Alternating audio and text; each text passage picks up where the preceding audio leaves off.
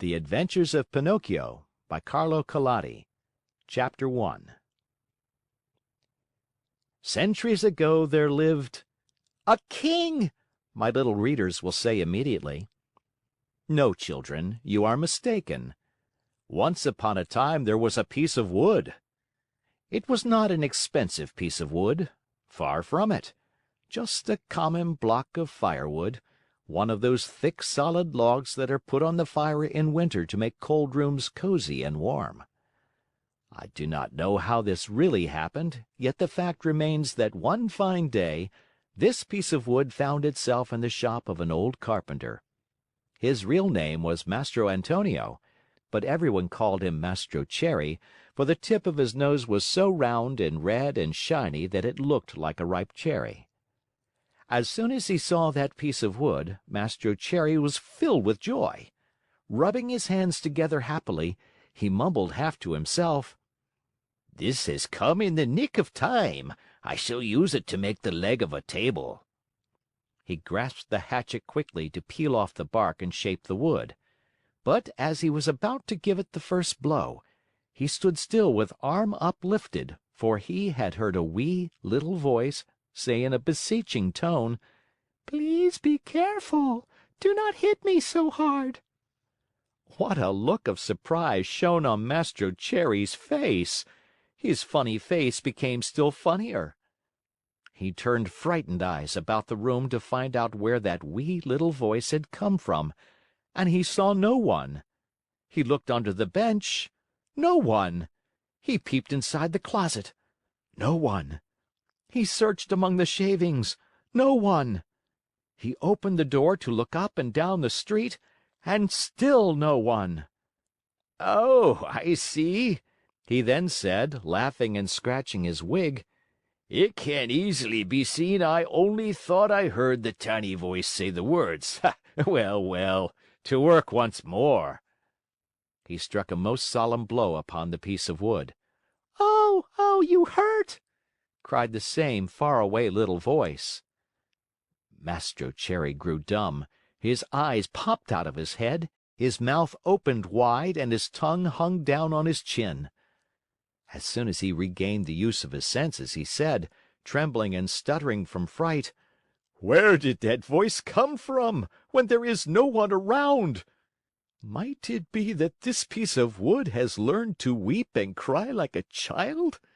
I can hardly believe it. Here it is, a piece of common firewood, good only to burn in the stove, the same as any other. Yet, might someone be hidden in it? If so, the worse for him. I'll fix him." With these words, he grabbed the log with both hands and started to knock it about unmercifully. He threw it to the floor, against the walls of the room, and even up to the ceiling. He listened for the tiny voice to moan and cry. He waited 2 minutes. Nothing. 5 minutes. Nothing. 10 minutes. Nothing. "Oh, I see," he said, trying bravely to laugh and ruffling up his wig with his hand. "It can easily be seen I only imagined I heard the tiny voice. Well, well, to work once more." The poor fellow was scared half to death, so he tried to sing a gay song in order to gain courage. He set aside the hatchet and picked up the plane to make the wood smooth and even, but as he drew it to and fro, he heard the same tiny voice. This time it giggled as it spoke. "Oh, stop it! Oh, stop it! You tickle my stomach!" This time poor Mastro Cherry fell as if shot. When he opened his eyes, he found himself sitting on the floor. His face had changed. Fright had turned even the tip of his nose from red to deepest purple. End of chapter.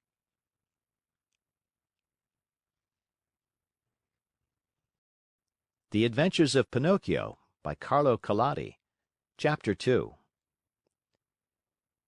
In that very instant, a loud knock sounded on the door. "Come in," said the carpenter, not having an atom of strength left with which to stand up. At the words, the door opened, and a dapper little old man came in. His name was Geppetto, but to the boys of the neighborhood he was Polendina, on account of the wig he always wore, which was just the color of yellow corn. Geppetto had a very bad temper. Woe to the one who called him Polendina!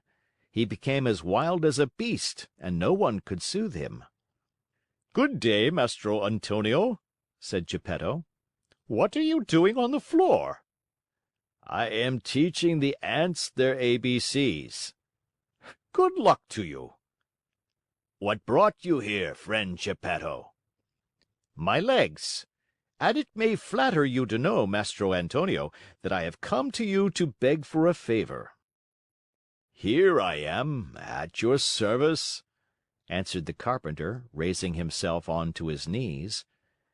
"This morning a fine idea came to me." "Let's hear it." "I thought of making myself a beautiful wooden Marionette. It must be wonderful, one that will be able to dance, fence, and turn somersaults. With it, I intend to go around the world, to earn my crust of bread and cup of wine. What do you think of it?" "Bravo, Polendina!" cried the same tiny voice which came from no one knew where. On hearing himself called Polendina, Mastro Geppetto turned the color of a red pepper and, facing the carpenter, said to him angrily, "Why do you insult me?" "Who is insulting you?" "You called me Polendina." "I did not." "I suppose you think I did. Yet I know it was you." "No." "Yes." "No." "Yes." And growing angrier each moment, they went from words to blows, and finally began to scratch and bite and slap each other. When the fight was over, Mastro Antonio had Geppetto's yellow wig in his hands, and Geppetto found the carpenter's curly wig in his mouth. "Give me back my wig!" shouted Mastro Antonio in a surly voice. "You return mine, and we'll be friends." The two little old men, each with his own wig back on his own head, shook hands and swore to be good friends for the rest of their lives. "Well, then, Mastro Geppetto," said the carpenter, to show he bore him no ill will, "what is it you want?" "I want a piece of wood to make a Marionette. Will you give it to me?" Mastro Antonio, very glad indeed, went immediately to his bench to get the piece of wood which had frightened him so much. But as he was about to give it to his friend, with a violent jerk it slipped out of his hands and hit against poor Geppetto's thin legs. "Ah! Is this the gentle way, Mastro Antonio, in which you make your gifts? You have made me almost lame." "I swear to you I did not do it." "It was I, of course." "It's the fault of this piece of wood." "You're right, but remember you were the one to throw it at my legs." "I did not throw it." "Liar! Geppetto, do not insult me, or I shall call you Polendina." "Idiot!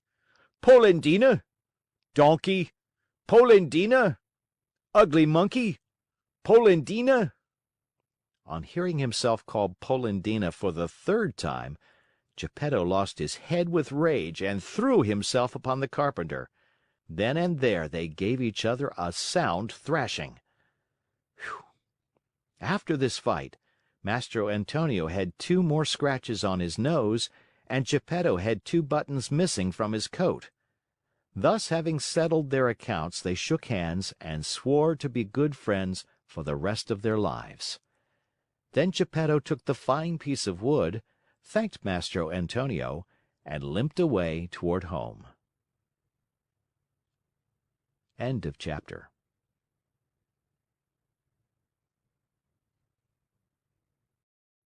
The Adventures of Pinocchio by Carlo Collodi. Chapter 3. Little as Geppetto's house was, it was neat and comfortable. It was a small room on the ground floor, with a tiny window under the stairway. The furniture could not have been much simpler: a very old chair, a rickety old bed, and a tumble-down table. A fireplace full of burning logs was painted on the wall opposite the door. Over the fire there was painted a pot full of something which kept boiling happily away and sending up clouds of what looked like real steam. As soon as he reached home, Geppetto took his tools and began to cut and shape the wood into a Marionette. "What shall I call him?" he said to himself. "I think I'll call him Pinocchio. This name will make his fortune. I knew a whole family of Pinocchi once, Pinocchio the father, Pinocchia the mother, and Pinocchi the children, and they were all lucky. The richest of them begged for his living."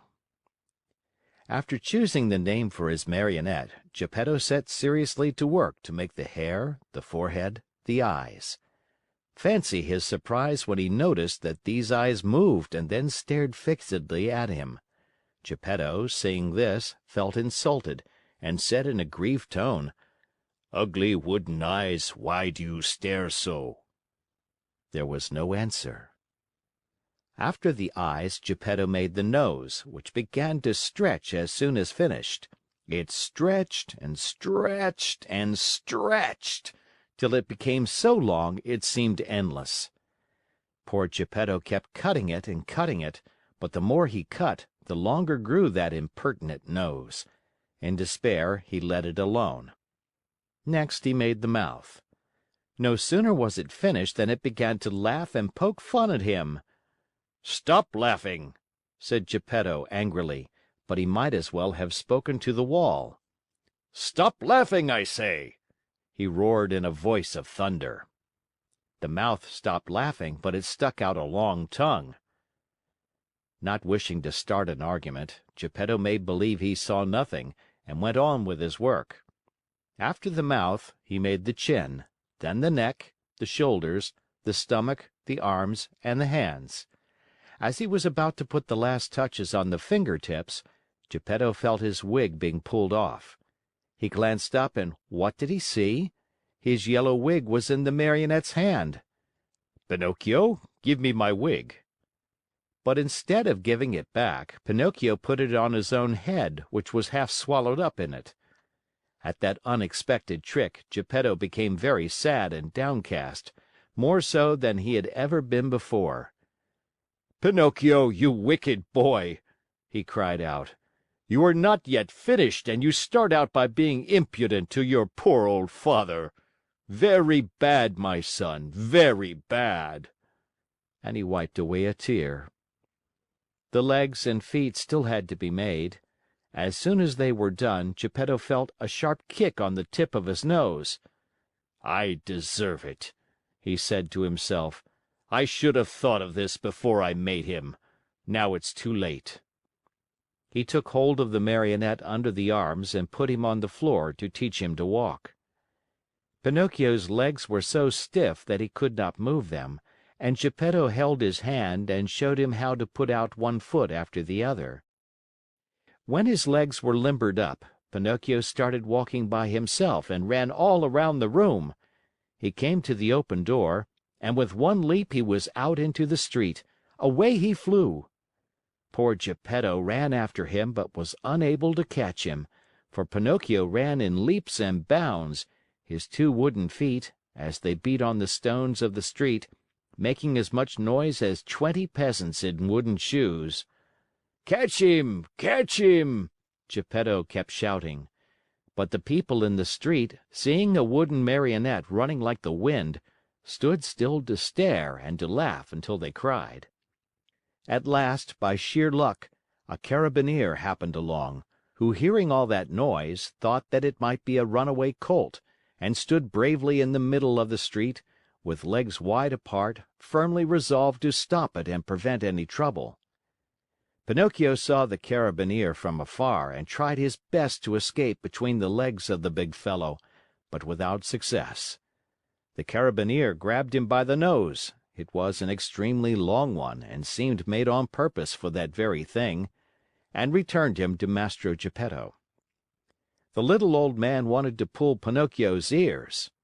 Think how he felt when, upon searching for them, he discovered that he had forgotten to make them. All he could do was to seize Pinocchio by the back of the neck and take him home. As he was doing so, he shook him 2 or 3 times and said to him angrily, "We're going home now. When we get home, then we'll settle this matter." Pinocchio, on hearing this, threw himself on the ground and refused to take another step. One person after another gathered around the two. Some said one thing, some another. "Poor Marionette!" called out a man. "I am not surprised he doesn't want to go home. Geppetto, no doubt, will beat him unmercifully, he is so mean and cruel." "Geppetto looks like a good man," added another, "but with boys he's a real tyrant. If we leave that poor Marionette in his hands, he may tear him to pieces." They said so much that, finally, the Carabineer ended matters by setting Pinocchio at liberty and dragging Geppetto to prison. The poor old fellow did not know how to defend himself, but wept and wailed like a child and said between his sobs, "Ungrateful boy! To think I tried so hard to make you a well-behaved Marionette!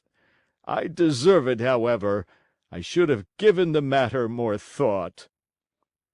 What happened after this is an almost unbelievable story, but you may hear it, dear children, in the chapters that follow. End of chapter.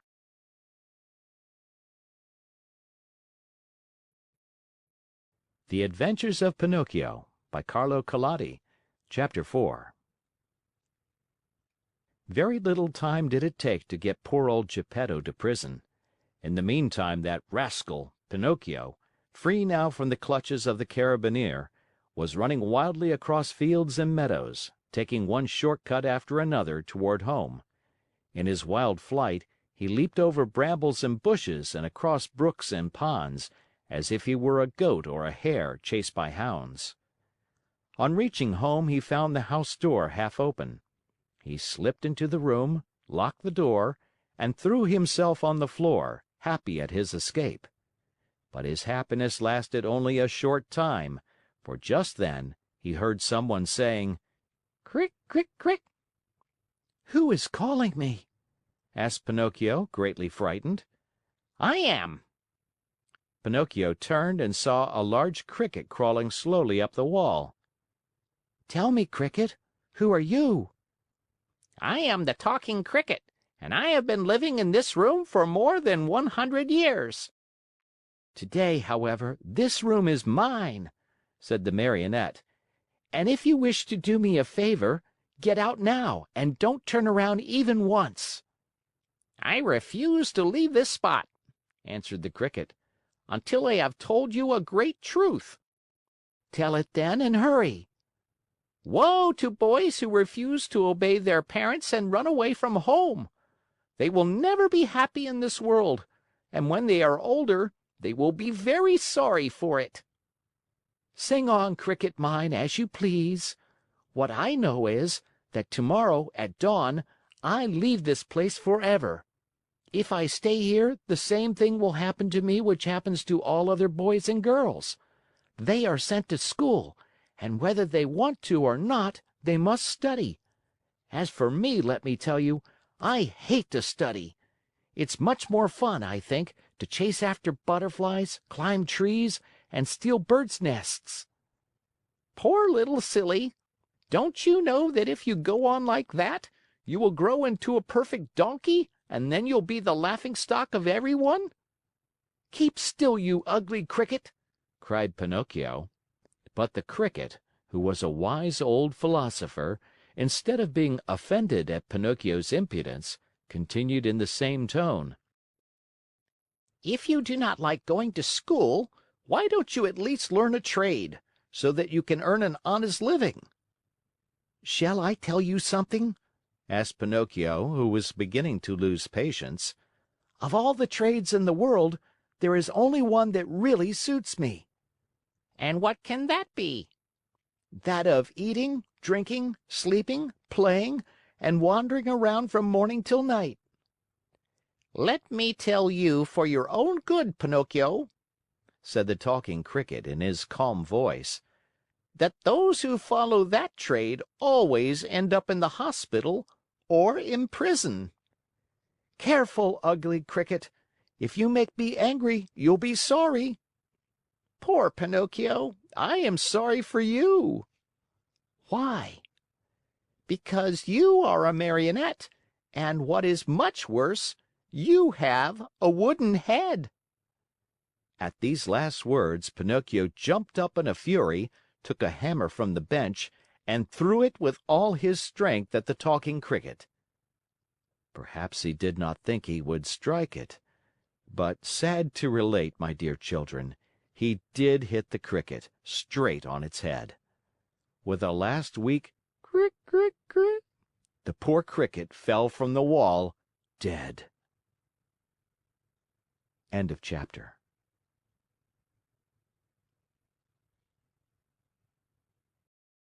The Adventures of Pinocchio by Carlo Collodi. Chapter 5. If the Cricket's death scared Pinocchio at all, it was only for a very few moments. For, as night came on, a queer, empty feeling at the pit of his stomach reminded the Marionette that he had eaten nothing as yet. A boy's appetite grows very fast, and in a few moments the queer, empty feeling had become hunger, and the hunger grew bigger and bigger, until soon he was as ravenous as a bear. Poor Pinocchio ran to the fireplace where the pot was boiling and stretched out his hand to take the cover off, but to his amazement the pot was only painted. Think how he felt! His long nose became at least 2 inches longer. He ran about the room, dug in all the boxes and drawers, and even looked under the bed in search of a piece of bread, hard though it might be, or a cookie, or perhaps a bit of fish. A bone left by a dog would have tasted good to him, but he found nothing. And meanwhile his hunger grew and grew. The only relief poor Pinocchio had was to yawn, and he certainly did yawn, such a big yawn that his mouth stretched out to the tips of his ears. Soon he became dizzy and faint. He wept and wailed to himself, "The Talking Cricket was right. It was wrong of me to disobey Father and to run away from home. If he were here now, I wouldn't be so hungry. Oh, how horrible it is to be hungry!" Suddenly he saw, among the sweepings in a corner, something round and white that looked very much like a hen's egg. In a jiffy he pounced upon it. It was an egg. The Marionette's joy knew no bounds. It is impossible to describe it, you must picture it to yourself. Certainly he was dreaming. He turned the egg over and over in his hands, fondled it, kissed it, and talked to it. "And now, how shall I cook you? Shall I make an omelet? No, it is better to fry you in a pan. Or shall I drink you? No, the best way is to fry you in the pan. You will taste better." No sooner said than done. He placed a little pan over a foot warmer full of hot coals. In the pan, instead of oil or butter, he poured a little water. As soon as the water started to boil, tack! He broke the eggshell. But in place of the white and the yolk of the shell, a little yellow chick, fluffy and gay and smiling, escaped from it. Bowing politely to Pinocchio, he said to him, "Many, many thanks indeed, Mr. Pinocchio, for having saved me the trouble of breaking my shell. Goodbye and good luck to you, and remember me to the family." With these words he spread out his wings, and, darting to the open window, he flew away into space till he was out of sight. The poor Marionette stood as if turned to stone, with wide eyes, open mouth, and the empty halves of the eggshell in his hands. When he came to himself, he began to cry and shriek at the top of his lungs, stamping his feet on the ground and wailing all the while, "The Talking Cricket was right! If I had not run away from home, and if Father were here now, I should not be dying of hunger. Oh, how horrible it is to be hungry!"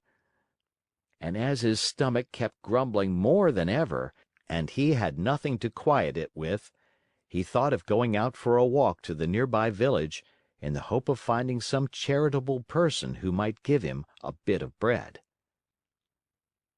End of chapter.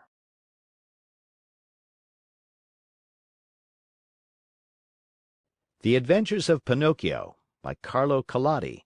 Chapter 6.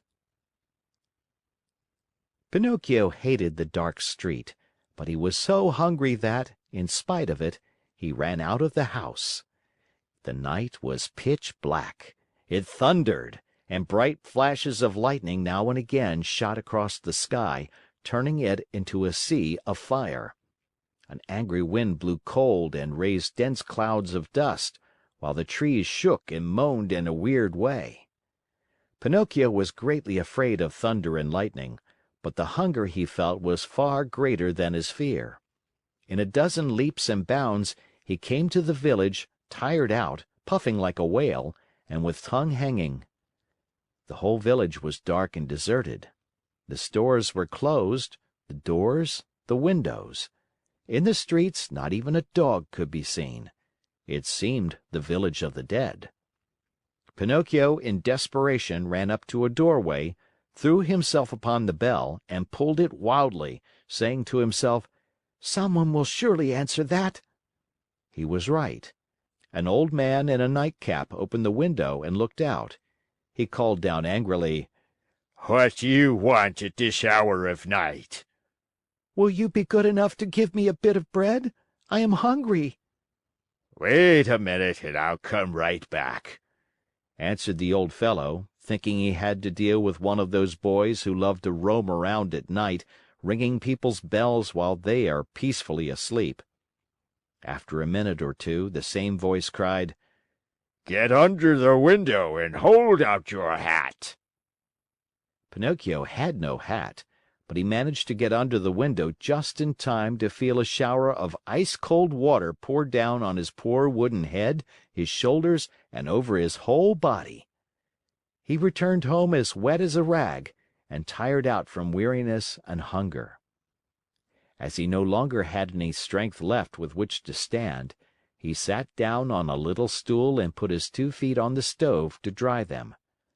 There he fell asleep, and while he slept, his wooden feet began to burn. Slowly, very slowly, they blackened and turned to ashes. Pinocchio snored away happily as if his feet were not his own. At dawn he opened his eyes just as a loud knocking sounded at the door. "Who is it?" he called, yawning and rubbing his eyes. "It is I," answered a voice. It was the voice of Geppetto. End of chapter.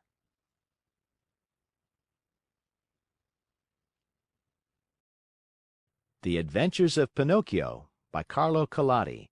Chapter 7. The poor Marionette, who was still half asleep, had not yet found out that his 2 feet were burned and gone.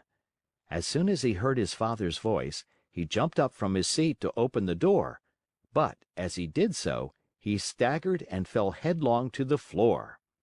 In falling, he made as much noise as a sack of wood falling from the 5th story of a house. "Open the door for me!" Geppetto shouted from the street. "Father, dear father, I can't!" answered the Marionette in despair, crying and rolling on the floor. "Why can't you?" "Because someone has eaten my feet." "And who has eaten them?" "The cat," answered Pinocchio, seeing that little animal busily playing with some shavings in the corner of the room. "Open, I say!"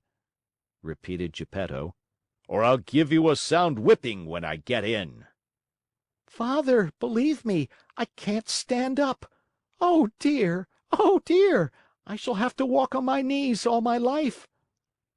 Geppetto, thinking that all these tears and cries were only other pranks of the Marionette, climbed up the side of the house and went in through the window. At first he was very angry, but on seeing Pinocchio stretched out on the floor and really without feet, he felt very sad and sorrowful. Picking him up from the floor, he fondled and caressed him, talking to him while the tears ran down his cheeks. "My little Pinocchio, my dear little Pinocchio, how did you burn your feet?" "I don't know, Father, but believe me, the night has been a terrible one, and I shall remember it as long as I live. The thunder was so noisy and the lightning so bright, and I was hungry. And then the talking cricket said to me, 'You deserve it, you were bad.' And I said to him, 'Careful, Cricket.' And he said to me, 'You are a Marionette and you have a wooden head.' And I threw the hammer at him and killed him. It was his own fault, for I didn't want to kill him. And I put the pan on the coals, but the chick flew away and said, 'I'll see you again, remember me to the family.' And my hunger grew, and I went out, and the old man with a nightcap looked out of the window and threw water on me, and I came home and put my feet on the stove to dry them because I was still hungry, and I fell asleep, and now my feet are gone, but my hunger isn't. Oh, oh, oh!" And poor Pinocchio began to scream and cry so loudly that he could be heard for miles around. Geppetto, who had understood nothing of all that jumbled talk, except that the Marionette was hungry, felt sorry for him, and pulling 3 pears out of his pocket, offered them to him, saying, "These 3 pears were for my breakfast, but I'll give them to you gladly. Eat them and stop weeping." "If you want me to eat them, please peel them for me." "Peel them?" asked Geppetto, very much surprised. "I should never have thought, dear boy of mine, that you were so dainty and fussy about your food. Bad, very bad. In this world, even as children, we must accustom ourselves to eat of everything, for we never know what life may hold in store for us." "You may be right," answered Pinocchio, "but I will not eat the pears if they are not peeled. I don't like them." And good old Geppetto took out a knife, peeled the 3 pears, and put the skins in a row on the table. Pinocchio ate 1 pear in a twinkling and started to throw the core away, but Geppetto held his arm. "Oh, no, don't throw it away. Everything in this world may be of some use." "But the core I will not eat!" cried Pinocchio in an angry tone. "Who knows?" repeated Geppetto calmly. And later the 3 cores were placed on the table next to the skins. Pinocchio had eaten the 3 pears, or rather devoured them. Then he yawned deeply and wailed, "I'm still hungry." "But I have no more to give you." "Really? Nothing? Nothing?" "I have only these 3 cores and these skins." "Very well, then," said Pinocchio. "If there is nothing else, I'll eat them." At first he made a wry face, but one after another the skins and the cores disappeared. "Ah, now I feel fine," he said after eating the last one. "You see," observed Geppetto, "that I was right when I told you that one must not be too fussy and too dainty about food. My dear, we never know what life may have in store for us." End of chapter.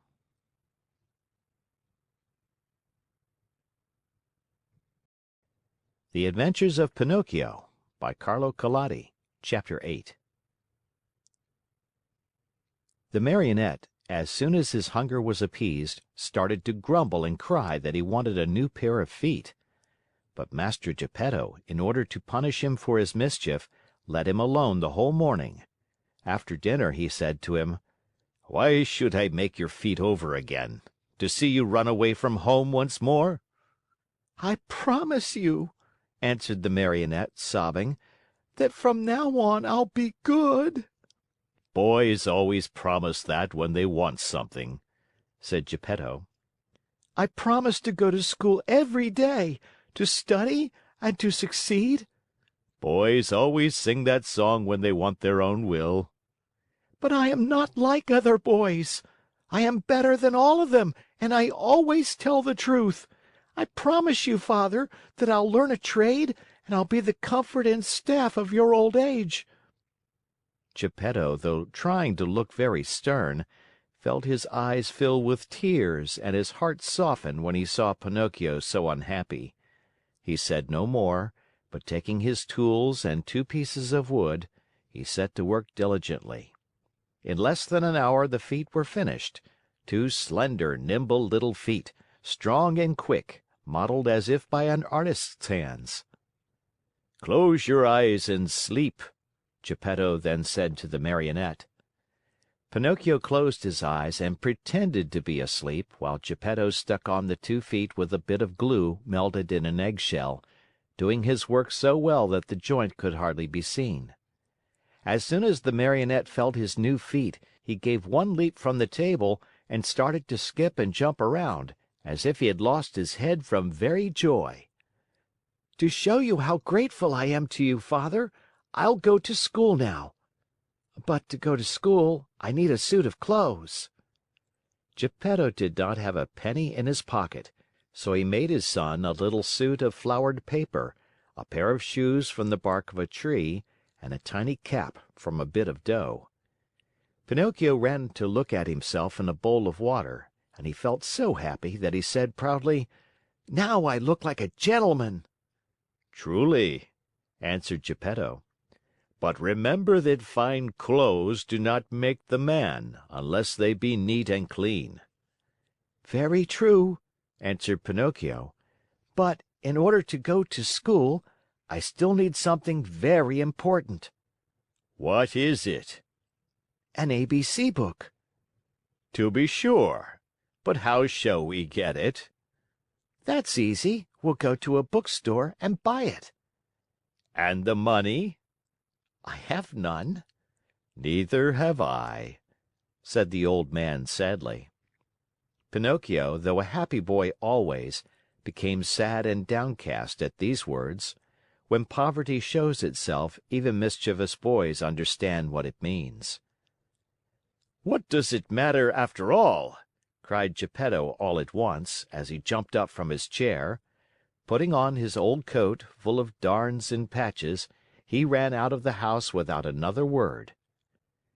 After a while he returned. In his hands he had the ABC book for his son, but the old coat was gone. The poor fellow was in his shirt sleeves and the day was cold. "Where's your coat, Father?" "I have sold it." "Why did you sell your coat?" "It was too warm." Pinocchio understood the answer in a twinkling, and, unable to restrain his tears, he jumped on his father's neck and kissed him over and over. End of chapter.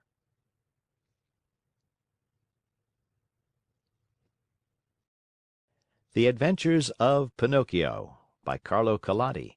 Chapter 9.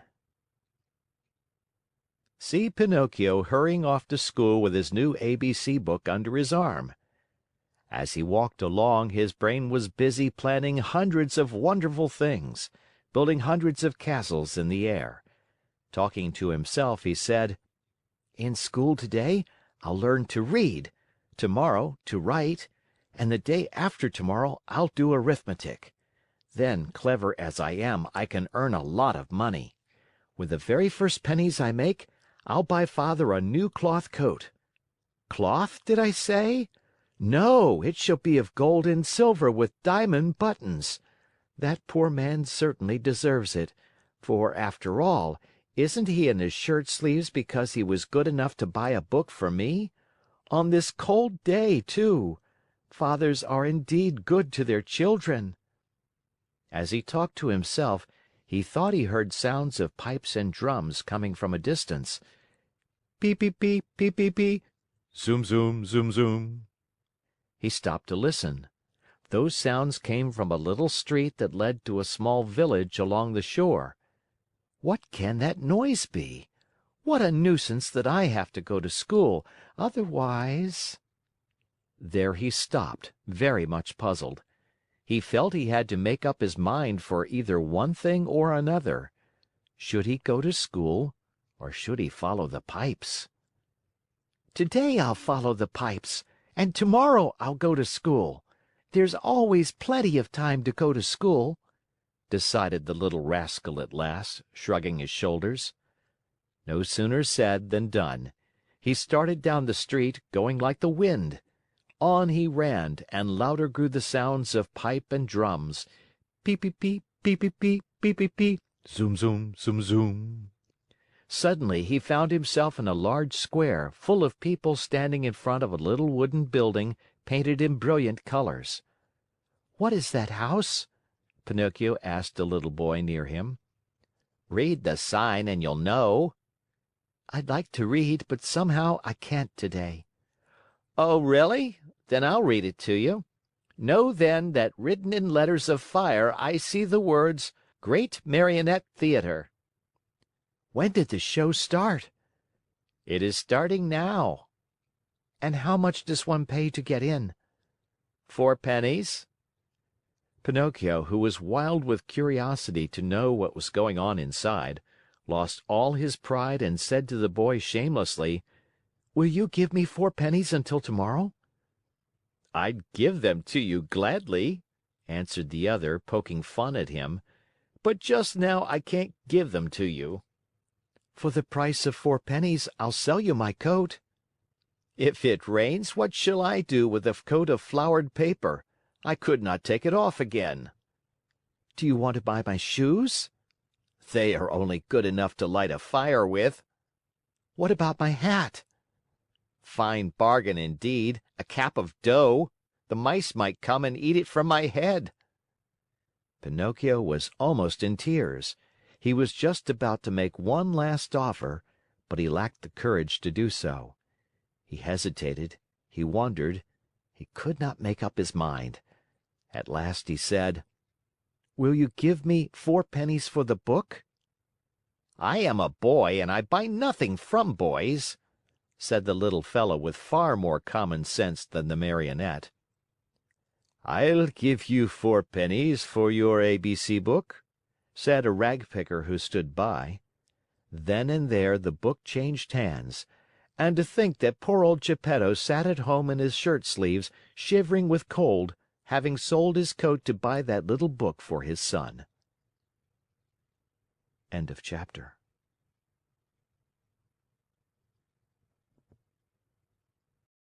The Adventures of Pinocchio by Carlo Collodi. Chapter 10. Quick as a flash, Pinocchio disappeared into the Marionette Theater. And then something happened which almost caused a riot. The curtain was up and the performance had started. Harlequin and Pulcinella were reciting on the stage, and, as usual, they were threatening each other with sticks and blows. The theater was full of people, enjoying the spectacle and laughing till they cried at the antics of the two Marionettes. The play continued for a few minutes, and then suddenly, without any warning, Harlequin stopped talking.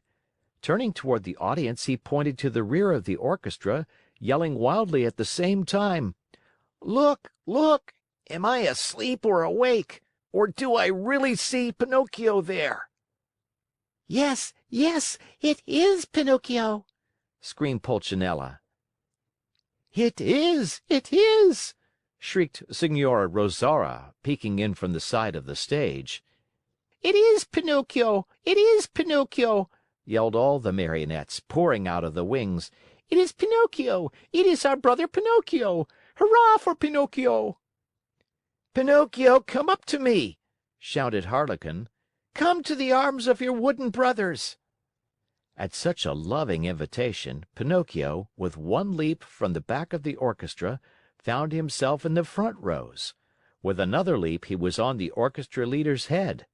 With a third, he landed on the stage.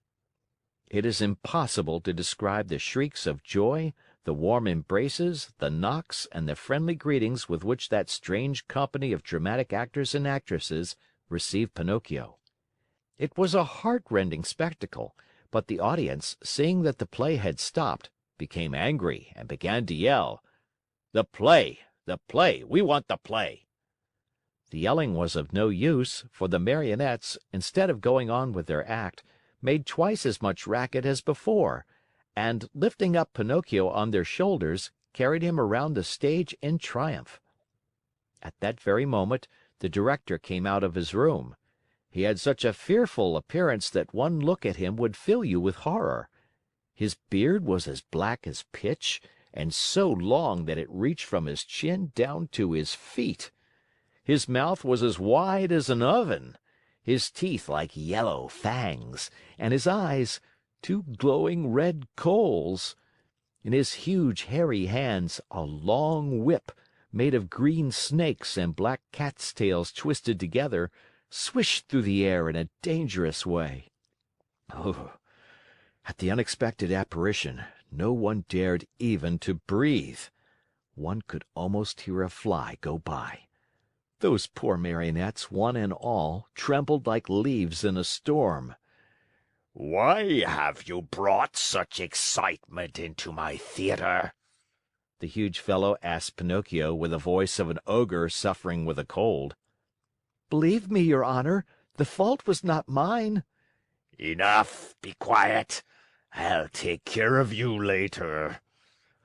As soon as the play was over, the director went to the kitchen, where a fine big lamb was slowly turning on the spit. More wood was needed to finish cooking it. He called Harlequin and Pulcinella and said to them, Bring that marionette to me. He looks as if he were made of well-seasoned wood. He'll make a fine fire for this spit. Harlequin and Pulcinella hesitated a bit. Then, frightened by a look from their master, they left the kitchen to obey him.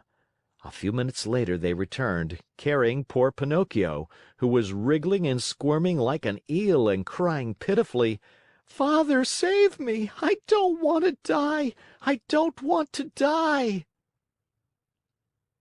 End of chapter.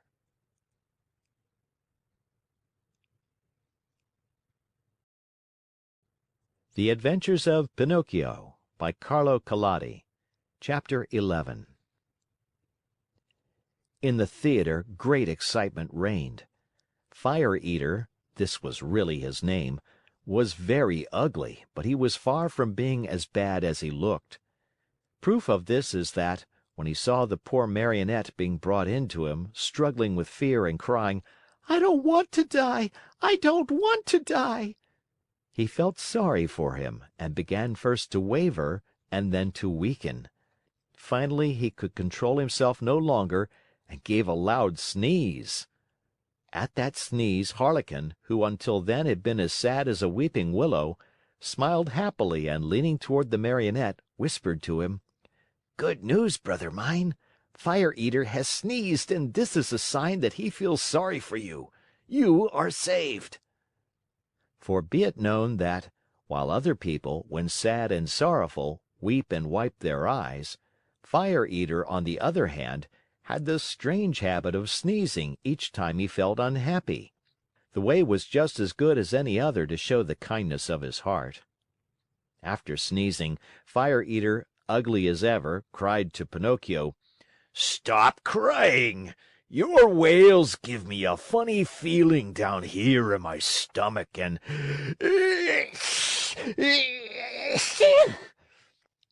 Two loud sneezes finished his speech. God bless you, said Pinocchio. Thanks. Are your father and mother still living? Demanded Fire Eater. My father, yes. My mother I have never known. Your poor father would suffer terribly if I were to use you as firewood. Poor old man. I feel sorry for him.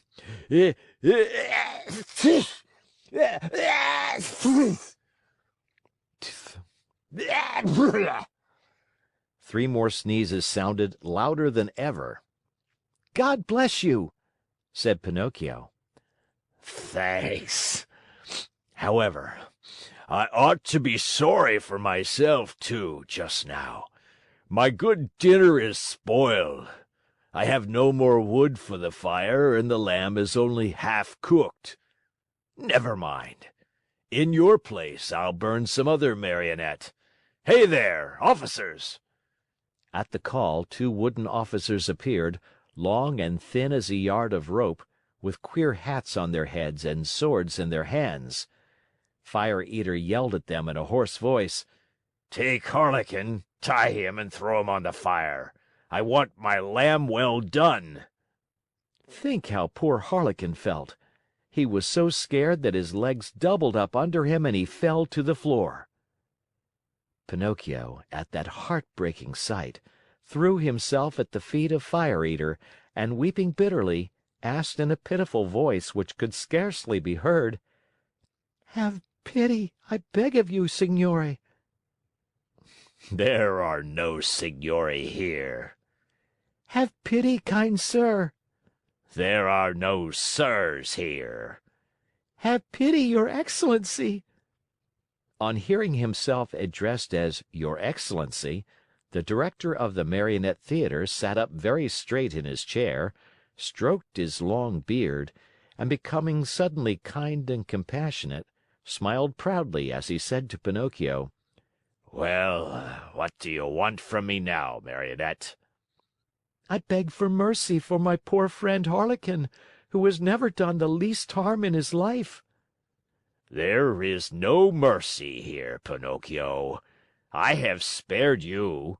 Harlequin must burn in your place. I am hungry, and my dinner must be cooked. "In that case," said Pinocchio proudly as he stood up and flung away his cap of dough, "in that case, my duty is clear. Come, officers, tie me up and throw me on those flames. No, it is not fair for poor Harlequin, the best friend that I have in the world, to die in my place." These brave words, said in a piercing voice, made all the other Marionettes cry. Even the officers, who were made of wood also, cried like two babies. Fire Eater at first remained hard and cold as a piece of ice. But then, little by little, he softened and began to sneeze. And after 4 or 5 sneezes, he opened wide his arms and said to Pinocchio, You are a brave boy. Come to my arms and kiss me. Pinocchio ran to him, and scurrying like a squirrel up the long black beard, he gave Fire Eater a loving kiss on the tip of his nose. "Has pardon been granted to me?" asked poor Harlequin with a voice that was hardly a breath. Pardon is yours," answered Fire Eater, and sighing and wagging his head, he added, Well, tonight I shall have to eat my lamb only half cooked. But beware the next time, Marionettes. At the news that pardon had been given, the Marionettes ran to the stage, and, turning on all the lights, they danced and sang till dawn. End of chapter.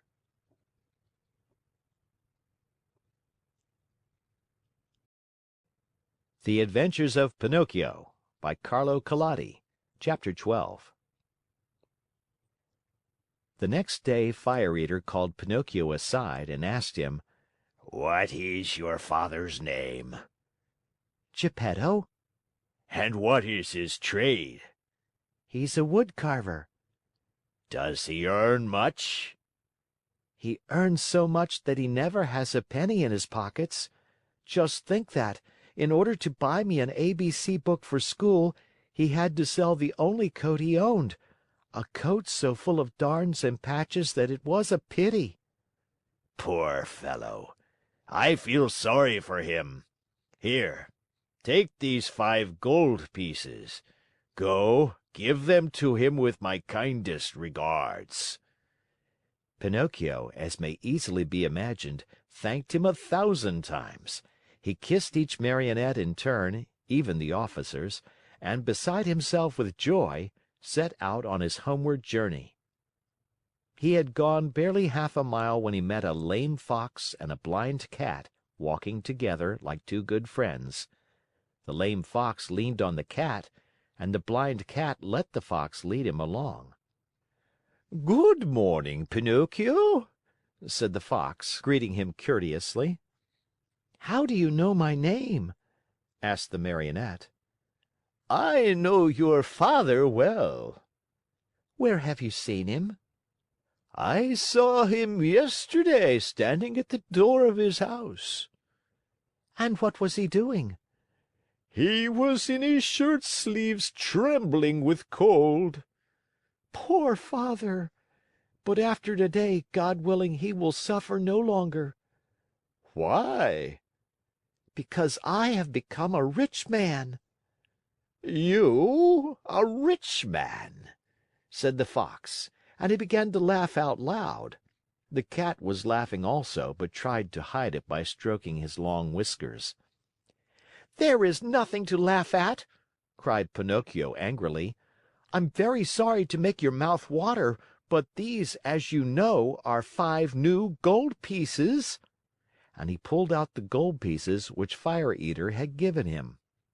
At the cheerful tinkle of the gold, the Fox unconsciously held out his paw that was supposed to be lame, and the Cat opened wide his 2 eyes till they looked like live coals, but he closed them again so quickly that Pinocchio did not notice. And may I ask, inquired the Fox, what are you going to do with all that money? First of all, answered the Marionette, I want to buy a fine new coat for my father, a coat of gold and silver with diamond buttons. After that, I'll buy an ABC book for myself. For yourself? For myself. I want to go to school and study hard. Look at me, said the Fox. For the silly reason of wanting to study, I have lost a paw. Look at me, said the Cat. For the same foolish reason I have lost the sight of both eyes. At that moment, a blackbird, perched on the fence along the road, called out sharp and clear, Pinocchio, do not listen to bad advice. If you do, you'll be sorry. Poor little blackbird! If he had only kept his words to himself! In the twinkling of an eyelid, the Cat leaped on him and ate him, feathers and all. After eating the bird, he cleaned his whiskers, closed his eyes, and became blind once more. Poor blackbird, said Pinocchio to the Cat. Why did you kill him?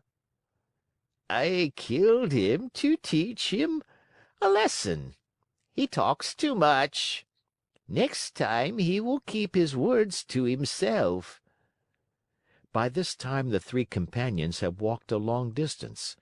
Suddenly the Fox stopped in his tracks and, turning to the Marionette, said to him, Do you want to double your gold pieces? What do you mean? Do you want 100, 1,000, 2,000 gold pieces for your miserable 5? Yes, but how? The way is very easy. Instead of returning home, come with us. And where will you take me? To the city of Simple Simons. Pinocchio thought a while and then said firmly, No, I don't want to go. Home is near, and I'm going where Father is waiting for me. How unhappy he must be that I have not yet returned. I have been a bad son, and the Talking Cricket was right when he said that a disobedient boy cannot be happy in this world. I have learned this at my own expense. Even last night in the theater, when Fire Eater, brrr, the shivers run up and down my back at the mere thought of it. Well, then, said the Fox, if you really want to go home, go ahead, but you'll be sorry. You'll be sorry, repeated the Cat. Think well, Pinocchio. You are turning your back on Dame Fortune. On Dame Fortune, repeated the Cat. Tomorrow your 5 gold pieces will be 2,000. 2,000, repeated the Cat. But how can they possibly become so many? Asked Pinocchio wonderingly. I'll explain," said the Fox. "You must know that, just outside the city of Simple Simons, there is a blessed field called the Field of Wonders. In this field, you dig a hole, and in the hole, you bury a gold piece. After covering up the hole with earth, you water it well, sprinkle a bit of salt on it, and go to bed. During the night, the gold piece sprouts, grows, blossoms, and next morning you find a beautiful tree that is loaded with gold pieces. So that if I were to bury my 5 gold pieces," said Pinocchio with growing wonder, "next morning I should find how many?" "It is very simple to figure out," answered the Fox. "Why, you can figure it on your fingers. Granted that each piece gives you 500, multiply 500 by 5. Next morning you will find 2,500 new, sparkling gold pieces." "Fine, fine!" cried Pinocchio, dancing about with joy. "And as soon as I have them, I shall keep 2,000 for myself, and the other 500 I'll give to you two." "A gift for us?" cried the Fox, pretending to be insulted. "Why, of course not." Of course not, repeated the Cat. "We do not work for gain," answered the Fox. "We work only to enrich others." To enrich others, repeated the Cat. "What good people!" thought Pinocchio to himself, and forgetting his father, the new coat, the ABC book, and all his good resolutions, he said to the Fox and to the Cat, "Let us go. I am with you." End of chapter.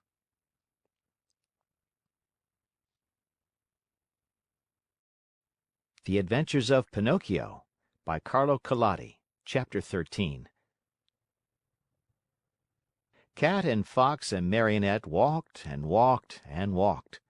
At last, toward evening, dead tired, they came to the Inn of the Red Lobster.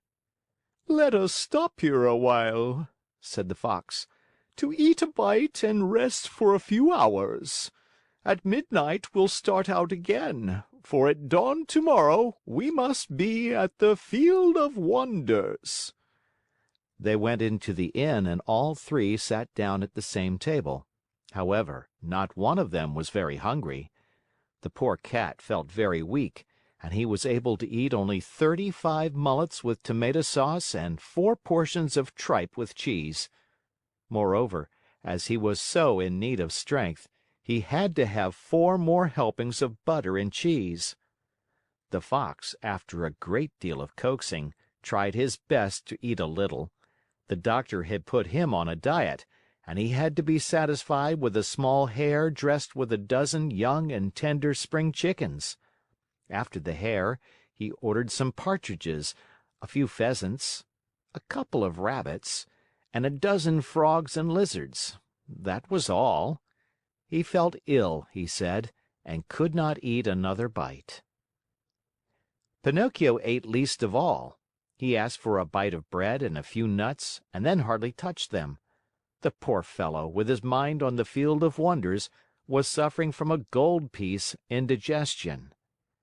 Supper over, the Fox said to the innkeeper, "Give us 2 good rooms, one for Mr. Pinocchio and the other for me and my friend. Before starting out, we'll take a little nap. Remember to call us at midnight sharp, for we must continue on our journey." "Yes, sir," answered the innkeeper, winking in a knowing way at the Fox and the Cat, as if to say, "I understand." As soon as Pinocchio was in bed, he fell fast asleep and began to dream. He dreamed he was in the middle of a field. The field was full of vines heavy with grapes. The grapes were no other than gold coins which tinkled merrily as they swayed in the wind. They seemed to say, "Let him who wants us take us." Just as Pinocchio stretched out his hand to take a handful of them, he was awakened by 3 loud knocks at the door. It was the innkeeper who had come to tell him that midnight had struck. "Are my friends ready?" the Marionette asked him. "Indeed, yes. They went 2 hours ago." "Why in such a hurry?" "Unfortunately, the Cat received a telegram which said that his firstborn was suffering from chilblains and was on the point of death. He could not even wait to say good bye to you." "Did they pay for the supper?" "How could they do such a thing? Being people of great refinement, they did not want to offend you so deeply as not to allow you the honor of paying the bill." "Too bad. That offense would have been more than pleasing to me," said Pinocchio, scratching his head. "Where did my good friends say they would wait for me?" he added. "At the Field of Wonders, at sunrise tomorrow morning." Pinocchio paid a gold piece for the 3 suppers and started on his way toward the field that was to make him a rich man. He walked on, not knowing where he was going, for it was dark, so dark that not a thing was visible. Round about him, not a leaf stirred. A few bats skimmed his nose now and again and scared him half to death. Once or twice he shouted, "Who goes there?"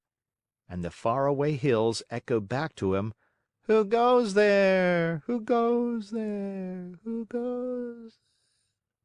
As he walked, Pinocchio noticed a tiny insect glimmering on the trunk of a tree, a small being that glowed with a pale, soft light. "Who are you?"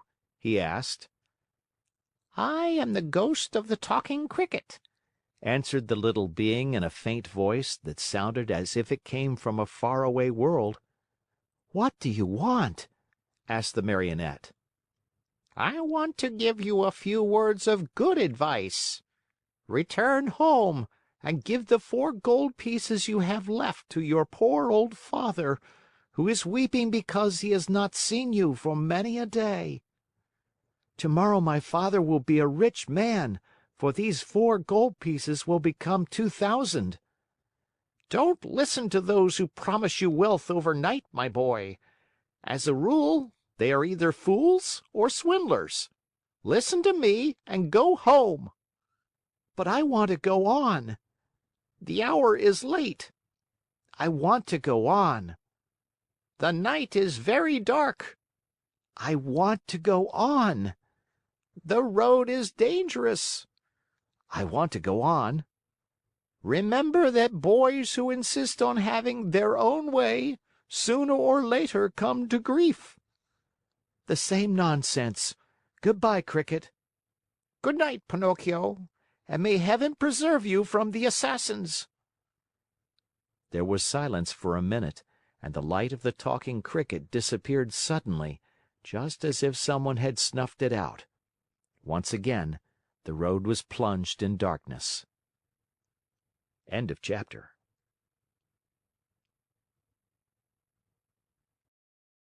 The Adventures of Pinocchio by Carlo Collodi. Chapter 14. "Dear, oh dear!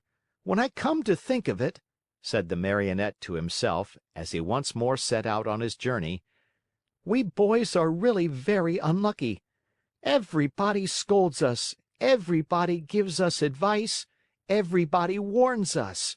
If we were to allow it, everyone would try to be father and mother to us, everyone, even the talking cricket.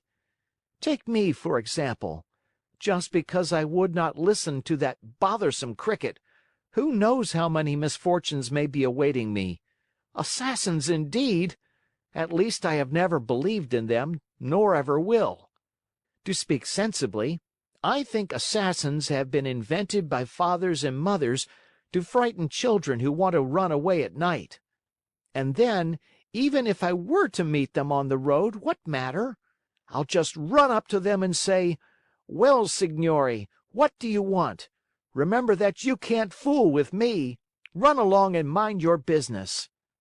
At such a speech, I can almost see those poor fellows running like the wind. But in case they don't run away, I can always run myself." Pinocchio was not given time to argue any longer, for he thought he heard a slight rustle among the leaves behind him. He turned to look, and behold!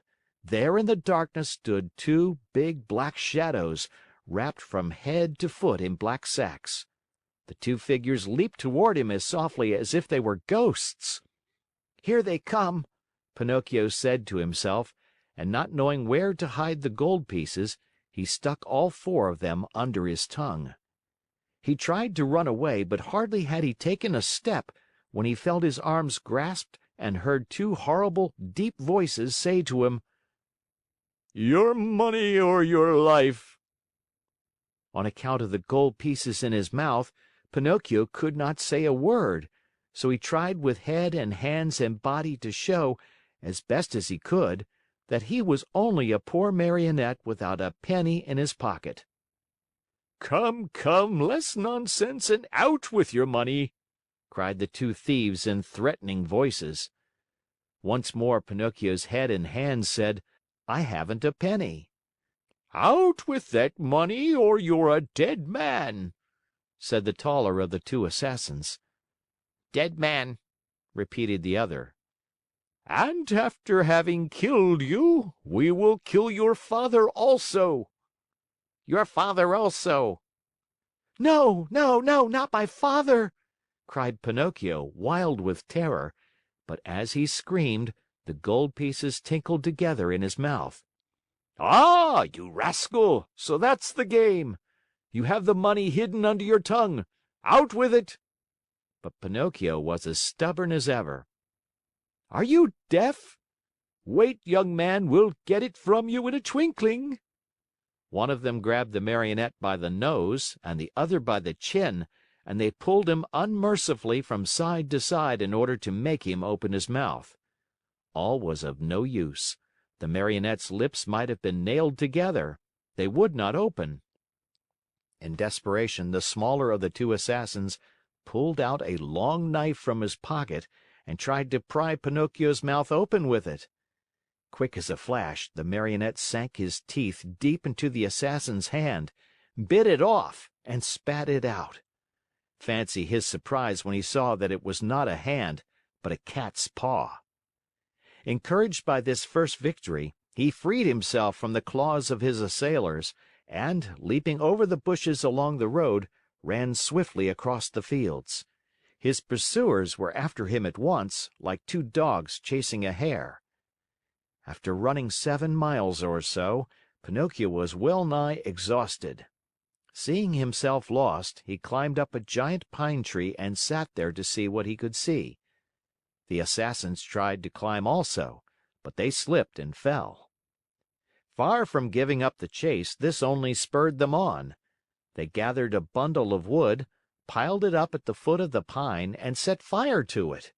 In a twinkling, the tree began to sputter and burn like a candle blown by the wind. Pinocchio saw the flames climb higher and higher. Not wishing to end his days as a roasted Marionette, he jumped quickly to the ground and off he went, the assassins close to him, as before. Dawn was breaking when, without any warning whatsoever, Pinocchio found his path barred by a deep pool full of water the color of muddy coffee. What was there to do? With a 1, 2, 3, he jumped clear across it. The assassins jumped also, but not having measured their distance well, splash!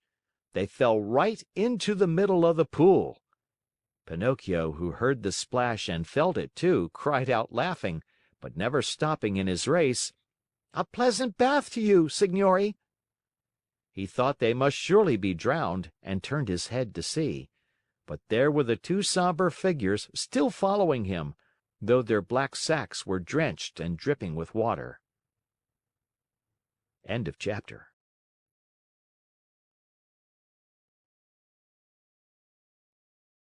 The Adventures of Pinocchio by Carlo Collodi.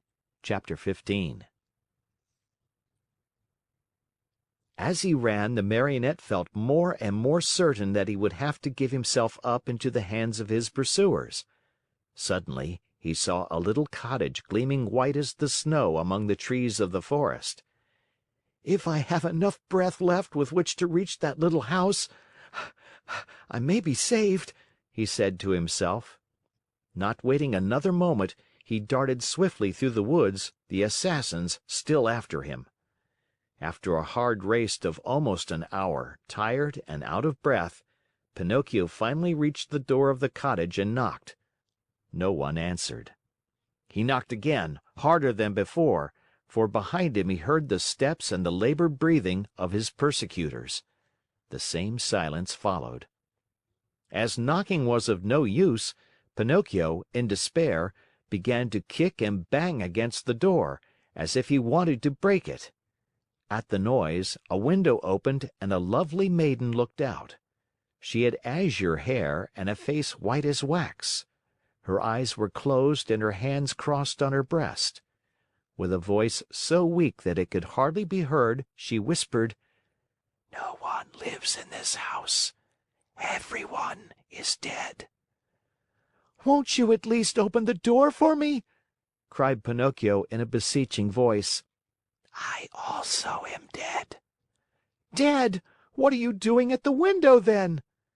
"I am waiting for the coffin to take me away." After these words, the little girl disappeared, and the window closed without a sound.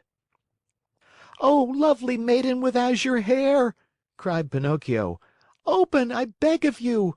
Take pity on a poor boy who is being chased by two He did not finish, for two powerful hands grasped him by the neck and the same two horrible voices growled threateningly, "Now we have you!" The Marionette, seeing death dancing before him, trembled so hard that the joints of his legs rattled and the coins tinkled under his tongue. "Well," the Assassins asked, "will you open your mouth now or not? Ah, you do not answer. Very well, this time you shall open it." Taking out two long, sharp knives, they struck two heavy blows on the Marionette's back. Happily for him, Pinocchio was made of very hard wood, and the knives broke into 1,000 pieces. The Assassins looked at each other in dismay, holding the handles of the knives in their hands. "I understand," said one of them to the other. "There is nothing left to do now but to hang him." "To hang him," repeated the other. They tied Pinocchio's hands behind his shoulders and slipped the noose around his neck. Throwing the rope over the high limb of a giant oak tree, they pulled till the poor Marionette hung far up in space. Satisfied with their work, they sat on the grass, waiting for Pinocchio to give his last gasp. But after 3 hours the Marionette's eyes were still open, his mouth still shut, and his legs kicked harder than ever. Tired of waiting, the Assassins called to him mockingly, "Goodbye till tomorrow. When we return in the morning, we hope you'll be polite enough to let us find you dead and gone, and with your mouth wide open." With these words, they went. A few minutes went by, and then a wild wind started to blow. As it shrieked and moaned, the poor little sufferer was blown to and fro like the hammer of a bell. The rocking made him seasick, and the noose, becoming tighter and tighter, choked him. Little by little, a film covered his eyes. Death was creeping nearer and nearer, and the Marionette still hoped for some good soul to come to his rescue, but no one appeared. As he was about to die, he thought of his poor old father, and hardly conscious of what he was saying, murmured to himself, "Oh, Father, dear Father, if you were only here!"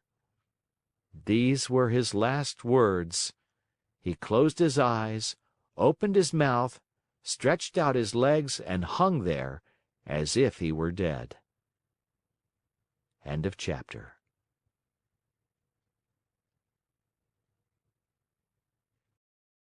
The Adventures of Pinocchio by Carlo Collodi. Chapter 16. If the poor Marionette had dangled there much longer, all hope would have been lost. Luckily for him, the lovely maiden with azure hair once again looked out of her window. Filled with pity at the sight of the poor little fellow being knocked helplessly about by the wind, she clapped her hands sharply together 3 times. At the signal, a loud whir of wings in quick flight was heard, and a large falcon came and settled itself on the window ledge. "What do you command, my charming Fairy?" asked the Falcon, bending his beak in deep reverence. For it must be known that, after all, the lovely maiden with azure hair was none other than a very kind fairy who had lived for more than 1,000 years in the vicinity of the forest. "Do you see that Marionette hanging from the limb of that giant oak tree?" "I see him." "Very well. Fly immediately to him. With your strong beak, break the knot which holds him tied, take him down, and lay him softly on the grass at the foot of the oak." The Falcon flew away and after 2 minutes returned, saying, "I have done what you have commanded."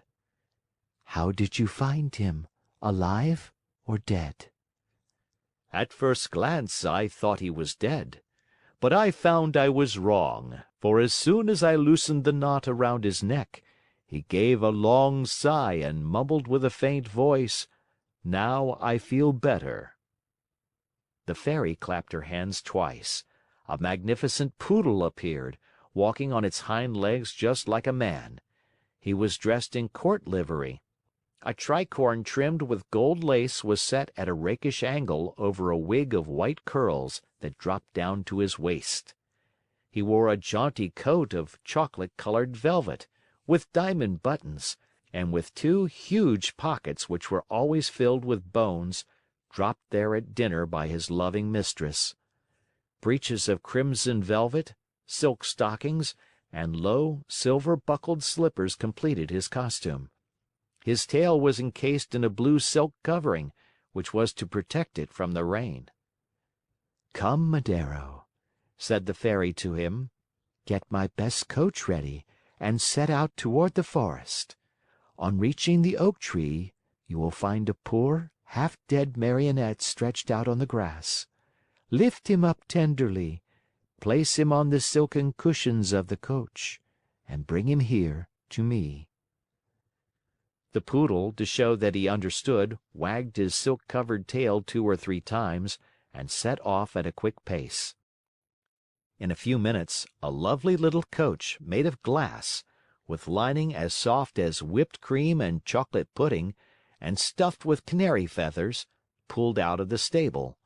It was drawn by 100 pairs of white mice, and the Poodle sat on the coachman's seat and snapped his whip gaily in the air, as if he were a real coachman in a hurry to get to his destination. In a quarter of an hour, the coach was back.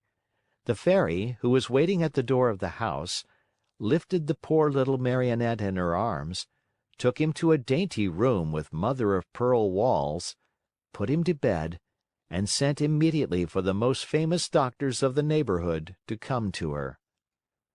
One after another the doctors came, a crow, an owl, and a talking cricket. "I should like to know, Signore," said the Fairy, turning to the 3 doctors gathered about Pinocchio's bed, "I should like to know if this poor Marionette is dead or alive." At this invitation, the Crow stepped out and felt Pinocchio's pulse, his nose, his little toe. Then he solemnly pronounced the following words: To my mind, this Marionette is dead and gone. But if by any evil chance he were not, then that would be a sure sign that he is still alive." "I am sorry," said the Owl, "to have to contradict the Crow, my famous friend and colleague. To my mind, this Marionette is alive. But if, by any evil chance, he were not. Then that would be a sure sign that he is wholly dead." "And do you hold any opinion?" the Fairy asked the Talking Cricket. I say that a wise doctor, when he does not know what he is talking about, should know enough to keep his mouth shut. However, that Marionette is not a stranger to me. I have known him a long time." Pinocchio, who until then had been very quiet, shuddered so hard that the bed shook. "That Marionette," continued the Talking Cricket, "is a rascal of the worst kind." Pinocchio opened his eyes and closed them again. "He is rude, lazy, a runaway." Pinocchio hid his face under the sheets. "That Marionette is a disobedient son who is breaking his father's heart." Long shuddering sobs were heard, cries and deep sighs.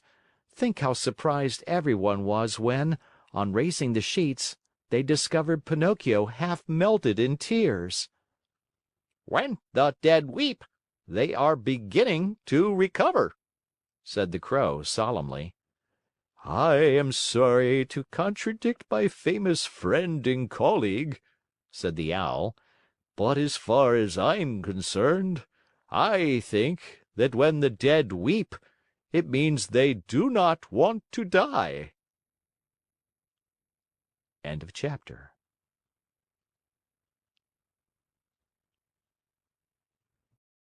The Adventures of Pinocchio by Carlo Collodi. Chapter 17. As soon as the three doctors had left the room, the Fairy went to Pinocchio's bed and, touching him on the forehead, noticed that he was burning with fever. She took a glass of water, put a white powder into it, and handing it to the Marionette, said lovingly to him, "Drink this, and in a few days you'll be up and well." Pinocchio looked at the glass, made a wry face, and asked in a whining voice, "Is it sweet or bitter?" "It is bitter, but it is good for you." "If it is bitter, I don't want it." "Drink it." "I don't like anything bitter." "Drink it, and I'll give you a lump of sugar to take the bitter taste from your mouth." "Where's the sugar?" "Here it is," said the Fairy, taking a lump from a golden sugar bowl. "I want the sugar first, then I'll drink the bitter water." "Do you promise?" "Yes." The Fairy gave him the sugar, and Pinocchio, after chewing and swallowing it in a twinkling, said, smacking his lips, "If only sugar were medicine, I should take it every day." "Now keep your promise and drink these few drops of water. They'll be good for you." Pinocchio took the glass in both hands and stuck his nose into it. He lifted it to his mouth and once more stuck his nose into it. "It is too bitter, much too bitter. I can't drink it." "How do you know when you haven't even tasted it?" "I can imagine it. I smell it. I want another lump of sugar, then I'll drink it." The Fairy, with the patience of a good mother, gave him more sugar and again handed him the glass. "I can't drink it like that," the Marionette said, making more wry faces. "Why?" "Because that feather pillow on my feet bothers me." The Fairy took away the pillow. "It's no use. I can't drink it even now." "What's the matter now?" "I don't like the way that door looks. It's half open." The Fairy closed the door. "I won't drink it!" cried Pinocchio, bursting out crying. "I won't drink this awful water. I won't! I won't! No, no, no, no!" "My boy, you'll be sorry." "I don't care." "You are very sick." "I don't care." "In a few hours, the fever will take you far away to another world." "I don't care." "Aren't you afraid of death?" "Not a bit. I'd rather die than drink that awful medicine." At that moment the door of the room flew open and in came 4 rabbits as black as ink, carrying a small black coffin on their shoulders. "What do you want from me?" asked Pinocchio. "We have come for you," said the largest rabbit. "For me? But I'm not dead yet." "No, not dead yet, but you will be in a few moments since you have refused to take the medicine which would have made you well." "Oh, Fairy, my Fairy!" the Marionette cried out. "Give me that glass! Quick, please! I don't want to die! No, no, not yet! Not yet!" And holding the glass with his 2 hands, he swallowed the medicine at one gulp. "Well," said the 4 rabbits, "this time we have made the trip for nothing." And turning on their heels, they marched solemnly out of the room, carrying their little black coffin and muttering and grumbling between their teeth. In a twinkling, Pinocchio felt fine. With one leap, he was out of bed and into his clothes.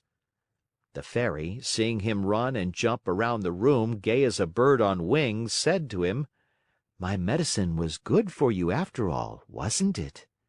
"Good indeed! It has given me new life." "Why, then, did I have to beg you so hard to make you drink it?" "I'm a boy, you see, and all boys hate medicine more than they do sickness." "What a shame! Boys ought to know, after all, that medicine, taken in time, can save them from much pain and even from death." "Next time I won't have to be begged so hard. I'll remember those black rabbits with the black coffin on their shoulders, and I'll take the glass and poof! Down it will go." "Come here now and tell me how it came about that you found yourselves in the hands of the assassins."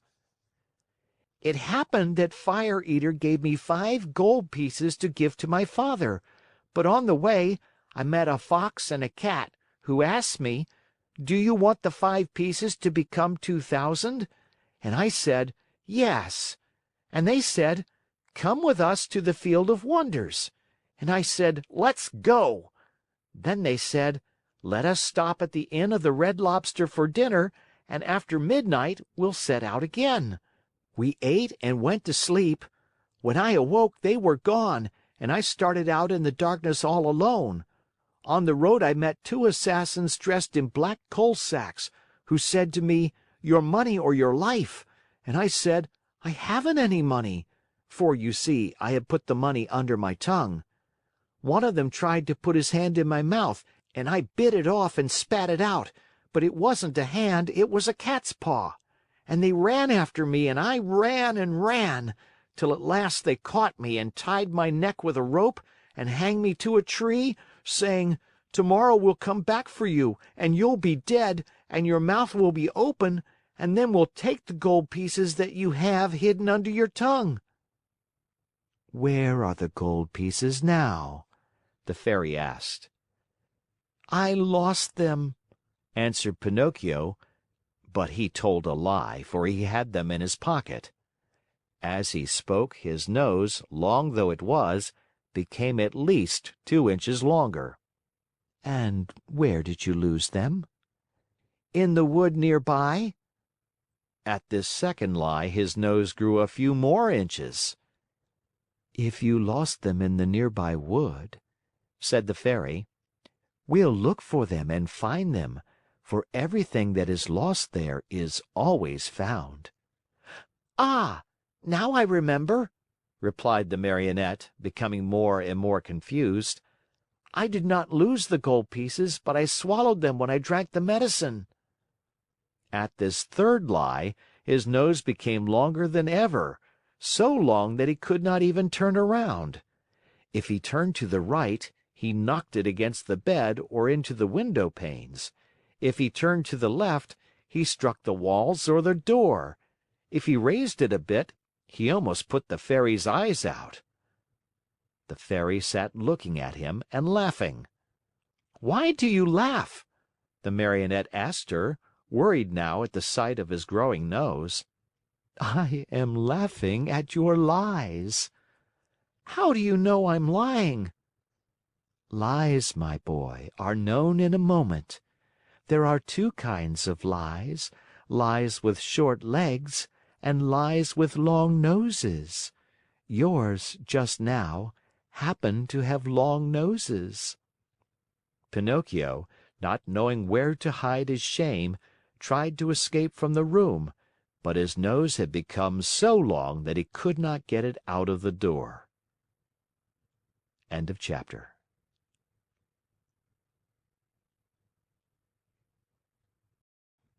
The Adventures of Pinocchio by Carlo Collodi. Chapter 18. Crying as if his heart would break, the Marionette mourned for hours over the length of his nose. No matter how he tried, it would not go through the door. The Fairy showed no pity toward him, as she was trying to teach him a good lesson, so that he would stop telling lies, the worst habit any boy may acquire. But when she saw him, pale with fright and his eyes half out of his head with terror, she began to feel sorry for him and clapped her hands together. 1,000 woodpeckers flew in through the window and settled themselves on Pinocchio's nose. They pecked and pecked so hard at that enormous nose that in a few moments it was the same size as before. "How good you are, my Fairy!" said Pinocchio, drying his eyes. "And how much I love you!" "I love you, too," answered the Fairy. "And if you wish to stay with me, you may be my little brother, and I'll be your good little sister." "I should like to stay, but what about my poor father?" "I have thought of everything. Your father has been sent for, and before night he will be here." "Really?" cried Pinocchio joyfully.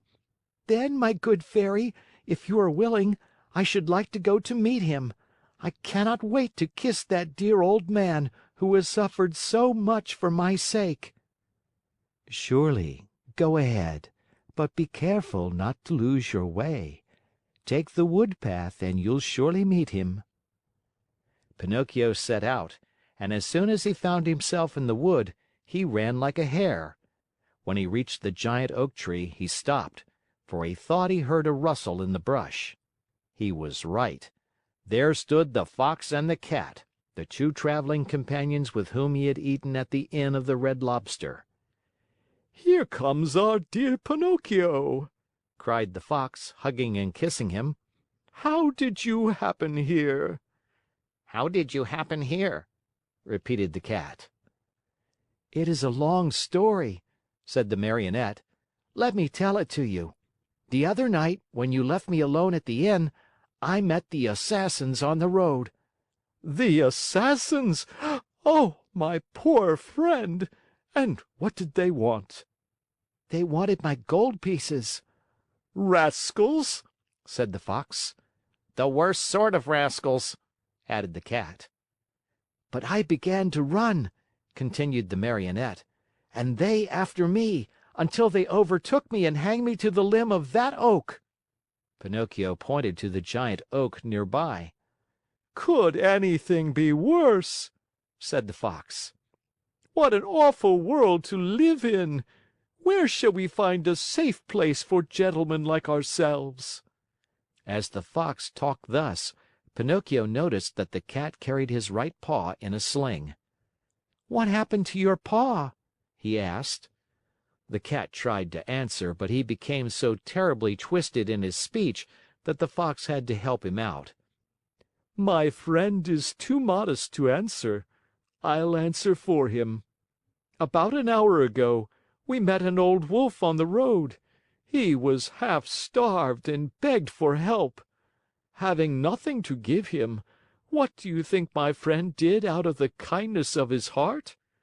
With his teeth, he bit off the paw of his front foot and threw it at that poor beast, so that he might have something to eat." As he spoke, the Fox wiped off a tear. Pinocchio, almost in tears himself, whispered in the Cat's ear, "If all the cats were like you, how lucky the mice would be!" "And what are you doing here?" the Fox asked the Marionette. I am waiting for my father, who will be here at any moment now." "And your gold pieces?" "I still have them in my pocket, except one which I spent at the Inn of the Red Lobster." "To think that those 4 gold pieces might become 2,000 tomorrow! Why don't you listen to me? Why don't you sow them in the field of wonders?" "Today it is impossible. I'll go with you some other time." "Another day will be too late," said the Fox. "Why?" "Because that field has been bought by a very rich man, and today is the last day that it will be open to the public." "How far is this field of wonders?" "Only 2 miles away. Will you come with us? We'll be there in half an hour. You can sow the money, and after a few minutes, you will gather your 2,000 coins and return home rich.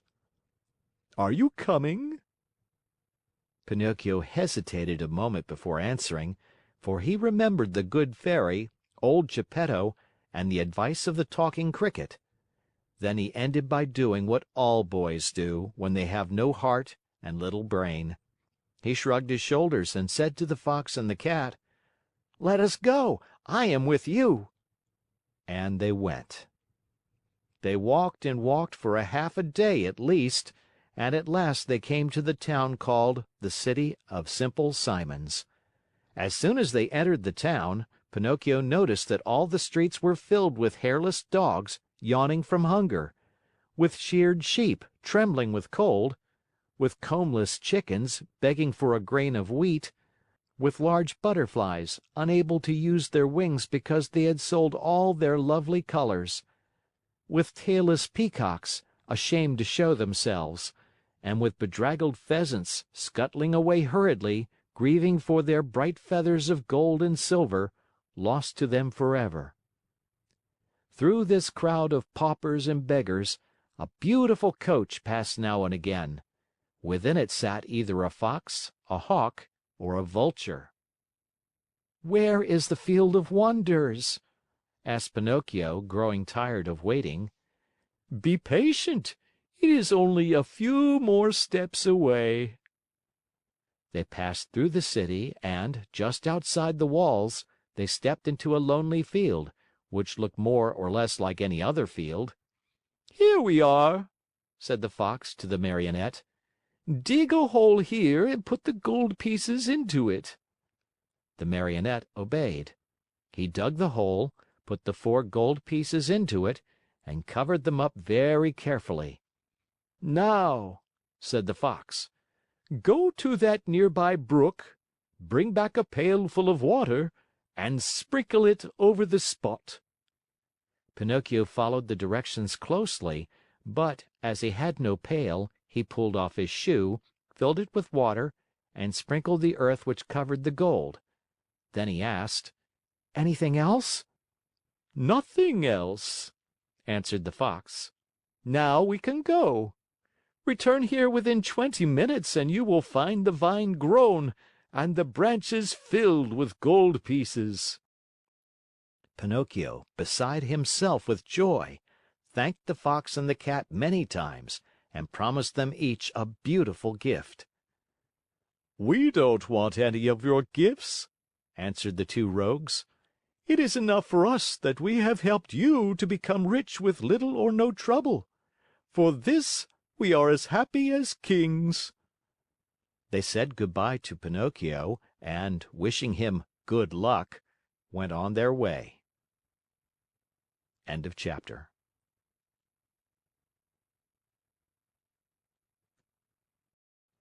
The Adventures of Pinocchio by Carlo Collodi. Chapter 19. If the Marionette had been told to wait a day instead of 20 minutes, the time could not have seemed longer to him. He walked impatiently to and fro, and finally turned his nose toward the Field of Wonders. And as he walked with hurried steps, his heart beat with an excited tick-tack, tick-tack, just as if it were a wall clock, and his busy brain kept thinking, "What if, instead of 1,000, I should find 2,000? Or, if instead of 2,000 I should find 5,000 or 100,000?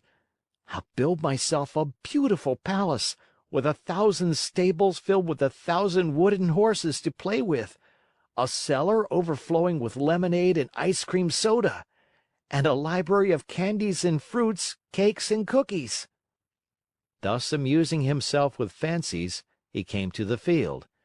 There he stopped to see if, by any chance, a vine filled with gold coins was in sight, but he saw nothing. He took a few steps forward and still nothing. He stepped into the field. He went up to the place where he had dug the hole and buried the gold pieces. Again nothing. Pinocchio became very thoughtful, and forgetting his good manners altogether, he pulled a hand out of his pocket and gave his head a thorough scratching. As he did so, he heard a hearty burst of laughter close to his head. He turned sharply, and there, just above him on the branch of a tree, sat a large parrot, busily preening his feathers. "What are you laughing at?" Pinocchio asked peevishly. I am laughing because, in preening my feathers, I tickled myself under the wings." The Marionette did not answer. He walked to the brook, filled his shoe with water, and once more sprinkled the ground which covered the gold pieces. Another burst of laughter, even more impertinent than the first, was heard in the quiet field. "Well," cried the Marionette, angrily this time, "may I know, Mr. Parrot, what amuses you so?" "I am laughing at those simpletons who believe everything they hear, and who allow themselves to be caught so easily in the traps set for them." "Do you, perhaps, mean me?" "I certainly do mean you, poor Pinocchio. You who are such a little silly as to believe that gold can be sown in a field just like beans or squash. I too believed that once, and today I am very sorry for it. Today, but too late, I have reached the conclusion that, in order to come by money honestly, one must work and know how to earn it with hand or brain." "I don't know what you are talking about," said the Marionette, who was beginning to tremble with fear. "Too bad. I'll explain myself better," said the Parrot. "While you were away in the city, the Fox and the Cat returned here in a great hurry. They took the 4 gold pieces which you have buried and ran away as fast as the wind. If you can catch them, you're a brave one." Pinocchio's mouth opened wide. He would not believe the Parrot's words and began to dig away furiously at the earth. He dug and he dug till the hole was as big as himself, but no money was there. Every penny was gone. In desperation, he ran to the city and went straight to the courthouse to report the robbery to the magistrate. The judge was a monkey, a large gorilla, venerable with age. A flowing white beard covered his chest and he wore gold-rimmed spectacles from which the glasses had dropped out. The reason for wearing these, he said, was that his eyes had been weakened by the work of many years. Pinocchio, standing before him, told his pitiful tale word by word. He gave the names and the descriptions of the robbers and begged for justice. The judge listened to him with great patience. A kind look shone in his eyes. He became very much interested in the story. He felt moved. He almost wept. When the Marionette had no more to say, the judge put out his hand and rang a bell. At the sound, 2 large mastiffs appeared, dressed in carabineers' uniforms. Then the magistrate, pointing to Pinocchio, said in a very solemn voice, "This poor simpleton has been robbed of 4 gold pieces. Take him, therefore, and throw him into prison." The Marionette, on hearing this sentence passed upon him, was thoroughly stunned. He tried to protest, but the 2 officers clapped their paws on his mouth and hustled him away to jail. There he had to remain for 4 long, weary months. And if it had not been for a very lucky chance, he probably would have had to stay there longer. For, my dear children, you must know that it happened just then that the young emperor who ruled over the city of Simple Simons had gained a great victory over his enemy, and in celebration thereof, he had ordered illuminations, fireworks, shows of all kinds, and, best of all, the opening of all prison doors. "If the others go, I go too," said Pinocchio to the jailer. "Not you," answered the jailer. "You are one of those—" "I beg your pardon," interrupted Pinocchio. "I, too, am a thief." "In that case, you also are free," said the jailer. Taking off his cap, he bowed low and opened the door of the prison, and Pinocchio ran out and away, with never a look backward. End of chapter.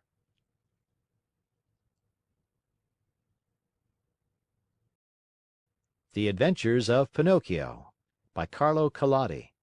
Chapter 20. Fancy the happiness of Pinocchio on finding himself free! Without saying yes or no, he fled from the city and set out on the road that was to take him back to the house of the lovely Fairy. It had rained for many days, and the road was so muddy that, at times, Pinocchio sank down almost to his knees. But he kept on bravely. Tormented by the wish to see his father and his fairy sister with azure hair, he raced like a greyhound. As he ran, he was splashed with mud even up to his cap. "How unhappy I have been!" he said to himself. "And yet I deserve everything, for I am certainly very stubborn and stupid. I will always have my own way. I won't listen to those who love me and who have more brains than I. But from now on, I'll be different, and I'll try to become a most obedient boy. I have found out, beyond any doubt whatever, that disobedient boys are certainly far from happy, and that in the long run they always lose out. I wonder if Father is waiting for me? Will I find him at the Fairy's house? It is so long, poor man, since I have seen him, and I do so want his love and his kisses. And will the Fairy ever forgive me for all I have done? She who has been so good to me and to whom I owe my life. Can there be a worse or more heartless boy than I am anywhere?" As he spoke, he stopped suddenly, frozen with terror. What was the matter?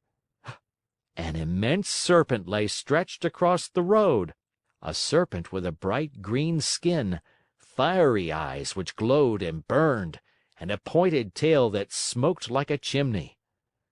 How frightened was poor Pinocchio!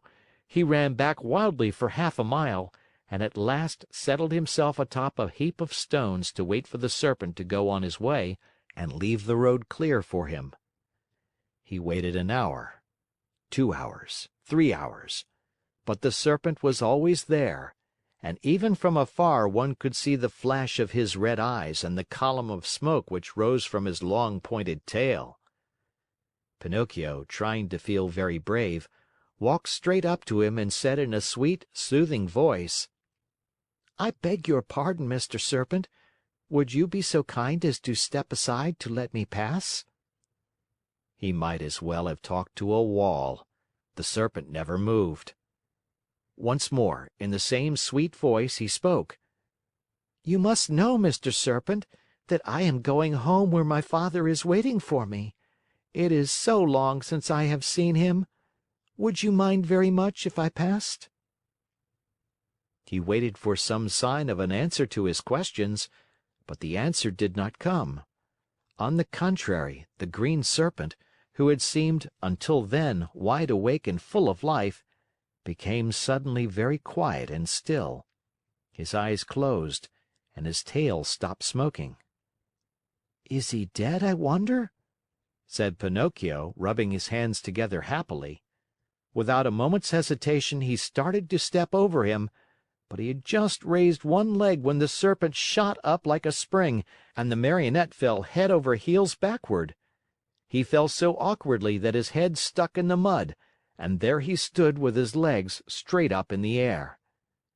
At the sight of the Marionette kicking and squirming like a young whirlwind, the Serpent laughed so heartily and so long that at last he burst an artery and died on the spot. Pinocchio freed himself from his awkward position and once more began to run in order to reach the Fairy's house before dark. As he went, the pangs of hunger grew so strong that, unable to withstand them, he jumped into a field to pick a few grapes that tempted him. Woe to him! No sooner had he reached the grapevine than crack went his legs. The poor Marionette was caught in a trap set there by a farmer for some weasels, which came every night to steal his chickens. End of chapter.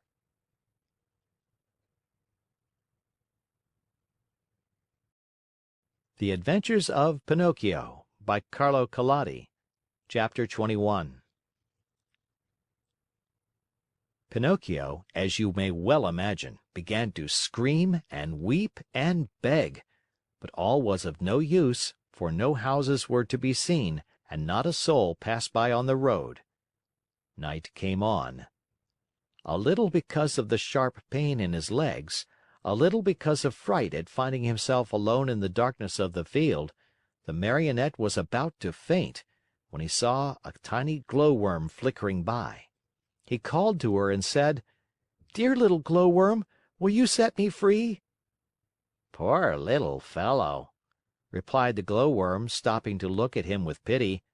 "How came you to be caught in this trap?" "I stepped into this lonely field to take a few grapes and—" "Are the grapes yours?" "No." "Who has taught you to take things that do not belong to you?" "I was hungry." "Hunger, my boy, is no reason for taking something which belongs to another." "It's true! It's true!" cried Pinocchio in tears. "I won't do it again." Just then the conversation was interrupted by approaching footsteps. It was the owner of the field, who was coming on tiptoes to see if, by chance, he had caught the weasels which had been eating his chickens. Great was his surprise when, on holding up his lantern, he saw that, instead of a weasel, he had caught a boy. "Ah, you little thief!" said the farmer in an angry voice. "So you are the one who steals my chickens!" "No, not I! No, no!" cried Pinocchio, sobbing bitterly. "I came here only to take a very few grapes." "He who steals grapes may very easily steal chickens also. Take my word for it, I'll give you a lesson that you'll remember for a long while." He opened the trap, grabbed the Marionette by the collar, and carried him to the house as if he were a puppy. When he reached the yard in front of the house, he flung him to the ground, put a foot on his neck, and said to him roughly, "It is late now and it's time for bed. Tomorrow we'll settle matters. In the meantime, since my watchdog died today, you may take his place and guard my henhouse." No sooner said than done. He slipped a dog collar around Pinocchio's neck and tightened it so that it would not come off. A long iron chain was tied to the collar. The other end of the chain was nailed to the wall.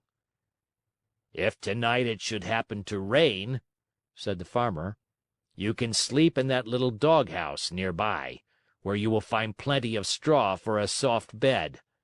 It has been Melampo's bed for 3 years, and it will be good enough for you. And if by any chance any thieves should come, be sure to bark."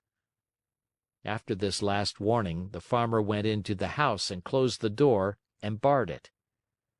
Poor Pinocchio huddled close to the doghouse more dead than alive from cold, hunger, and fright.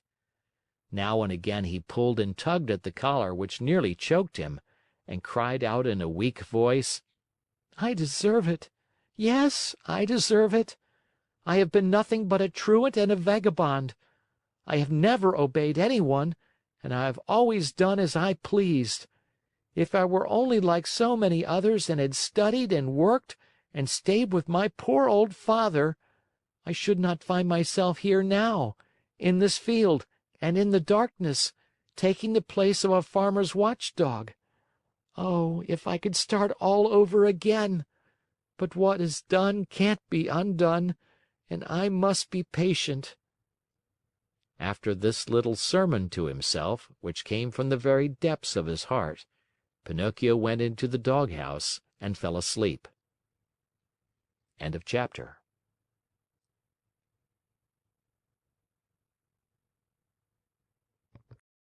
The Adventures of Pinocchio by Carlo Collodi, Chapter 22. Even though a boy may be very unhappy, he very seldom loses sleep over his worries. The Marionette, being no exception to this rule, slept on peacefully for a few hours till well along toward midnight, when he was awakened by strange whisperings and stealthy sounds coming from the yard. He stuck his nose out of the doghouse and saw 4 slender, hairy animals. They were weasels, small animals very fond of both eggs and chickens. One of them left her companions, and going to the door of the doghouse, said in a sweet voice, "Good evening, Melampo." "My name is not Melampo," answered Pinocchio. "Who are you then?" "I am Pinocchio." "What are you doing here?" "I'm the watchdog." "But where is Melampo? Where is the old dog who used to live in this house?" "He died this morning." "Died? Poor beast! He was so good. Still, judging by your face, I think you too are a good-natured dog." "I beg your pardon. I am not a dog." "What are you then?" "I am a Marionette." "Are you taking the place of the watchdog?" "I'm sorry to say that I am. I'm being punished." "Well, I shall make the same terms with you that we had with the dead Melampo. I am sure you will be glad to hear them." "And what are the terms?" "This is our plan.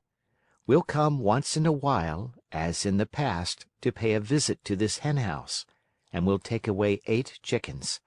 Of these, 7 are for us and 1 for you, provided, of course, that you will make believe you are sleeping and will not bark for the farmer." "Did Melampo really do that?" asked Pinocchio. "Indeed he did, and because of that we were the best of friends. Sleep away peacefully, and remember that before we go we shall leave you a nice fat chicken all ready for your breakfast in the morning. Is that understood?" "Even too well," answered Pinocchio, and shaking his head in a threatening manner, he seemed to say, "We'll talk this over in a few minutes, my friends." As soon as the 4 Weasels had talked things over, they went straight to the chicken coop which stood close to the doghouse. Digging busily with teeth and claws, they opened the little door and slipped in. But they were no sooner in than they heard the door close with a sharp bang. The one who had done the trick was Pinocchio, who, not satisfied with that, dragged a heavy stone in front of it. That done, he started to bark, and he barked as if he were a real watchdog. "Bow wow wow wow wow!" The farmer heard the loud barks and jumped out of bed. Taking his gun, he leaped to the window and shouted, "What's the matter?" "The thieves are here," answered Pinocchio. Where are they? "In the chicken coop." I'll come down in a second." And in fact, he was down in the yard in a twinkling and running toward the chicken coop. He opened the door, pulled out the Weasels one by one, and after tying them in a bag, said to them in a happy voice, "You're in my hands at last. I could punish you now, but I'll wait. In the morning you may come with me to the inn, and there you'll make a fine dinner for some hungry mortal. It is really too great an honor for you, one you do not deserve. But as you see, I'm really a very kind and generous man, and I'm going to do this for you." Then he went up to Pinocchio and began to pet and caress him. "How did you ever find them out so quickly? And to think that Melampo, my faithful Melampo, never saw them in all these years." The Marionette could have told, then and there, all he knew about the shameful contract between the dog and the Weasels. but thinking of the dead dog, he said to himself, "Melampo is dead. What is the use of accusing him? The dead are gone and they cannot defend themselves. The best thing to do is to leave them in peace." "Were you awake or asleep when they came?" continued the Farmer. "I was asleep," answered Pinocchio, "but they awakened me with their whisperings. One of them even came to the door of the doghouse and said to me, 'If you promise not to bark, we will make you a present of one of the chickens for your breakfast.' Did you hear that? They had the audacity to make such a proposition as that to me. For you must know that, though I am a very wicked Marionette full of faults, still I have never been, nor shall ever be, bribed." "Fine boy!" cried the Farmer, slapping him on the shoulder in a friendly way. "You ought to be proud of yourself. And to show you what I think of you, you are free from this instant." And he slipped the dog collar from his neck. End of chapter.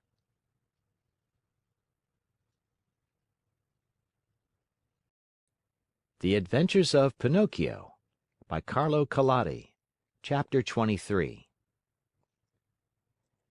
As soon as Pinocchio no longer felt the shameful weight of the dog collar around his neck, he started to run across the fields and meadows and never stopped till he came to the main road that was to take him to the Fairy's house.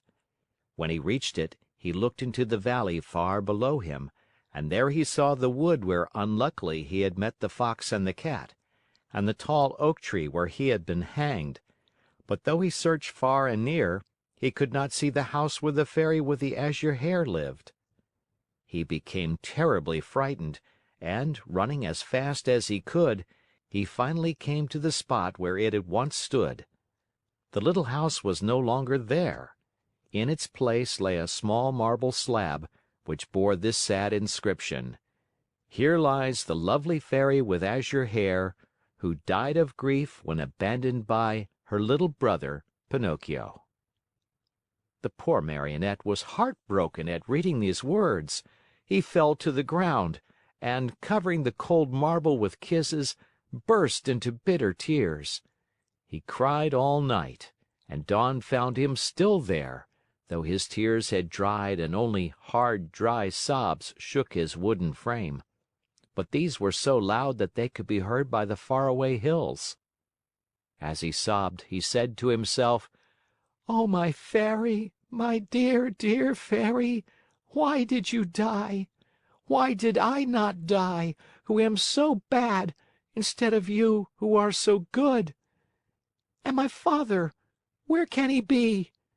Please, dear Fairy, tell me where he is, and I shall never, never leave him again. You are not really dead, are you?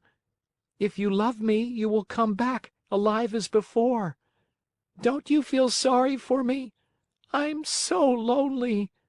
If the two assassins come, they'll hang me again from the giant oak tree, and I will really die this time. What shall I do alone in the world?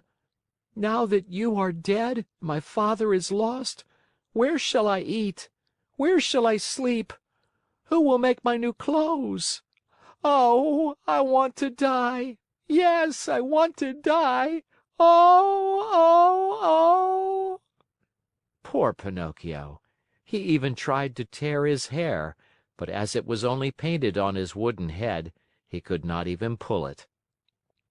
Just then a large pigeon flew far above him. Seeing the Marionette, he cried to him, "Tell me, little boy, what are you doing there?" "Can't you see?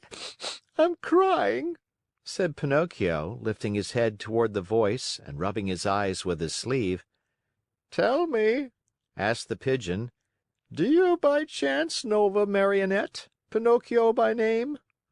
"Pinocchio? Did you say Pinocchio?"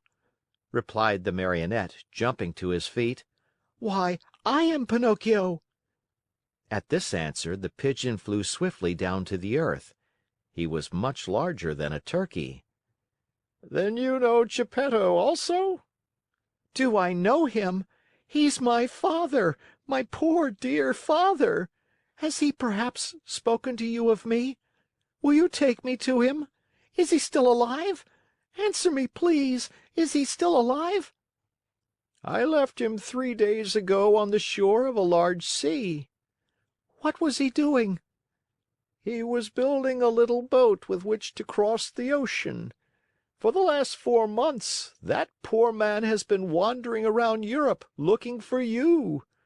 Not having found you yet, he has made up his mind to look for you in the New World, far across the ocean." "How far is it from here to the shore?" asked Pinocchio anxiously. "More than 50 miles." 50 miles! Oh, dear Pigeon, how I wish I had your wings!" "If you want to come, I'll take you with me." "How?" "Astride my back. Are you very heavy?" "Heavy? Not at all. I'm only a feather." "Very well." Saying nothing more, Pinocchio jumped on the Pigeon's back, and, as he settled himself, he cried out gaily: Gallop on, my pretty steed. I'm in a great hurry." The Pigeon flew away, and in a few minutes he had reached the clouds. The Marionette looked to see what was below them. His head swam and he was so frightened that he clutched wildly at the Pigeon's neck to keep himself from falling. They flew all day. Toward evening, the Pigeon said, "I'm very thirsty." "And I'm very hungry," said Pinocchio. "Let us stop a few minutes at that pigeon coop down there. Then we can go on and be at the seashore in the morning." They went into the empty coop, and there they found nothing but a bowl of water and a small basket filled with chickpeas. The Marionette had always hated chickpeas. According to him, they had always made him sick, but that night he ate them with a relish. As he finished them, he turned to the Pigeon and said, "I never should have thought that chickpeas could be so good." "You must remember, my boy," answered the Pigeon, "that hunger is the best sauce." After resting a few minutes longer, they set out again. The next morning, they were at the seashore. Pinocchio jumped off the Pigeon's back, and the Pigeon, not wanting any thanks for a kind deed, flew away swiftly and disappeared. The shore was full of people, shrieking and tearing their hair as they looked toward the sea. "What has happened?" asked Pinocchio of a little old woman. "A poor old father lost his only son some time ago, and today he built a tiny boat for himself in order to go in search of him across the ocean. The water is very rough, and we're afraid he will be drowned." "Where is the little boat?" "There, straight down there," answered the little old woman, pointing to a tiny shadow, no bigger than a nutshell, floating on the sea. Pinocchio looked closely for a few minutes and then gave a sharp cry. "It's my father! It's my father!" Meanwhile, the little boat, tossed about by the angry waters, appeared and disappeared in the waves. And Pinocchio, standing on a high rock, tired out with searching, waved to him with hand and cap and even with his nose. It looked as if Geppetto, though far away from the shore, recognized his son, for he took off his cap and waved also. He seemed to be trying to make everyone understand that he would come back if he were able, but the sea was so heavy that he could do nothing with his oars. Suddenly a huge wave came, and the boat disappeared. They waited and waited for it, but it was gone. "Poor man!" said the fisher folk on the shore, whispering a prayer as they turned to go home. Just then a desperate cry was heard. Turning around, the fisher folk saw Pinocchio dive into the sea and heard him cry out, "I'll save him! I'll save my father!" The Marionette, being made of wood, floated easily along and swam like a fish in the rough water. Now and again he disappeared only to reappear once more. In a twinkling he was far away from land. At last he was completely lost to view. "Poor boy!" cried the fisher folk on the shore, and again they mumbled a few prayers as they returned home. End of chapter.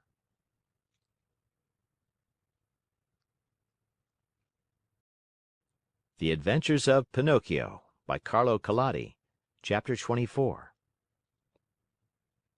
Pinocchio, spurred on by the hope of finding his father and of being in time to save him, swam all night long. And what a horrible night it was! It poured rain, it hailed, it thundered, and the lightning was so bright that it turned the night into day. At dawn, he saw, not far away from him, a long stretch of sand. It was an island in the middle of the sea. Pinocchio tried his best to get there, but he couldn't. The waves played with him and tossed him about as if he were a twig or a bit of straw. At last, and luckily for him, a tremendous wave tossed him to the very spot where he wanted to be. The blow from the wave was so strong that, as he fell to the ground, his joints cracked and almost broke. But, nothing daunted, he jumped to his feet and cried, "Once more I have escaped with my life!" Little by little the sky cleared. The sun came out in full splendor, and the sea became as calm as a lake. Then the Marionette took off his clothes and laid them on the sand to dry. He looked over the waters to see whether he might catch sight of a boat with a little man in it.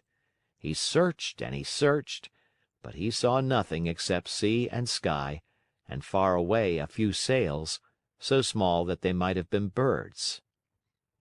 "If only I knew the name of this island," he said to himself. "If I even knew what kind of people I would find here. But whom shall I ask? There is no one here." The idea of finding himself in so lonesome a spot made him so sad that he was about to cry, but just then he saw a big fish swimming near by, with his head far out of the water. Not knowing what to call him, the Marionette said to him, "Hey there, Mr. Fish! May I have a word with you?" "Even two, if you want," answered the fish, who happened to be a very polite Dolphin. "Will you please tell me if, on this island, there are places where one may eat without necessarily being eaten?" "Surely there are," answered the Dolphin. "In fact, you'll find one not far from this spot." "And how shall I get there?" "Take that path on your left and follow your nose. You can't go wrong." "Tell me another thing. You who travel day and night through the sea, did you not perhaps meet a little boat with my father in it?" "And who is your father?" "He is the best father in the world, even as I am the worst son that can be found." "In the storm of last night," answered the Dolphin, "the little boat must have been swamped." "And my father?" "By this time he must have been swallowed by the terrible shark, which for the last few days has been bringing terror to these waters." "Is this shark very big?" asked Pinocchio, who was beginning to tremble with fright. "Is he big?" replied the Dolphin. "Just to give you an idea of his size, let me tell you that he is larger than a 5-story building, and that he has a mouth so big and so deep that a whole train and engine could easily get into it." "Mother mine!" cried the Marionette, scared to death, and dressing himself as fast as he could, he turned to the Dolphin and said, "Farewell, Mr. Fish. Pardon the bother, and many thanks for your kindness."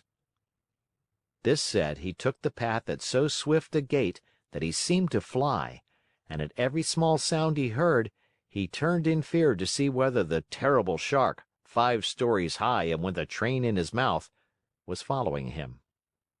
After walking a half hour, he came to a small country called the Land of the Busy Bees. The streets were filled with people running to and fro about their tasks. Everyone worked, everyone had something to do. Even if one were to search with a lantern, not one idle man or one tramp could have been found. "I understand," said Pinocchio at once, wearily. "This is no place for me. I was not born for work." But in the meantime he began to feel hungry, for it was 24 hours since he had eaten. What was to be done? There were only two means left to him in order to get a bite to eat. He either had to work or to beg. He was ashamed to beg, because his father had always preached to him that begging should be done only by the sick or the old. He had said that the real poor in this world, deserving of our pity and help, were only those who, either through age or sickness, had lost the means of earning their bread with their own hands. All others should work, and if they didn't and went hungry, so much the worse for them. Just then a man passed by, worn out and wet with perspiration, pulling, with difficulty, two heavy carts filled with coal. Pinocchio looked at him, and judging him by his looks to be a kind man, said to him with eyes downcast in shame, "Will you be so good as to give me a penny, for I am faint with hunger?" Not only 1 penny," answered the coal man. "I'll give you 4 if you will help me pull these 2 wagons." "I am surprised," answered the Marionette, very much offended. "I wish you to know that I never have been a donkey, nor have I ever pulled a wagon." "So much the better for you," answered the coal man. "Then, my boy, if you are really faint with hunger, eat 2 slices of your pride, and I hope they don't give you indigestion." A few minutes after, a bricklayer passed by, carrying a pail full of plaster on his shoulder. "Good man, will you be kind enough to give a penny to a poor boy who is yawning from hunger?" "Gladly," answered the bricklayer. "Come with me and carry some plaster, and instead of 1 penny, I'll give you 5." "But the plaster is heavy," answered Pinocchio, "and the work too hard for me." "If the work is too hard for you, my boy, enjoy your yawns and may they bring you luck." In less than a half hour, at least 20 people passed, and Pinocchio begged of each one, but they all answered, "Aren't you ashamed? Instead of being a beggar in the streets, why don't you look for work and earn your own bread?" Finally, a little woman went by carrying 2 water jugs. "Good woman, will you allow me to have a drink from one of your jugs?" asked Pinocchio, who was burning up with thirst. "With pleasure, my boy," she answered, setting the 2 jugs on the ground before him. When Pinocchio had had his fill, he grumbled, as he wiped his mouth, "My thirst is gone. If I could only as easily get rid of my hunger." On hearing these words, the good little woman immediately said, "If you help me to carry these jugs home, I'll give you a slice of bread." Pinocchio looked at the jug and said neither yes nor no. "And with the bread, I'll give you a nice dish of cauliflower with white sauce on it." Pinocchio gave the jug another look and said neither yes nor no. "And after the cauliflower, some cake and jam." At this last bribery, Pinocchio could no longer resist and said firmly, "Very well, I'll take the jug home for you." The jug was very heavy, and the Marionette, not being strong enough to carry it with his hands, had to put it on his head. When they arrived home, the little woman made Pinocchio sit down at a small table and placed before him the bread, the cauliflower, and the cake. Pinocchio did not eat. He devoured. His stomach seemed a bottomless pit. His hunger finally appeased, he raised his head to thank his kind benefactress. But he had not looked at her long when he gave a cry of surprise and sat there with his eyes wide open, his fork in the air, and his mouth filled with bread and cauliflower. "Why all this surprise?" asked the good woman, laughing. "Because," answered Pinocchio, stammering and stuttering, "because you look like, you remind me of, yes, yes, the same voice, the same eyes, the same hair. Yes, yes, yes, you also have the same azure hair she had. Oh, my little fairy, my little fairy! Tell me that it is you! Don't make me cry any longer. If you only knew! I have cried so much, I have suffered so!" And Pinocchio threw himself on the floor and clasped the knees of the mysterious little woman. End of chapter.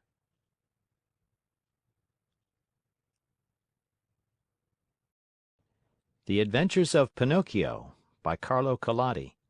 Chapter 25.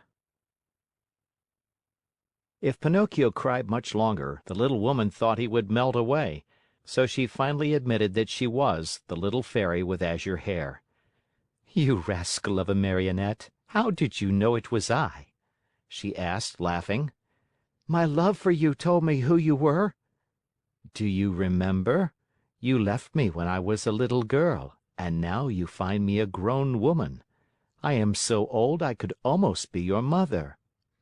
"I am very glad of that, for then I can call you mother instead of sister. For a long time I have wanted a mother, just like other boys. But how did you grow so quickly?" "That's a secret." "Tell it to me. I also want to grow a little.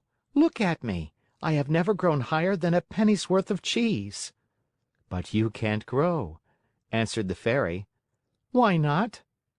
"Because Marionettes never grow. They are born Marionettes, they live Marionettes, and they die Marionettes." "Oh, I'm tired of always being a Marionette!" cried Pinocchio disgustedly. "It's about time for me to grow into a man as everyone else does." "And you will if you deserve it." "Really? What can I do to deserve it?" "It's a very simple matter. Try to act like a well-behaved child." "Don't you think I do?" "Far from it. Good boys are obedient and you, on the contrary—" "And I never obey." "Good boys love study and work, but you—" "And I, on the contrary, am a lazy fellow and a tramp all year round." "Good boys always tell the truth." "And I always tell lies." "Good boys go gladly to school." "And I get sick if I go to school. From now on, I'll be different." "Do you promise?" "I promise. I want to become a good boy and be a comfort to my father. Where is my poor father now?" "I do not know." "Will I ever be lucky enough to find him and embrace him once more?" "I think so. Indeed, I am sure of it." At this answer, Pinocchio's happiness was very great. He grasped the Fairy's hands and kissed them so hard that it looked as if he had lost his head. Then, lifting his face, he looked at her lovingly and asked, "Tell me, little mother, it isn't true that you are dead, is it?" "It doesn't seem so," answered the Fairy, smiling. "If you only knew how I suffered and how I wept when I read, 'Here lies—'" "I know it, and for that I have forgiven you. The depth of your sorrow made me see that you have a kind heart. There is always hope for boys with hearts such as yours, though they may often be mischievous. This is the reason why I have come so far to look for you. From now on, I'll be your own little mother." "Oh, how lovely!" cried Pinocchio, jumping with joy. "You will obey me always and do as I wish?" "Gladly, very gladly, more than gladly." "Beginning tomorrow," said the Fairy, "you'll go to school every day." Pinocchio's face fell a little. "Then you will choose the trade you like best." Pinocchio became more serious. "What are you mumbling to yourself?" asked the Fairy. "I was just saying," whined the Marionette in a whisper, "that it seems too late for me to go to school now." "No, indeed. Remember it is never too late to learn." "But I don't want either trade or profession." "Why?" "Because work wearies me."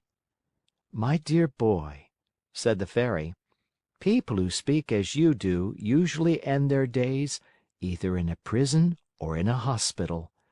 A man, remember, whether rich or poor, should do something in this world. No one can find happiness without work. Woe betide the lazy fellow.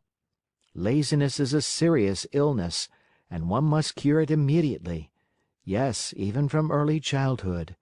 If not, it will kill you in the end." These words touched Pinocchio's heart. He lifted his eyes to his Fairy and said seriously, "I'll work. I'll study. I'll do all you tell me. After all, the life of a Marionette has grown very tiresome to me, and I want to become a boy, no matter how hard it is. You promise that, do you not?" "Yes, I promise. And now it is up to you." End of chapter.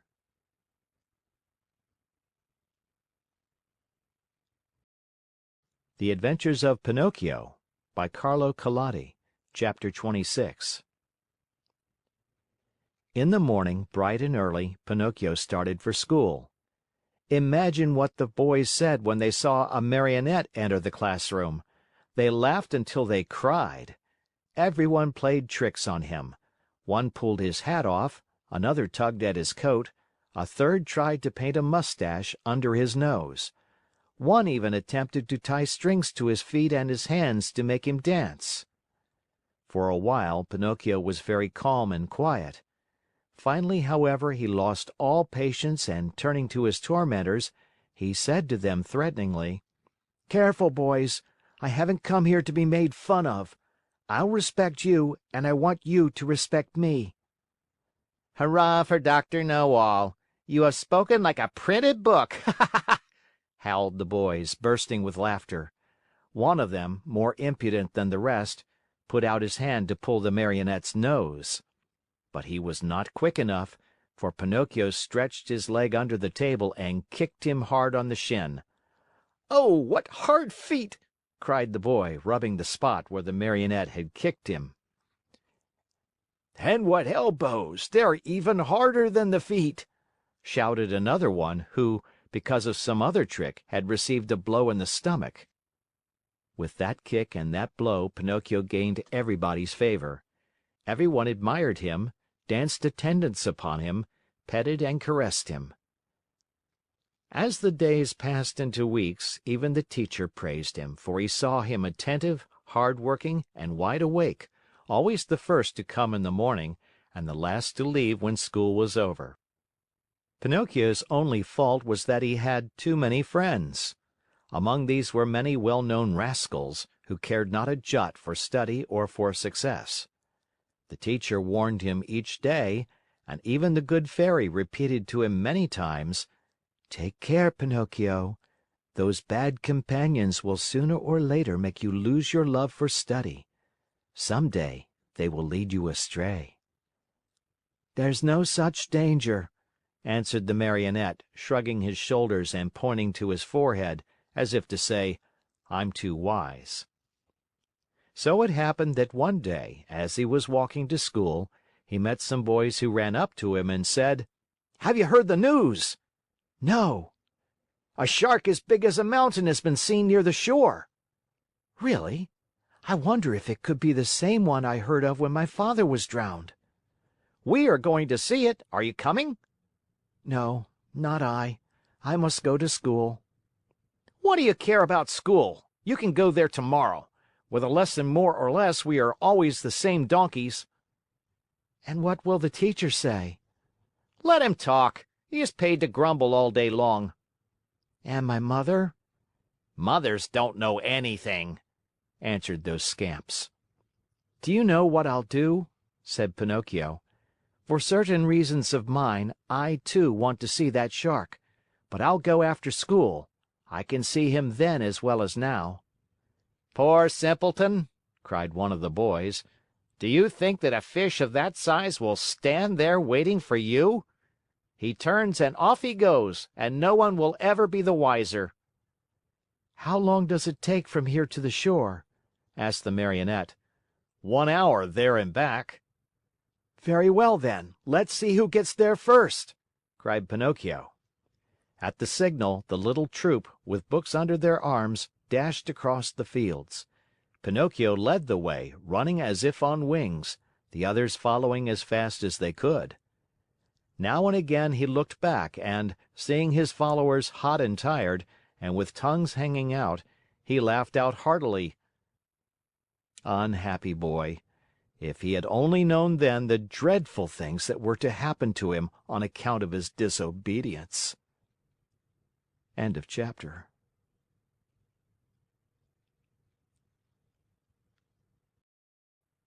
The Adventures of Pinocchio by Carlo Collodi. Chapter 27. Going like the wind, Pinocchio took but a very short time to reach the shore. He glanced all about him, but there was no sign of a shark. The sea was as smooth as glass. "Hey there, boys! Where's that shark?" he asked, turning to his playmates. "He may have gone for his breakfast," said one of them, laughing. "Or perhaps he went to bed for a little nap," said another, laughing also. From the answers and the laughter which followed them, Pinocchio understood that the boys had played a trick on him. "What now?" he said angrily to them. "What's the joke?" "Oh, the joke's on you!" cried his tormentors, laughing more heartily than ever, and dancing gaily around the Marionette. "And that is?" "That we have made you stay out of school to come with us. Aren't you ashamed of being such a goody-goody and studying so hard? You never have a bit of enjoyment." "And what is it to you if I do study?" "What does the teacher think of us, you mean?" "Why?" Don't you see? If you study and we don't, we pay for it. After all, it's only fair to look out for ourselves." "What do you want me to do?" "Hate school and books and teachers as we all do. They are your worst enemies, you know, and they like to make you as unhappy as they can." "And if I go on studying, what will you do to me?" "You'll pay for it." "Really, you amuse me," answered the Marionette, nodding his head. "Hey, Pinocchio!" cried the tallest of them all. "That will do. We are tired of hearing you bragging about yourself, you little turkey cock. You may not be afraid of us, but remember we are not afraid of you either. You are alone, you know, and we are 7. "Like the 7 sins," said Pinocchio, still laughing. "Did you hear that? He has insulted us all. He has called us sins. Pinocchio, apologize for that or look out." "Cuckoo!" said the Marionette, mocking them with his thumb to his nose. "You'll be sorry." "Cuckoo!" "We'll whip you soundly." "Cuckoo!" "You'll go home with a broken nose." "Cuckoo!" "Very well, then. Take that and keep it for your supper," cried out the boldest of his tormentors. And with the words he gave Pinocchio a terrible blow on the head. Pinocchio answered with another blow, and that was the signal for the beginning of the fray. In a few moments the fight raged hot and heavy on both sides. Pinocchio, although alone, defended himself bravely. With those 2 wooden feet of his, he worked so fast that his opponents kept at a respectful distance. Wherever they landed, they left their painful mark, and the boys could only run away and howl. Enraged at not being able to fight the Marionette at close quarters, they started to throw all kinds of books at him. Readers, geographies, histories, grammars flew in all directions. But Pinocchio was keen of eye and swift of movement, and the books only passed over his head, landed in the sea, and disappeared. The fish, thinking they might be good to eat, came to the top of the water in great numbers. Some took a nibble, some took a bite, but no sooner had they tasted a page or two than they spat them out with a wry face, as if to say, "What a horrid taste! Our own food is so much better." Meanwhile, the battle waxed more and more furious. At the noise, a large crab crawled slowly out of the water, and with a voice that sounded like a trombone suffering from a cold, he cried out, "Stop fighting, you rascals! These battles between boys rarely end well. Trouble is sure to come to you." Poor Crab! He might as well have spoken to the wind. Instead of listening to his good advice, Pinocchio turned to him and said as roughly as he knew how, "Keep quiet, ugly Gab. It would be better for you to chew a few cough drops to get rid of that cold you have. Go to bed and sleep. You will feel better in the morning."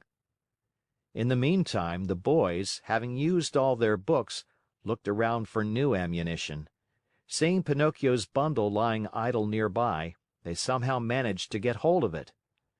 One of the books was a very large volume, an arithmetic text, heavily bound in leather. It was Pinocchio's pride. Among all his books, he liked that one the best.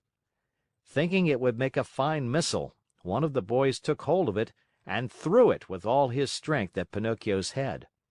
But instead of hitting the Marionette, the book struck one of the other boys, who, as pale as a ghost, cried out faintly, "Oh, Mother, help! I'm dying!" and fell senseless to the ground. At the sight of that pale little corpse, the boys were so frightened that they turned tail and ran. In a few moments, all had disappeared. All except Pinocchio. Although scared to death by the horror of what had been done, he ran to the sea and soaked his handkerchief in the cool water, and with it bathed the head of his poor little schoolmate. Sobbing bitterly, he called to him, saying, "Eugene! My poor Eugene! Open your eyes and look at me! Why don't you answer? I was not the one who hit you, you know. Believe me, I didn't do it. Open your eyes, Eugene. If you keep them shut, I'll die too. Oh, dear me, how shall I ever go home now? How shall I ever look at my little mother again? What will happen to me? Where shall I go? Where shall I hide? Oh, how much better it would have been, 1,000 times better, if only I had gone to school. Why did I listen to those boys? They always were a bad influence. And to think that the teacher had told me, and my mother too, beware of bad company. That's what she said. But I'm stubborn and proud. I listen, but always I do as I wish. And then I pay. I've never had a moment's peace since I've been born. Oh, dear! What will become of me? What will become of me?" Pinocchio went on crying and moaning and beating his head. Again and again he called to his little friend, when suddenly he heard heavy steps approaching. He looked up and saw two tall carabineers near him. "What are you doing stretched out on the ground?" they asked Pinocchio. "I'm helping this schoolfellow of mine." "Has he fainted?" "I should say so," said one of the carabineers, bending to look at Eugene. "This boy has been wounded on the temple. Who has hurt him?" "Not I," stammered the Marionette, who had hardly a breath left in his whole body. "If it wasn't you, who was it then?" "Not I," repeated Pinocchio. "And with what was he wounded?" "With this book," and the Marionette picked up the arithmetic text to show it to the officer. "And whose book is this?" "Mine." "Enough. Not another word. Get up as quickly as you can and come along with us." "But I—" "Come with us."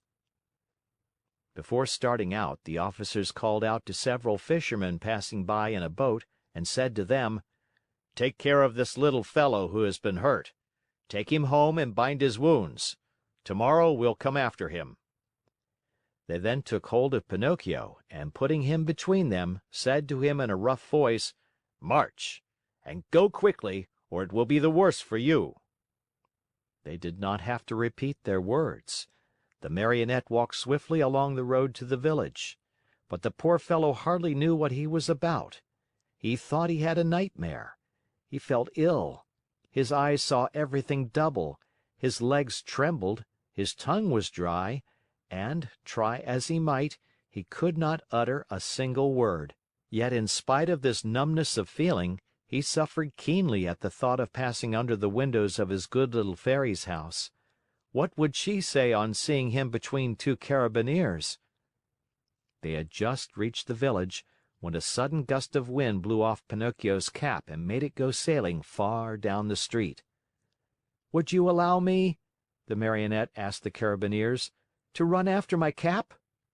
Very well, go, but hurry. The Marionette went, picked up his cap, but instead of putting it on his head, he stuck it between his teeth and then raced toward the sea. He went like a bullet out of a gun. The Carabineers, judging that it would be very difficult to catch him, sent a large Mastiff after him, one that had won first prize in all the dog races. Pinocchio ran fast and the dog ran faster. At so much noise, the people hung out of the windows or gathered in the street, anxious to see the end of the contest.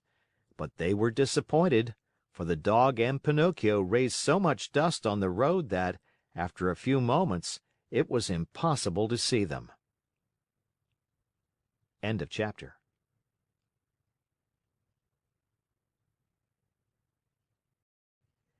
The Adventures of Pinocchio by Carlo Collodi.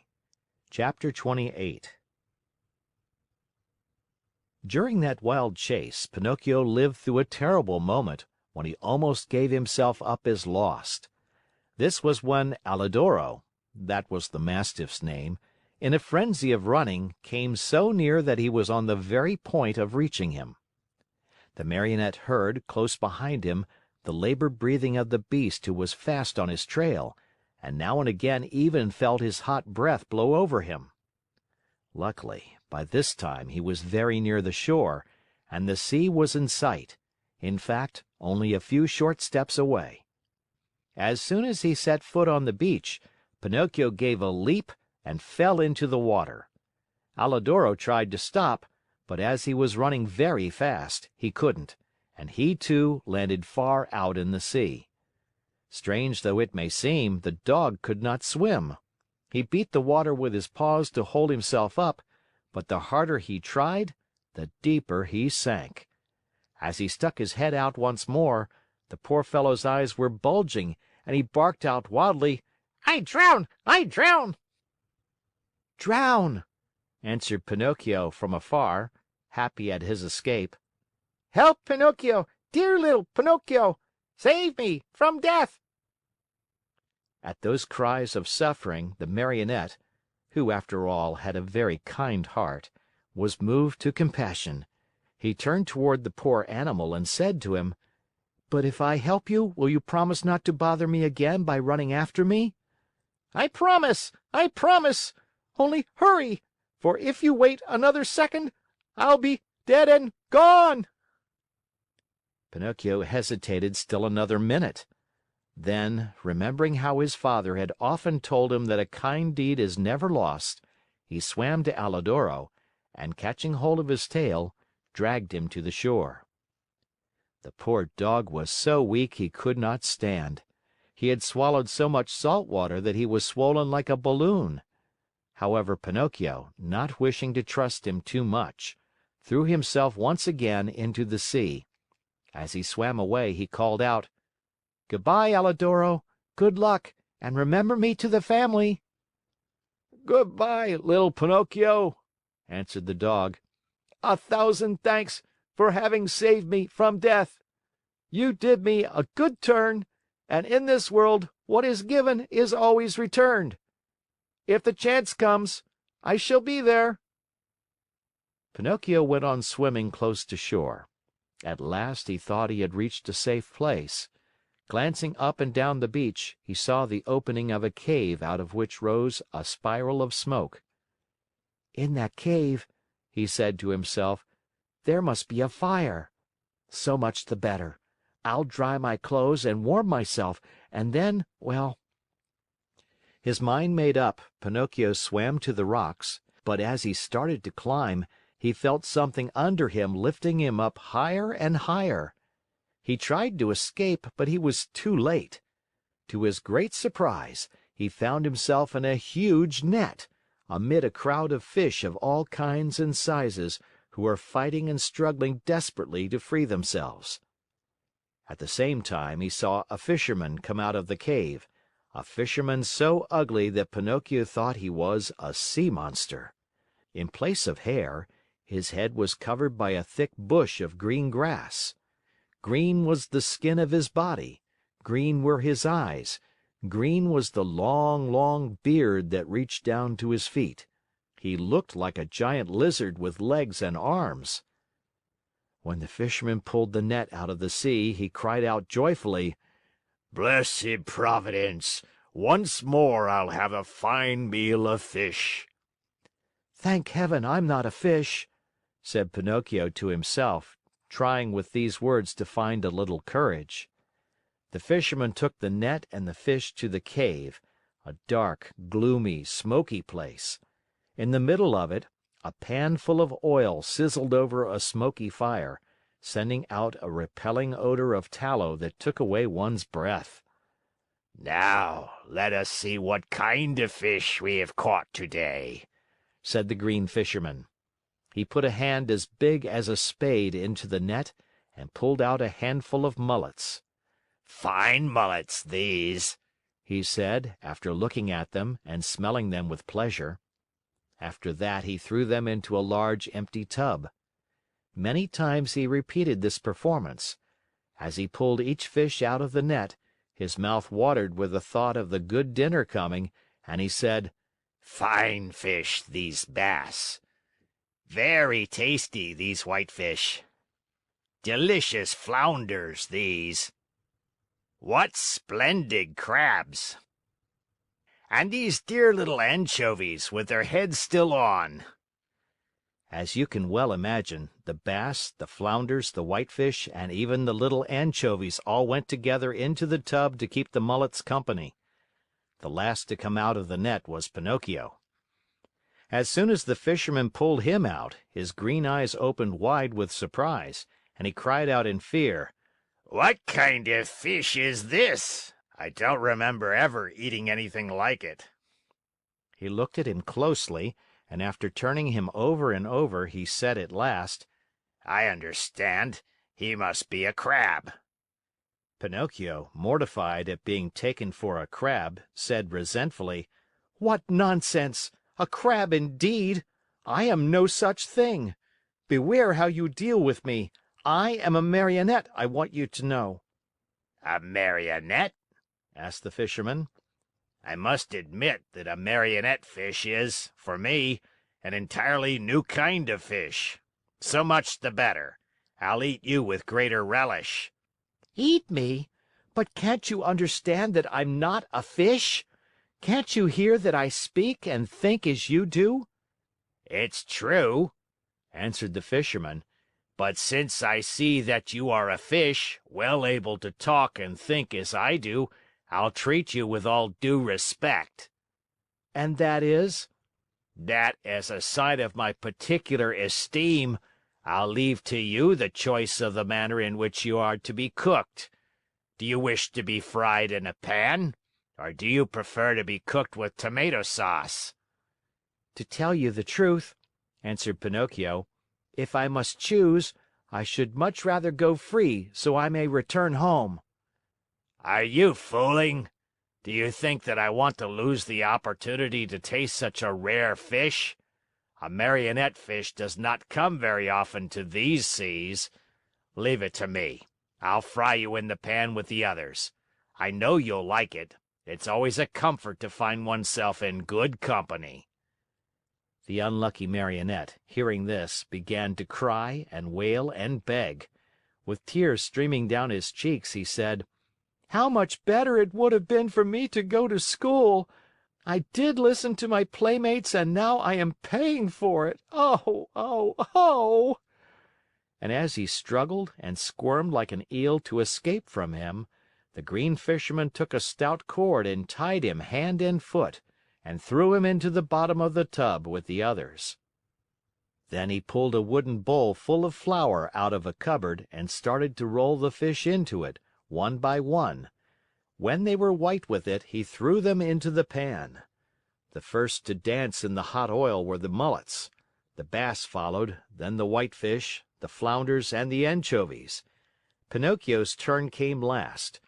Seeing himself so near to death, and such a horrible death, he began to tremble so with fright that he had no voice left with which to beg for his life. The poor boy beseeched only with his eyes. But the green fisherman, not even noticing that it was he, turned him over and over in the flour until he looked like a marionette made of chalk. Then he took him by the head and... End of chapter.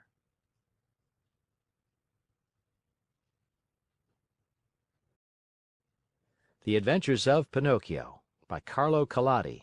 Chapter 29. Mindful of what the fisherman had said, Pinocchio knew that all hope of being saved had gone. He closed his eyes and waited for the final moment. Suddenly, a large dog, attracted by the odor of the boiling oil, came running into the cave. Get out! Cried the fisherman threateningly, and still holding on to the Marionette, who was all covered with flour. But the poor dog was very hungry, and whining and wagging his tail, he tried to say, "Give me a bite of the fish, and I'll go in peace." Get out, I say!" repeated the fisherman. And he drew back his foot to give the dog a kick. Then the dog, who, being really hungry, would take no refusal, turned in a rage toward the fisherman and bared his terrible fangs. And at that moment a pitiful little voice was heard saying, "Save me, Alidoro! If you don't, I fry!" The dog immediately recognized Pinocchio's voice. Great was his surprise to find that the voice came from the little flour-covered bundle that the fisherman held in his hand. Then what did he do?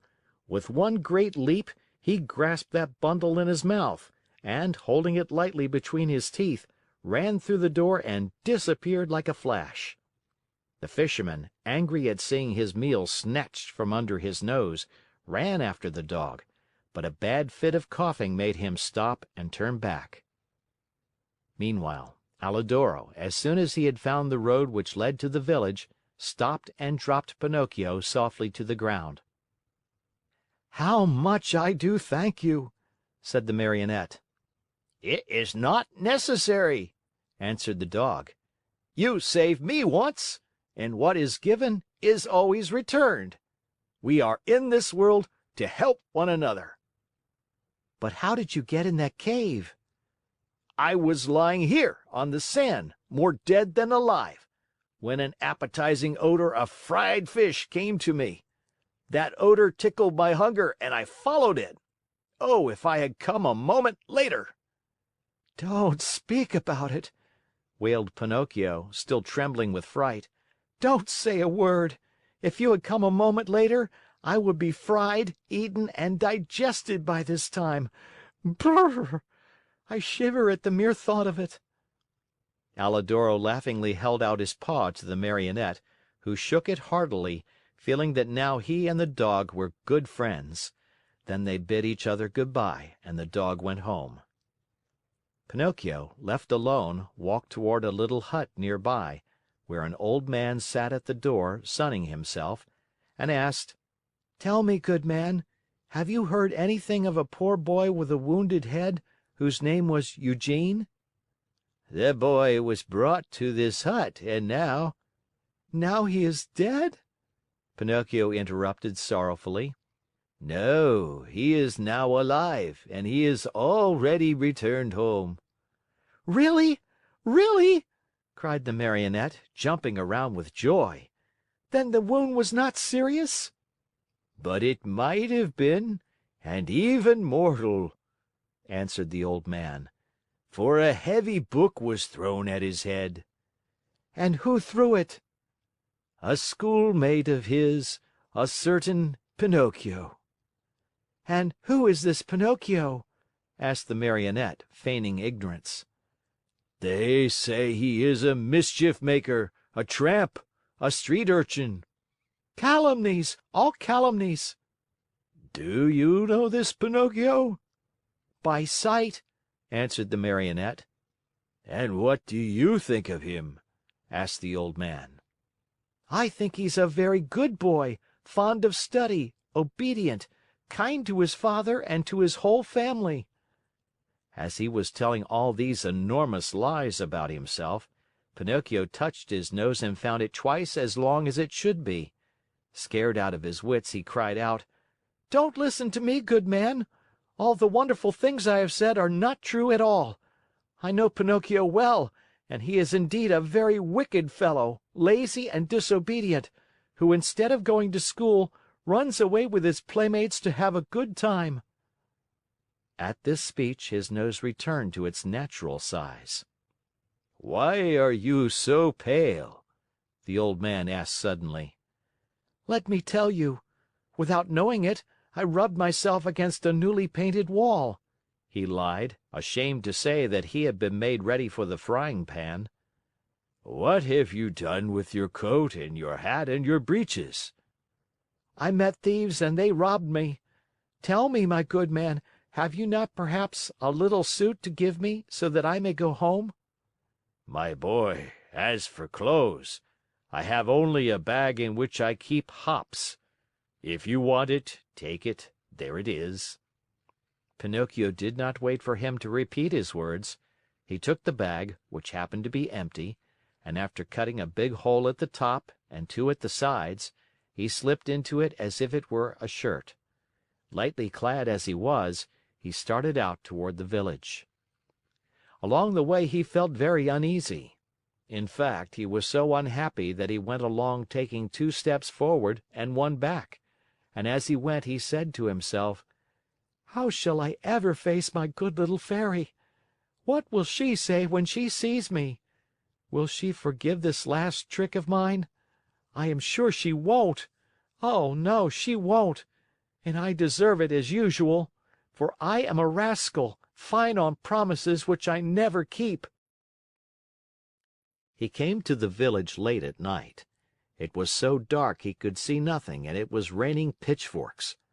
Pinocchio ran straight to the Fairy's house, firmly resolved to knock at the door. When he found himself there, he lost courage and ran back a few steps. A second time he came to the door and again he ran back. A third time he repeated his performance. The fourth time, before he had time to lose his courage, he grasped the knocker and made a faint sound with it. He waited and waited and waited. Finally, after a full half hour, a top floor window (the house had 4 stories) opened, and Pinocchio saw a large Snail look out. A tiny light glowed on top of her head. "Who knocks at this late hour?" she called. "Is the Fairy home?" asked the Marionette. "The Fairy is asleep and does not wish to be disturbed. Who are you?" "It is I." "Who's I?" "Pinocchio." "Who is Pinocchio?" "The Marionette, the one who lives in the Fairy's house." "Oh, I understand," said the Snail. "Wait for me there. I'll come down to open the door for you." "Hurry, I beg of you, for I am dying of cold." "My boy, I am a snail, and snails are never in a hurry." An hour passed, 2 hours, and the door was still closed. Pinocchio, who was trembling with fear and shivering from the cold rain on his back, knocked a second time, this time louder than before. At that second knock, a window on the 3rd floor opened and the same Snail looked out. "Dear little Snail," cried Pinocchio from the street, "I have been waiting 2 hours for you, and 2 hours on a dreadful night like this are as long as 2 years. Hurry, please." "My boy," answered the Snail in a calm, peaceful voice, "my dear boy, I am a snail, and snails are never in a hurry." and the window closed. A few minutes later midnight struck, then 1 o'clock, 2 o'clock, and the door still remained closed.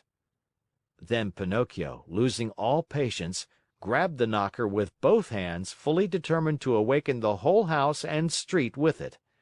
As soon as he touched the knocker, however, it became an eel and wiggled away into the darkness. "Really?" cried Pinocchio, blind with rage. "If the knocker is gone, I can still use my feet." He stepped back and gave the door a most solemn kick. He kicked so hard that his foot went straight through the door, and his leg followed almost to the knee. No matter how he pulled and tugged, he could not pull it out. There he stayed as if nailed to the door. Poor Pinocchio! The rest of the night he had to spend with one foot through the door and the other one in the air. As dawn was breaking, the door finally opened. That brave little animal, the snail, had taken exactly 9 hours to go from the 4th floor to the street. How she must have raced!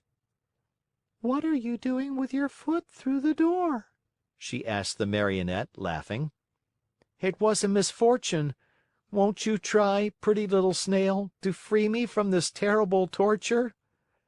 "My boy, we need a carpenter here, and I have never been one."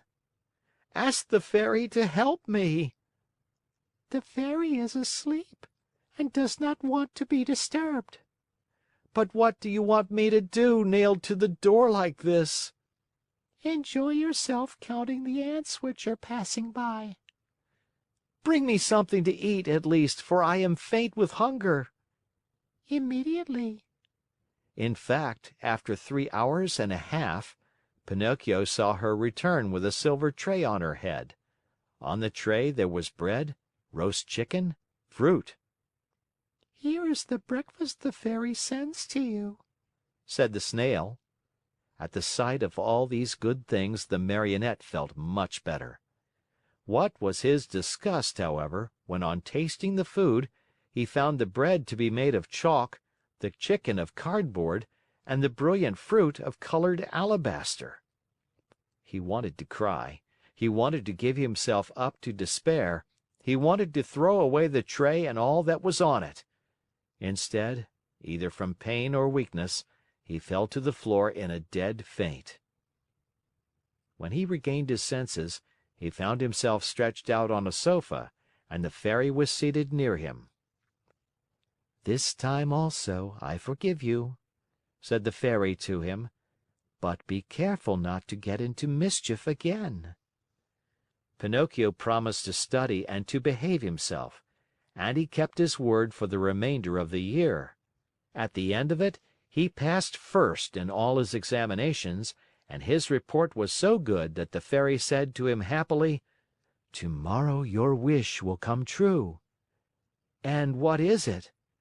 "Tomorrow you will cease to be a Marionette and will become a real boy." Pinocchio was beside himself with joy. All his friends and schoolmates must be invited to celebrate the great event. The Fairy promised to prepare 200 cups of coffee and milk, and 400 slices of toast buttered on both sides. The day promised to be a very gay and happy one.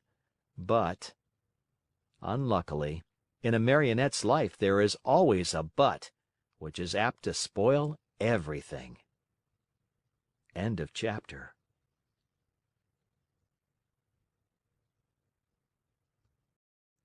The Adventures of Pinocchio by Carlo Collodi. Chapter 30. Coming at last out of the surprise into which the Fairy's word had thrown him, Pinocchio asked for permission to give out the invitations.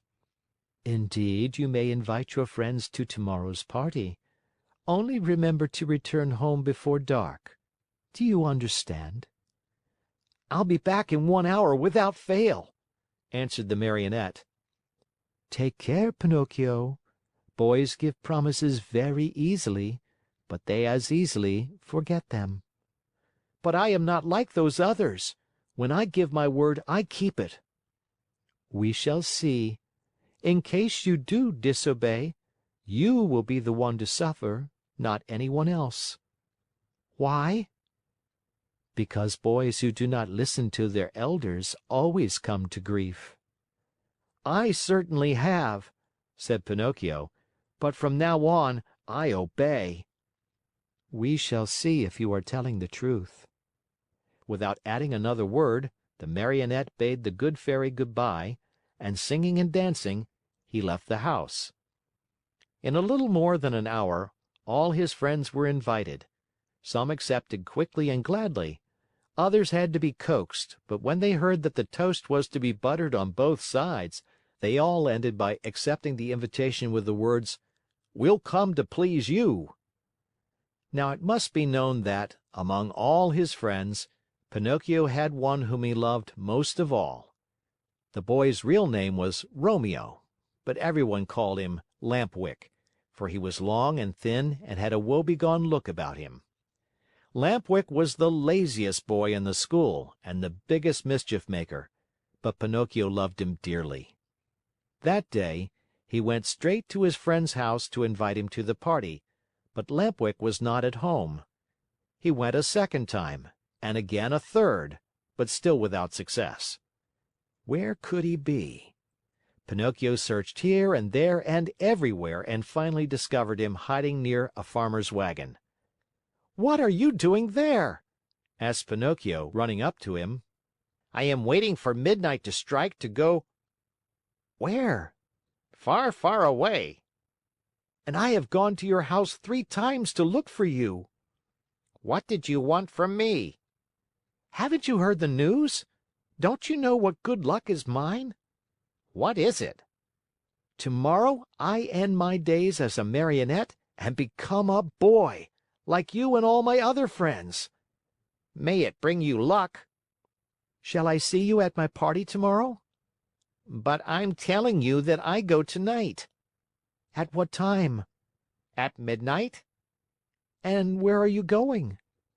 To a real country, the best in the world, a wonderful place. "What is it called?" It is called the Land of Toys. Why don't you come too? "I? Oh, no." You are making a big mistake, Pinocchio. Believe me, if you don't come, you'll be sorry. Where can you find a place that will agree better with you and me? No schools, no teachers, no books. In that blessed place there is no such thing as study. Here it is only on Saturdays that we have no school. In the Land of Toys, every day, except Sunday, is a Saturday. Vacation begins on the 1st of January and ends on the last day of December. That is the place for me. All countries should be like it. How happy we should all be. "But how does one spend the day in the Land of Toys?" Days are spent in play and enjoyment from morn till night. At night one goes to bed, and next morning the good times begin all over again. What do you think of it?" Nodding his wooden head as if to say, "It's the kind of life which would agree with me perfectly." Do you want to go with me then? Yes or no? You must make up your mind. "No, no, and again no. I have promised my kind fairy to become a good boy, and I want to keep my word. Just see, the sun is setting and I must leave you and run. Goodbye and good luck to you." Where are you going in such a hurry? "Home. My good fairy wants me to return home before night." Wait 2 minutes more. "It's too late." Only 2 minutes. "And if the fairy scolds me?" Let her scold. After she gets tired, she will stop," said Lampwick. "Are you going alone or with others?" Alone? There will be more than 100 of us. "Will you walk?" At midnight, the wagon passes here that is to take us within the boundaries of that marvelous country." "How I wish midnight would strike." Why? "To see you all set out together." Stay here a while longer and you will see us." "No, no, I want to return home." Wait 2 more minutes. "I have waited too long as it is. The fairy will be worried." Poor fairy. Is she afraid the bats will eat you up? "Listen, Lampwick," said the Marionette. "Are you really sure that there are no schools in the Land of Toys?" Not even the shadow of one. "Not even one teacher?" Not one. "And one does not have to study?" Never, never, never." "What a great land!" said Pinocchio, feeling his mouth water. "What a beautiful land! I have never been there, but I can well imagine it." Why don't you come too? "It is useless for you to tempt me. I told you I promised my good fairy to behave myself, and I am going to keep my word." Goodbye then. And remember me to the grammar schools, to the high schools, and even to the colleges, if you meet them on the way." "Goodbye, Lampwick. Have a pleasant trip, enjoy yourself, and remember your friends once in a while." With these words, the Marionette started on his way home. Turning once more to his friend, he asked him, "But are you sure that, in that country, each week is composed of 6 Saturdays and 1 Sunday?" "Very sure." "And that vacation begins on the 1st of January and ends on the 31st of December?" "Very, very sure." "What a great country!" repeated Pinocchio, puzzled as to what to do. Then, in sudden determination, he said hurriedly, "Goodbye for the last time, and good luck." "Goodbye." "How soon will you go?" "Within 2 hours." "What a pity! If it were only 1 hour, I might wait for you." "And the Fairy?" "By this time I'm late, and 1 hour more or less makes very little difference." "Poor Pinocchio! And if the Fairy scolds you?" "Oh, I'll let her scold. After she gets tired, she will stop." In the meantime, the night became darker and darker. All at once in the distance a small light flickered. A queer sound could be heard, soft as a little bell, and faint and muffled like the buzz of a faraway mosquito. "There it is!" cried Lampwick, jumping to his feet. "What?" whispered Pinocchio. "The wagon which is coming to get me. For the last time, are you coming or not?" "But is it really true that in that country boys never have to study?" "Never, never, never." "What a wonderful, beautiful, marvelous country! Oh!" End of chapter.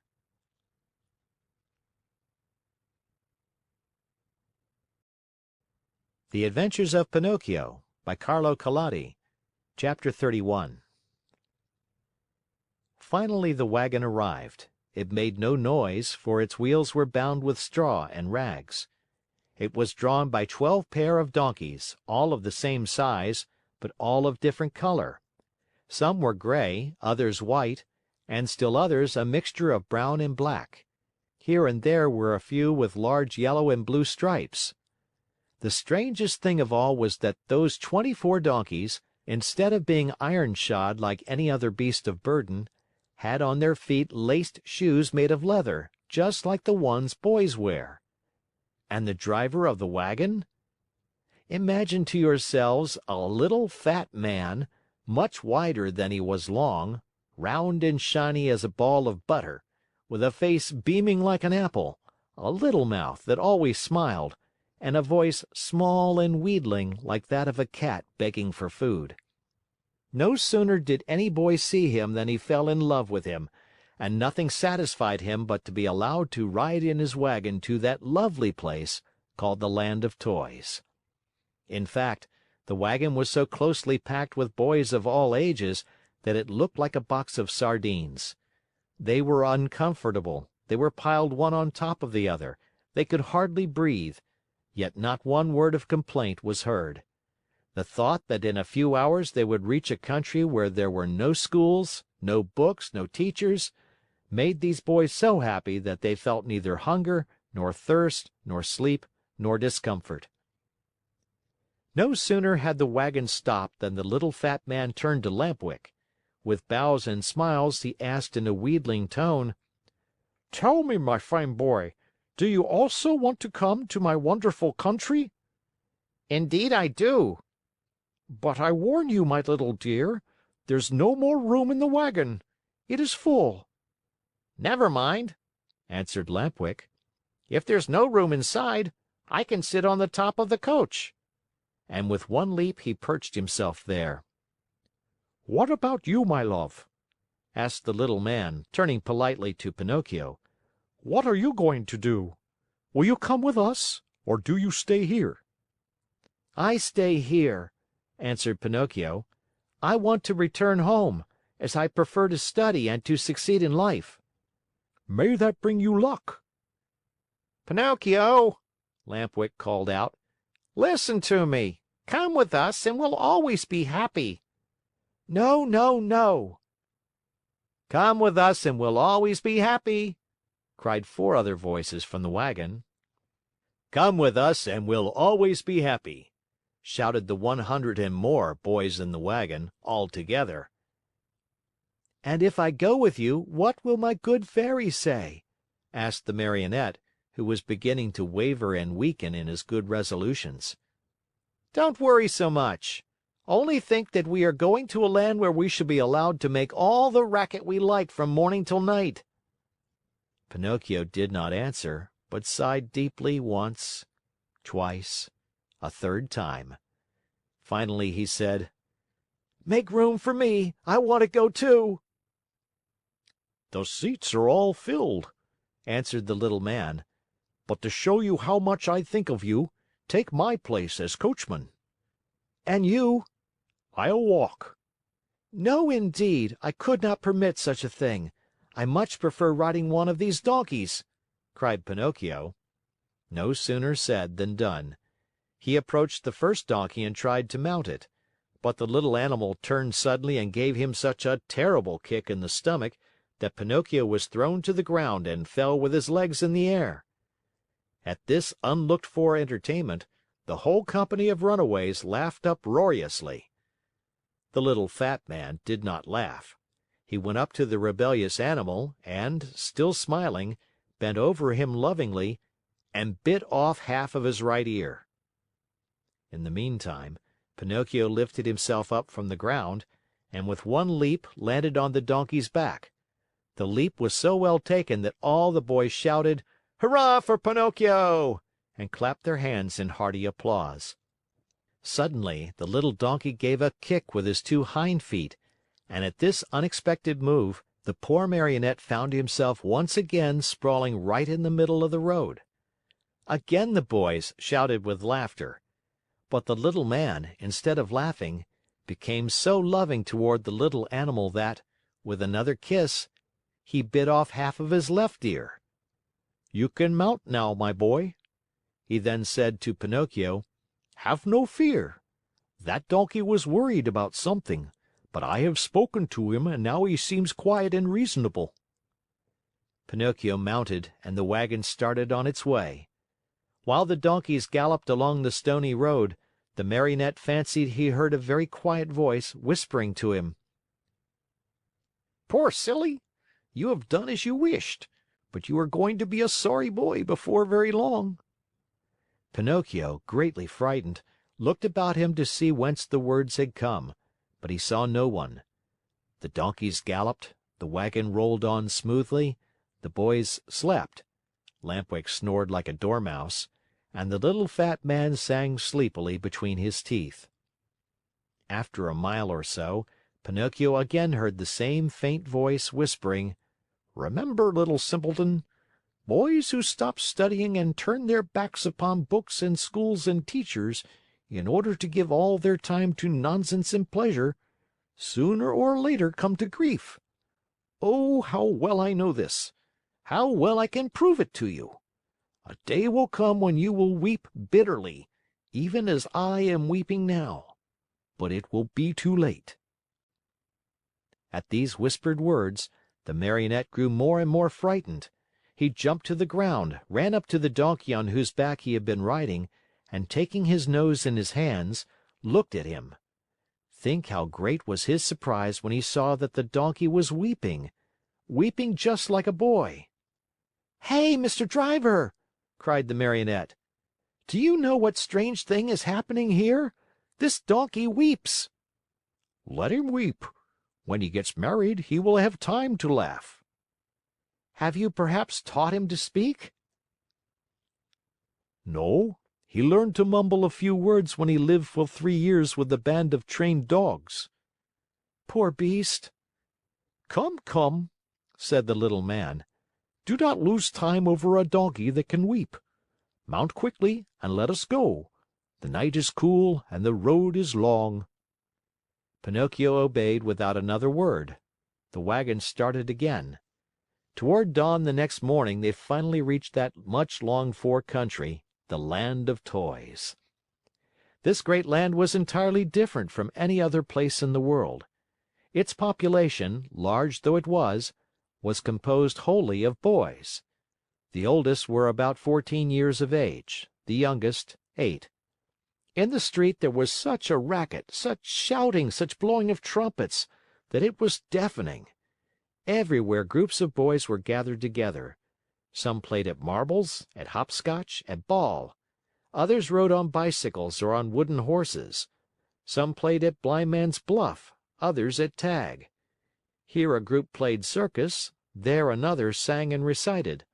A few turned somersaults, others walked on their hands with their feet in the air. Generals in full uniform leading regiments of cardboard soldiers passed by. Laughter, shrieks, howls, catcalls, hand-clapping followed this parade. One boy made a noise like a hen, another like a rooster, and a third imitated a lion in his den. All together they created such a pandemonium that it would have been necessary for you to put cotton in your ears. The squares were filled with small wooden theaters, overflowing with boys from morning till night, and on the walls of the houses, written with charcoal, were words like these: "Hurrah for the land of toys! Down with arithmetic! No more school!" As soon as they had set foot in that land, Pinocchio, Lampwick, and all the other boys who had traveled with them started out on a tour of investigation. They wandered everywhere, they looked into every nook and corner, house and theater. They became everybody's friend. Who could be happier than they? What with entertainments and parties, the hours, the days, the weeks passed like lightning. "Oh, what a beautiful life this is!" said Pinocchio each time that, by chance, he met his friend Lampwick. Was I right or wrong?" answered Lampwick. "And to think you did not want to come! To think that even yesterday the idea came into your head to return home to see your fairy and to start studying again! If today you are free from pencils and books and school, you owe it to me, to my advice, to my care. Do you admit it? Only true friends count, after all."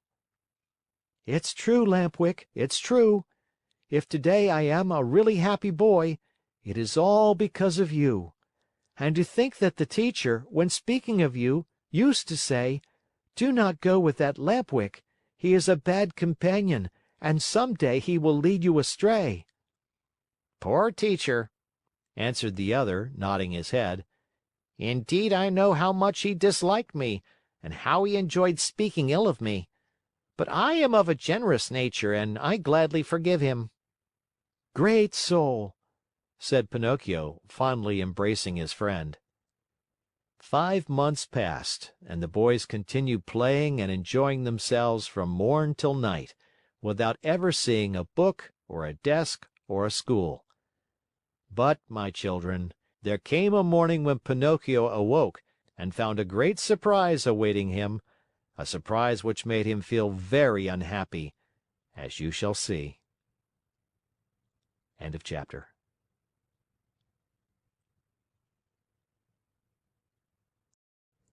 The Adventures of Pinocchio by Carlo Collodi. Chapter 32. Everyone, at one time or another, has found some surprise awaiting him. Of the kind which Pinocchio had on that eventful morning of his life, there are but few. What was it? I will tell you, my dear little readers. On awakening, Pinocchio put his hand up to his head and there he found... Guess. He found that during the night, his ears had grown at least 10 full inches. You must know that the Marionette, even from his birth, had very small ears, so small indeed that to the naked eye they could hardly be seen. Fancy how he felt when he noticed that overnight those 2 dainty organs had become as long as shoe brushes. He went in search of a mirror, but not finding any, he just filled a basin with water and looked at himself. There he saw what he never could have wished to see. His manly figure was adorned and enriched by a beautiful pair of donkey's ears. I leave you to think of the terrible grief, the shame, the despair of the poor Marionette. He began to cry, to scream, to knock his head against the wall, but the more he shrieked, the longer and the more hairy grew his ears. At those piercing shrieks, a dormouse came into the room, a fat little dormouse who lived upstairs. Seeing Pinocchio so grief-stricken, she asked him anxiously, "What is the matter, dear little neighbor?" "I am sick, my little dormouse, very, very sick, and from an illness which frightens me. Do you understand how to feel the pulse?" "A little."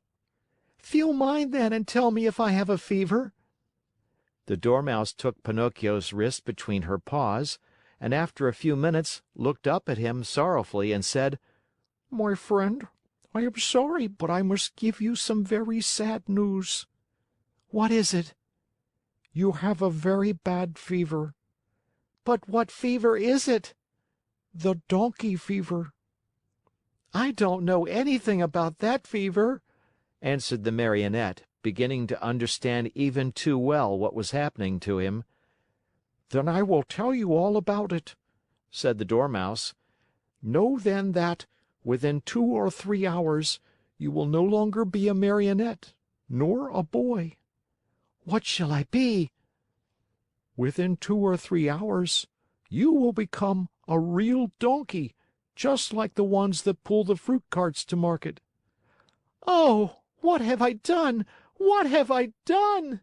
cried Pinocchio, grasping his 2 long ears in his hands and pulling and tugging at them angrily, just as if they belonged to another. "My dear boy," answered the Dormouse to cheer him up a bit, "why worry now? What is done cannot be undone, you know. Fate has decreed that all lazy boys who come to hate books and schools and teachers and spend all their days with toys and games must sooner or later turn into donkeys." "But is it really so?" asked the Marionette, sobbing bitterly. "I am sorry to say it is. And tears are now useless. You should have thought of all this before." "But the fault is not mine. Believe me, little Dormouse, the fault is all Lampwick's." "And who is this Lampwick?" "A classmate of mine. I wanted to return home. I wanted to be obedient. I wanted to study and to succeed in school, but Lampwick said to me, 'Why do you want to waste your time studying? Why do you want to go to school? Come with me to the land of toys. There we'll never study again. There we can enjoy ourselves and be happy from morn till night.'" "And why did you follow the advice of that false friend?" "Why? Because, my dear little Dormouse, I am a heedless Marionette, heedless and heartless. Oh! If I had only had a bit of heart, I should never have abandoned that good Fairy, who loved me so well and who has been so kind to me. And by this time, I should no longer be a Marionette. I should have become a real boy, like all these friends of mine. Oh, if I meet Lampwick, I am going to tell him what I think of him, and more too." After this long speech, Pinocchio walked to the door of the room, but when he reached it, remembering his donkey ears, he felt ashamed to show them to the public and turned back. He took a large cotton bag from a shelf, put it on his head, and pulled it far down to his very nose. Thus adorned, he went out. He looked for Lampwick everywhere, along the streets, in the squares, inside the theaters, everywhere, but he was not to be found. He asked everyone whom he met about him, but no one had seen him. In desperation, he returned home and knocked at the door. "Who is it?" asked Lampwick from within. "It is I," answered the Marionette. "Wait a minute." After a full half hour, the door opened. Another surprise awaited Pinocchio. There in the room stood his friend, with a large cotton bag on his head pulled far down to his very nose. At the sight of that bag, Pinocchio felt slightly happier and thought to himself, "My friend must be suffering from the same sickness that I am. I wonder if he, too, has donkey fever." But pretending he had seen nothing, he asked with a smile, "How are you, my dear Lampwick?" "Very well, like a mouse in a Parmesan cheese." "Is that really true?" Why should I lie to you?" "I beg your pardon, my friend, but why then are you wearing that cotton bag over your ears?" "The doctor has ordered it because one of my knees hurts. And you, dear Marionette, why are you wearing that cotton bag down to your nose?" "The doctor has ordered it because I have bruised my foot." "Oh, my poor Pinocchio!" "Oh, my poor Lampwick!" An embarrassingly long silence followed these words, during which time the two friends looked at each other in a mocking way. Finally, the Marionette, in a voice sweet as honey and soft as a flute, said to his companion: "Tell me, Lampwick, dear friend, have you ever suffered from an earache?" "Never. And you?" "Never. Still, since this morning my ear has been torturing me." "So has mine." "Yours too? And which ear is it?" "Both of them. And yours?" "Both of them too. I wonder if it could be the same sickness." "I'm afraid it is." "Will you do me a favor, Lampwick?" "Gladly, with my whole heart." "Will you let me see your ears?" "Why not? But before I show you mine, I want to see yours, dear Pinocchio." "No, you must show yours first." "No, my dear, yours first, then mine." "Well then," said the Marionette, "let us make a contract." "Let's hear the contract." "Let us take off our caps together, all right?" "All right." "Ready then." Pinocchio began to count. 1, 2, 3. At the word three, the two boys pulled off their caps and threw them high in the air. And then a scene took place which is hard to believe, but it is all too true.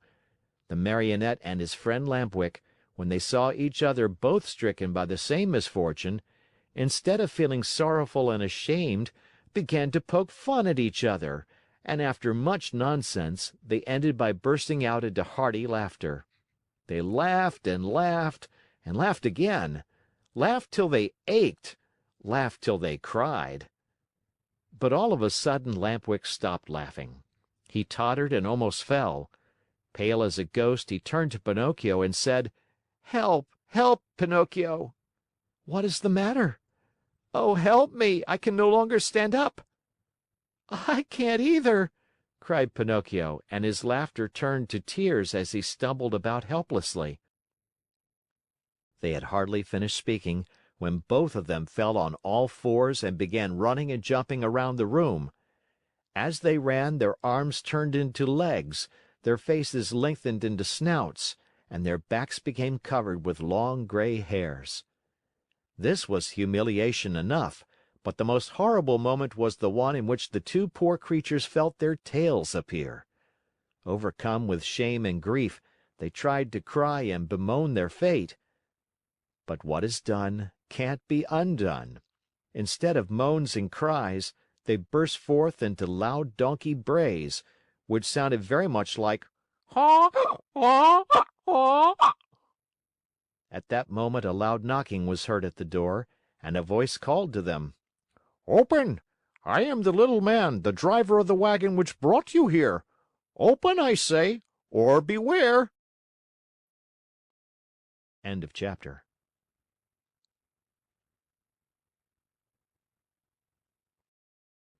The Adventures of Pinocchio by Carlo Collodi.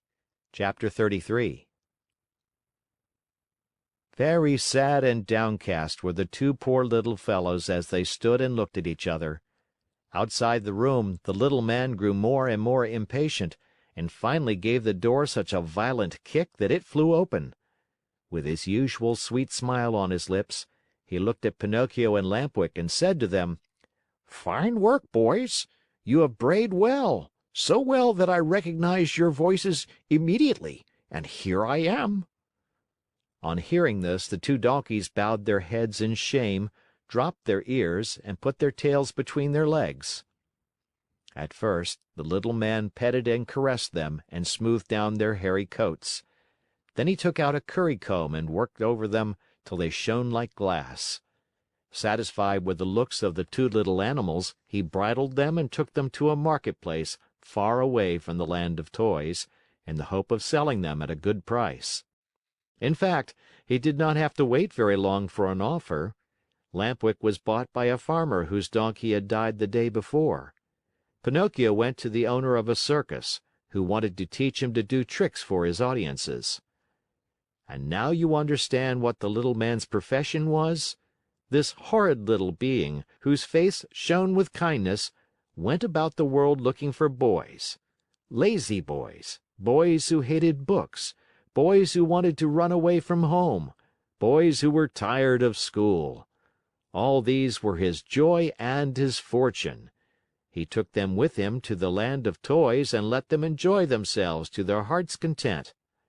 When, after months of all play and no work, they became little donkeys, he sold them on the marketplace. In a few years, he had become a millionaire. What happened to Lampwick? My dear children, I do not know. Pinocchio, I can tell you, met with great hardships even from the first day. After putting him in a stable, his new master filled his manger with straw, but Pinocchio, after tasting a mouthful, spat it out. Then the man filled the manger with hay, but Pinocchio did not like that any better. Ah, you don't like hay either, he cried angrily. Wait, my pretty donkey, I'll teach you not to be so particular. Without more ado, he took a whip and gave the donkey a hearty blow across the legs. Pinocchio screamed with pain, and as he screamed he brayed, "Yaw, yaw, yaw! I can't digest straw." "Then eat the hay," answered his master, who understood the donkey perfectly. "Yaw, yaw, yaw! Hay gives me a headache." "Do you pretend, by any chance, that I should feed you duck or chicken?" asked the man again, and angrier than ever, he gave poor Pinocchio another lashing. At that second beating, Pinocchio became very quiet and said no more. After that, the door of the stable was closed and he was left alone. It was many hours since he had eaten anything, and he started to yawn from hunger. As he yawned, he opened a mouth as big as an oven. Finally, not finding anything else in the manger, he tasted the hay. After tasting it, he chewed it well, closed his eyes, and swallowed it. "This hay is not bad," he said to himself, "but how much happier I should be if I had studied! Just now, instead of hay, I should be eating some good bread and butter. Patience." Next morning, when he awoke, Pinocchio looked in the manger for more hay, but it was all gone. He had eaten it all during the night. He tried the straw, but as he chewed away at it, he noticed to his great disappointment that it tasted neither like rice nor like macaroni. "Patience," he repeated as he chewed. "If only my misfortune might serve as a lesson to disobedient boys who refuse to study. Patience. Have patience." Patience indeed, shouted his master just then as he came into the stable. Do you think, perhaps, my little donkey, that I have brought you here only to give you food and drink? Oh, no. You are to help me earn some fine gold pieces, do you hear? Come along now. I am going to teach you to jump and bow, to dance a waltz and a polka, and even to stand on your head. Poor Pinocchio, whether he liked it or not, had to learn all these wonderful things. But it took him 3 long months and cost him many, many lashings before he was pronounced perfect. The day came at last when Pinocchio's master was able to announce an extraordinary performance. The announcements, posted all around the town, and written in large letters, read thus: "Great spectacle tonight! Leaps and exercises by the great artists and the famous horses of the company. First public appearance of the famous donkey called Pinocchio, the star of the dance. The theater will be as light as day." That night, as you can well imagine, the theater was filled to overflowing 1 hour before the show was scheduled to start. Not an orchestra chair could be had, not a balcony seat, nor a gallery seat, not even for their weight in gold. The place swarmed with boys and girls of all ages and sizes, wriggling and dancing about in a fever of impatience to see the famous donkey dance. When the first part of the performance was over, the owner and manager of the circus, in a black coat, white knee breeches, and patent leather boots, presented himself to the public, and in a loud, pompous voice made the following announcement: "Most honored friends, gentlemen and ladies, your humble servant, the manager of this theater, presents himself before you tonight in order to introduce to you the greatest, the most famous donkey in the world, a donkey that has had the great honor in his short life of performing before the kings and queens and emperors of all the great courts of Europe. We thank you for your attention." This speech was greeted by much laughter and applause, and the applause grew to a roar when Pinocchio, the famous donkey, appeared in the circus ring. He was handsomely arrayed. A new bridle of shining leather with buckles of polished brass was on his back. 2 white camellias were tied to his ears. Ribbons and tassels of red silk adorned his mane, which was divided into many curls. A great sash of gold and silver was fastened around his waist, and his tail was decorated with ribbons of many brilliant colors. He was a handsome donkey indeed. The manager, when introducing him to the public, added these words: "Most honored audience, I shall not take your time tonight to tell you of the great difficulties which I have encountered while trying to tame this animal, since I found him in the wilds of Africa. Observe, I beg of you, the savage look of his eye. All the means used by centuries of civilizations in subduing wild beasts failed in this case. I had finally to resort to the gentle language of the whip in order to bring him to my will. With all my kindness, however, I never succeeded in gaining my donkey's love. He is still today as savage as the day I found him. He still fears and hates me, but I have found in him one great redeeming feature. Do you see this little bump on his forehead? It is this bump which gives him his great talent of dancing and using his feet as nimbly as a human being. Admire him, O signori, and enjoy yourselves. I let you, now, be the judges of my success as a teacher of animals. Before I leave you, I wish to state that there will be another performance tomorrow night. If the weather threatens rain, the great spectacle will take place at 11 o'clock in the morning." The manager bowed and then turned to Pinocchio and said, "Ready, Pinocchio? Before starting your performance, salute your audience."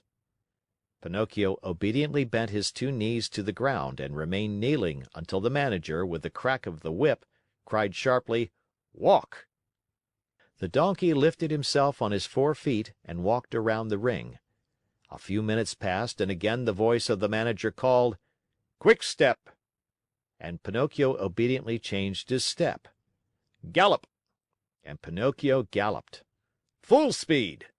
And Pinocchio ran as fast as he could. As he ran, the master raised his arm and a pistol shot rang in the air. At the shot, the little donkey fell to the ground as if he were really dead.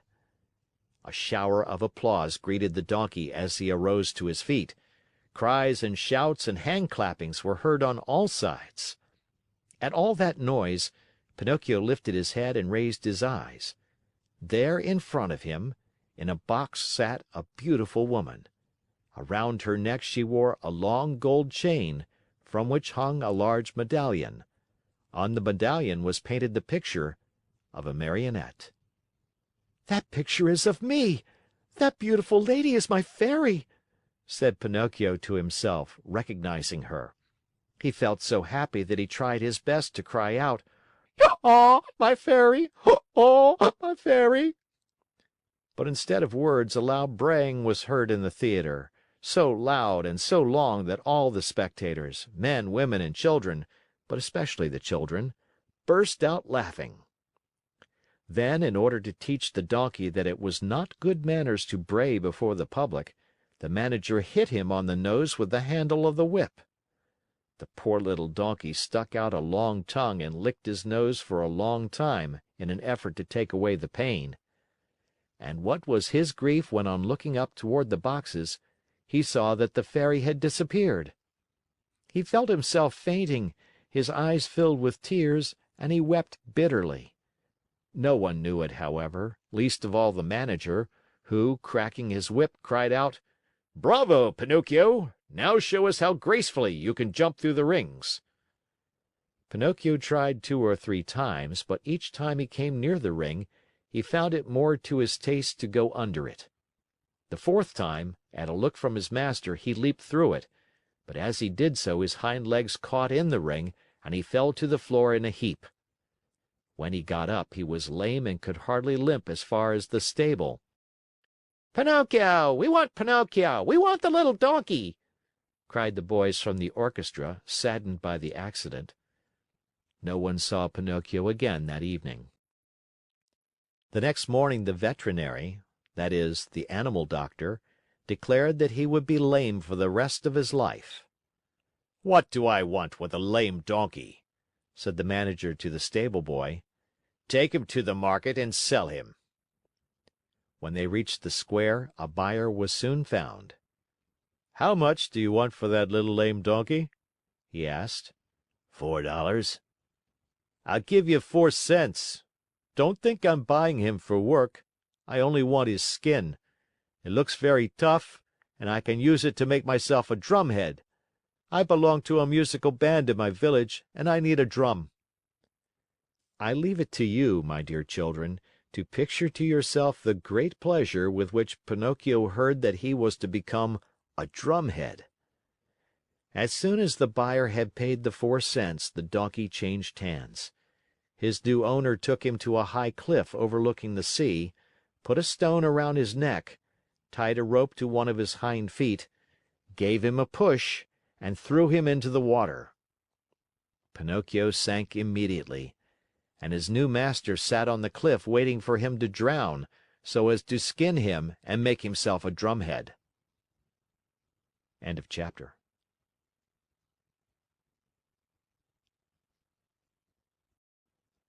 The Adventures of Pinocchio by Carlo Collodi, Chapter 34. Down into the sea, deeper and deeper sank Pinocchio, and finally, after 50 minutes of waiting, the man on the cliff said to himself, "By this time my poor little lame donkey must be drowned. Up with him and then I can get to work on my beautiful drum." He pulled the rope which he had tied to Pinocchio's leg, pulled and pulled and pulled, and at last he saw appear on the surface of the water. Can you guess what? Instead of a dead donkey, he saw a very much alive Marionette, wriggling and squirming like an eel. Seeing that wooden Marionette, the poor man thought he was dreaming and sat there with his mouth wide open and his eyes popping out of his head. Gathering his wits together, he said, "And the donkey I threw into the sea?" "I am that donkey," answered the Marionette, laughing. You? "I." Aw, you little cheat! Are you poking fun at me?" "Poking fun at you? Not at all, dear master. I am talking seriously." "But then, how is it that you, who a few minutes ago were a donkey, are now standing before me a wooden Marionette?" "It may be the effect of salt water. The sea is fond of playing these tricks." "Be careful, Marionette, be careful! Don't laugh at me!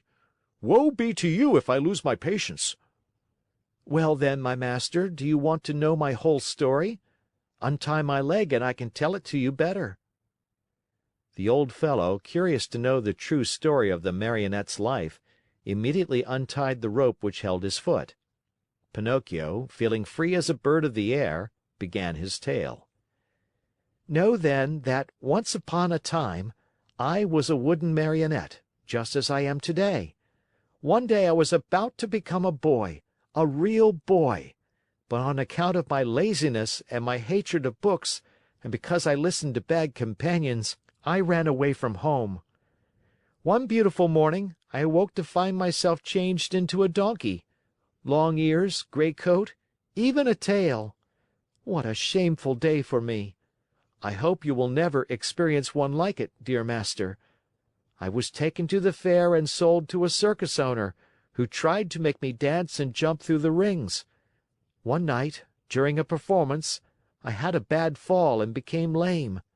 Not knowing what to do with a lame donkey, the circus owner sent me to the marketplace, and you bought me." "Indeed I did, and I paid 4 cents for you. Now who will return my money to me?" "But why did you buy me? You bought me to do me harm, to kill me, to make a drumhead out of me." "Indeed I did, and now where shall I find another skin?" "Never mind, dear master, there are so many donkeys in this world." "Tell me, impudent little rogue, does your story end here?" "One more word," answered the Marionette, "and I am through. After buying me, you brought me here to kill me. But feeling sorry for me, you tied a stone to my neck and threw me to the bottom of the sea.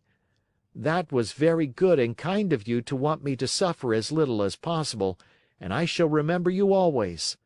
And now my fairy will take care of me, even if you—" "Your fairy? Who is she?" "She is my mother. And like all other mothers who love their children, she never loses sight of me, even though I do not deserve it. And today this good fairy of mine, as soon as she saw me in danger of drowning, sent 1,000 fishes to the spot where I lay. They thought I was really a dead donkey and began to eat me. What great bites they took! One ate my ears, another my nose, a third my neck and my mane. Some went at my legs and some at my back, and among the others there was one tiny fish so gentle and polite that he did me the great favor of eating even my tail." "From now on," said the man, horrified, "I swear I shall never again taste fish. How I should enjoy opening a mullet or a whitefish just to find there the tail of a dead donkey!" "I think as you do," answered the Marionette, laughing. "Still, you must know that when the fish finished eating my donkey coat, which covered me from head to foot, they naturally came to the bones, or rather, in my case, to the wood, for as you know, I am made of very hard wood. After the first few bites, those greedy fish found out that the wood was not good for their teeth, and afraid of indigestion, they turned and ran here and there without saying good by or even as much as thank you to me. Here, dear master, you have my story. You know now why you found a Marionette and not a dead donkey when you pulled me out of the water." "I laugh at your story!" cried the man angrily. "I know that I spent 4 cents to get you, and I want my money back. Do you know what I can do? I am going to take you to the market once more and sell you as dry firewood." "Very well, sell me. I am satisfied," said Pinocchio. But as he spoke, he gave a quick leap and dived into the sea. Swimming away as fast as he could, he cried out, laughing, "Goodbye, master! If you ever need a skin for your drum, remember me." He swam on and on. After a while, he turned around again and called louder than before, "Goodbye, master! If you ever need a piece of good dry firewood, remember me." In a few seconds he had gone so far he could hardly be seen. All that could be seen of him was a very small black dot moving swiftly on the blue surface of the water, a little black dot which now and then lifted a leg or an arm in the air. One would have thought that Pinocchio had turned into a porpoise, playing in the sun. After swimming for a long time, Pinocchio saw a large rock in the middle of the sea, a rock as white as marble. High on the rock stood a little goat bleating and calling and beckoning to the Marionette to come to her. There was something very strange about that little goat. Her coat was not white or black or brown as that of any other goat, but azure, a deep, brilliant color that reminded one of the hair of the lovely maiden. Pinocchio's heart beat fast, and then faster and faster. He redoubled his efforts and swam as hard as he could toward the white rock. He was almost halfway over when suddenly a horrible sea monster stuck its head out of the water, an enormous head with a huge mouth, wide open, showing 3 rows of gleaming teeth, the mere sight of which would have filled you with fear. Do you know what it was? That sea monster was no other than the enormous shark, which has often been mentioned in this story, and which, on account of its cruelty, had been nicknamed the Attila of the Sea by both fish and fishermen. Poor Pinocchio! The sight of that monster frightened him almost to death. He tried to swim away from him, to change his path, to escape, but that immense mouth kept coming nearer and nearer. "Hasten, Pinocchio, I beg you!" bleated the little goat on the high rock. And Pinocchio swam desperately with his arms, his body, his legs, his feet. "Quick, Pinocchio! The monster is coming nearer!" Pinocchio swam faster and faster, and harder and harder. "Faster, Pinocchio! The monster will get you! There he is! There he is! Quick, quick, or you are lost!" Pinocchio went through the water like a shot, swifter and swifter. He came close to the rock. The goat leaned over and gave him one of her hoofs to help him up out of the water. Alas, it was too late! The monster overtook him and the Marionette found himself in between the rows of gleaming white teeth. Only for a moment, however, for the Shark took a deep breath and, as he breathed, he drank in the Marionette as easily as he would have sucked an egg. Then he swallowed him so fast that Pinocchio, falling down into the body of the fish, lay stunned for a half hour. When he recovered his senses, the Marionette could not remember where he was. Around him all was darkness, a darkness so deep and so black that for a moment he thought he had put his head into an inkwell. He listened for a few moments and heard nothing. Once in a while a cold wind blew on his face. At first he could not understand where that wind was coming from, but after a while he understood that it came from the lungs of the monster. I forgot to tell you that the Shark was suffering from asthma, so that whenever he breathed a storm seemed to blow. Pinocchio at first tried to be brave, but as soon as he became convinced that he was really and truly in the Shark's stomach, he burst into sobs and tears. "Help! Help!" he cried. "Oh, poor me! Won't someone come to save me?" Who is there to help you, unhappy boy?" said a rough voice, like a guitar out of tune. "Who is talking?" asked Pinocchio, frozen with terror.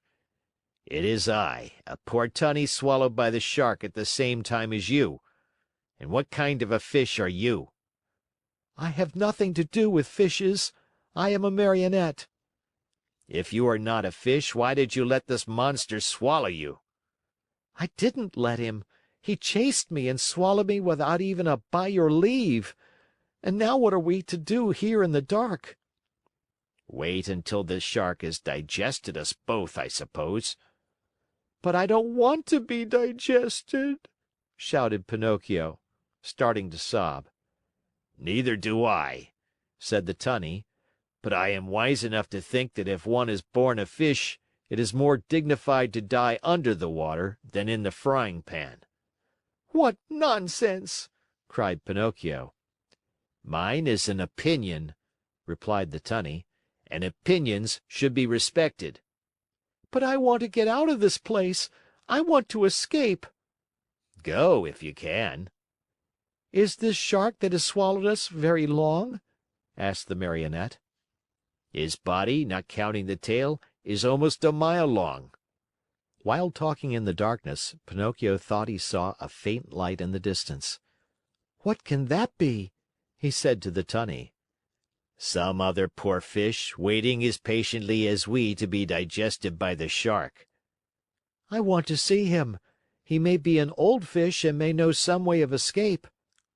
"I wish you all good luck, dear Marionette." "Goodbye, Tunny." "Goodbye, Marionette, and good luck." "When shall I see you again?" "Who knows? It is better not to think about it." End of chapter.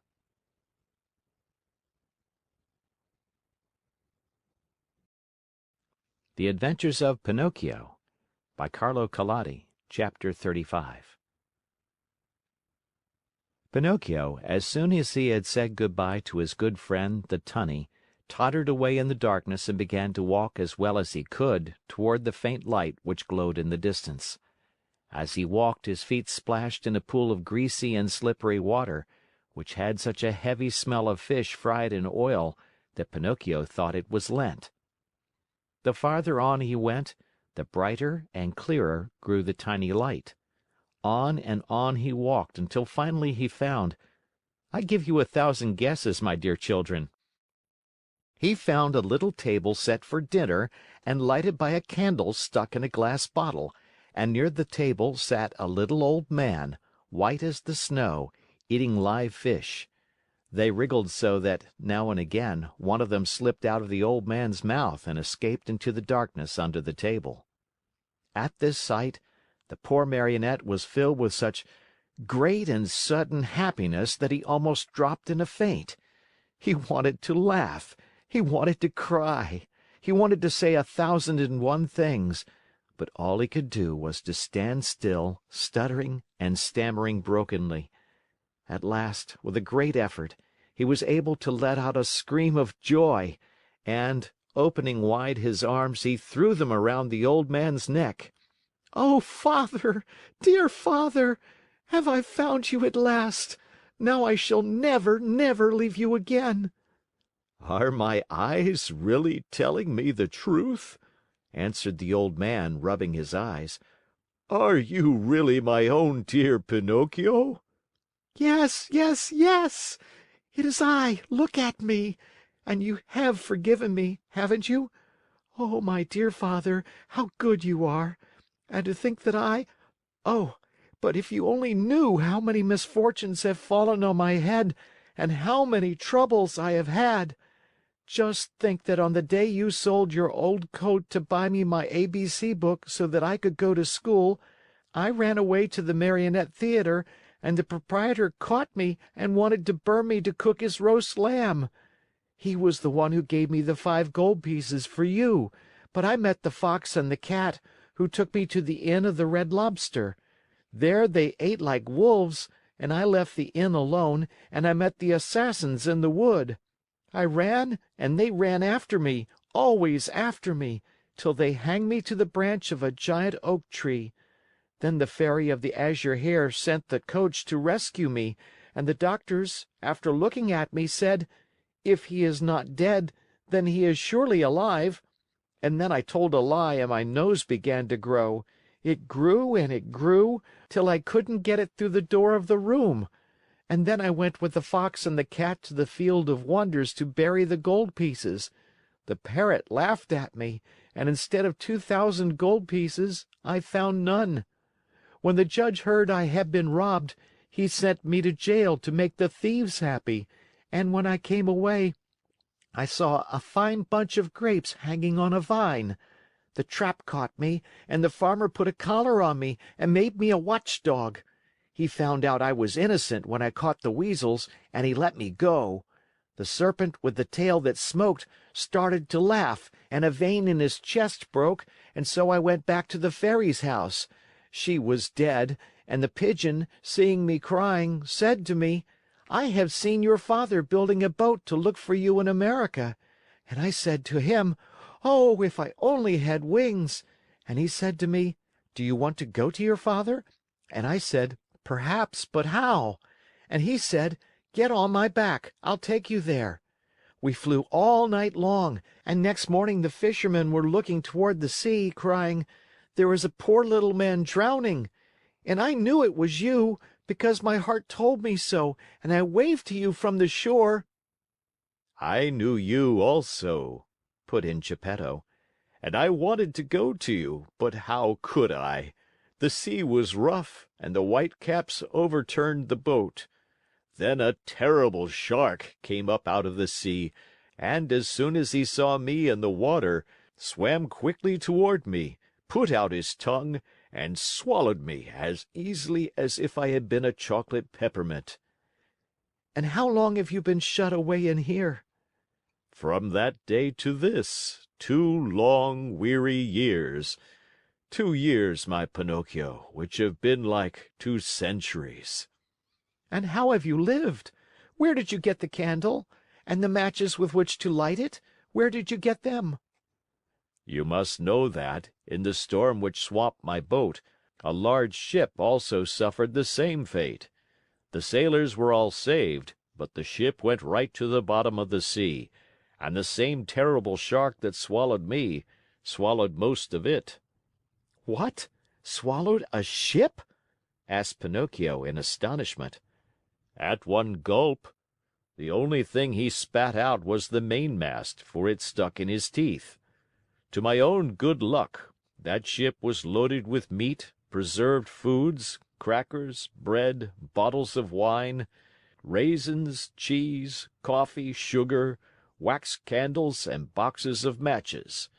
With all these blessings I have been able to live happily on for 2 whole years. But now I am at the very last crumbs. Today there is nothing left in the cupboard, and this candle you see here is the last one I have. And then? And then, my dear, we'll find ourselves in darkness. Then, my dear father, said Pinocchio, there is no time to lose. We must try to escape. Escape? How? We can run out of the shark's mouth and dive into the sea. You speak well, but I cannot swim, my dear Pinocchio. Why should that matter? You can climb on my shoulders, and I, who am a fine swimmer, will carry you safely to the shore. Dreams, my boy, answered Geppetto, shaking his head and smiling sadly. Do you think it possible for a Marionette, a yard high, to have the strength to carry me on his shoulders and swim? Try it and see, and in any case, if it is written that we must die, we shall at least die together. Not adding another word, Pinocchio took the candle in his hand, and going ahead to light the way, he said to his father, "Follow me and have no fear." They walked a long distance through the stomach and the whole body of the shark. When they reached the throat of the monster, they stopped for a while to wait for the right moment in which to make their escape. I want you to know that the shark, being very old and suffering from asthma and heart trouble, was obliged to sleep with his mouth open. Because of this, Pinocchio was able to catch a glimpse of the sky filled with stars as he looked up through the open jaws of his new home.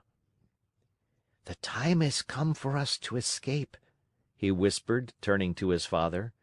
"The shark is fast asleep. The sea is calm, and the night is as bright as day. Follow me closely, dear father, and we shall soon be saved." No sooner said than done. They climbed up the throat of the monster till they came to that immense open mouth. There they had to walk on tiptoes, for if they tickled the shark's long tongue, he might awaken, and where would they be then? The tongue was so wide and so long that it looked like a country road. The two fugitives were just about to dive into the sea, when the shark sneezed very suddenly, and, as he sneezed, he gave Pinocchio and Geppetto such a jolt that they found themselves thrown on their backs and dashed once more and very unceremoniously into the stomach of the monster. To make matters worse, the candle went out, and father and son were left in the dark. "And now?" asked Pinocchio with a serious face. "Now we are lost." "Why lost? Give me your hand, dear father, and be careful not to slip." "Where will you take me?" "We must try again. Come with me, and don't be afraid." With these words, Pinocchio took his father by the hand, and, always walking on tiptoes, they climbed up the monster's throat for a second time. They then crossed the whole tongue and jumped over 3 rows of teeth. But before they took the last great leap, the Marionette said to his father, "Climb on my back and hold on tightly to my neck. I'll take care of everything else." As soon as Geppetto was comfortably seated on his shoulders, Pinocchio, very sure of what he was doing, dived into the water and started to swim. The sea was like oil, the moon shone in all splendor, and the Shark continued to sleep so soundly that not even a cannon shot would have awakened him. End of chapter.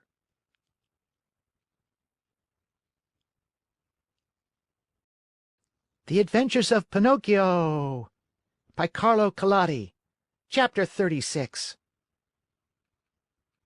My dear father, we are saved! Cried the Marionette. All we have to do now is to get to the shore, and that is easy. Without another word, he swam swiftly away in an effort to reach land as soon as possible. All at once, he noticed that Geppetto was shivering and shaking as if with a high fever. Was he shivering from fear or from cold? Who knows? Perhaps a little of both. But Pinocchio, thinking his father was frightened, tried to comfort him by saying, "Courage, father! In a few moments we shall be safe on land." "But where is that blessed shore?" asked the little old man, more and more worried as he tried to pierce the faraway shadows. "Here I am searching on all sides, and I see nothing but sea and sky." "I see the shore," said the Marionette. "Remember, father, that I am like a cat. I see better at night than by day." Poor Pinocchio pretended to be peaceful and contented, but he was far from that. He was beginning to feel discouraged. His strength was leaving him, and his breathing was becoming more and more labored. He felt he could not go on much longer, and the shore was still far away. He swam a few more strokes. Then he turned to Geppetto and cried out weakly, "Help me, father! Help, for I am dying!" Father and son were really about to drown, when they heard a voice like a guitar out of tune call from the sea, "What is the trouble?" "It is I and my poor father." "I know the voice. You are Pinocchio." "Exactly. And you?" "I am the Tunny, your companion in the Shark's stomach." "And how did you escape?" "I imitated your example.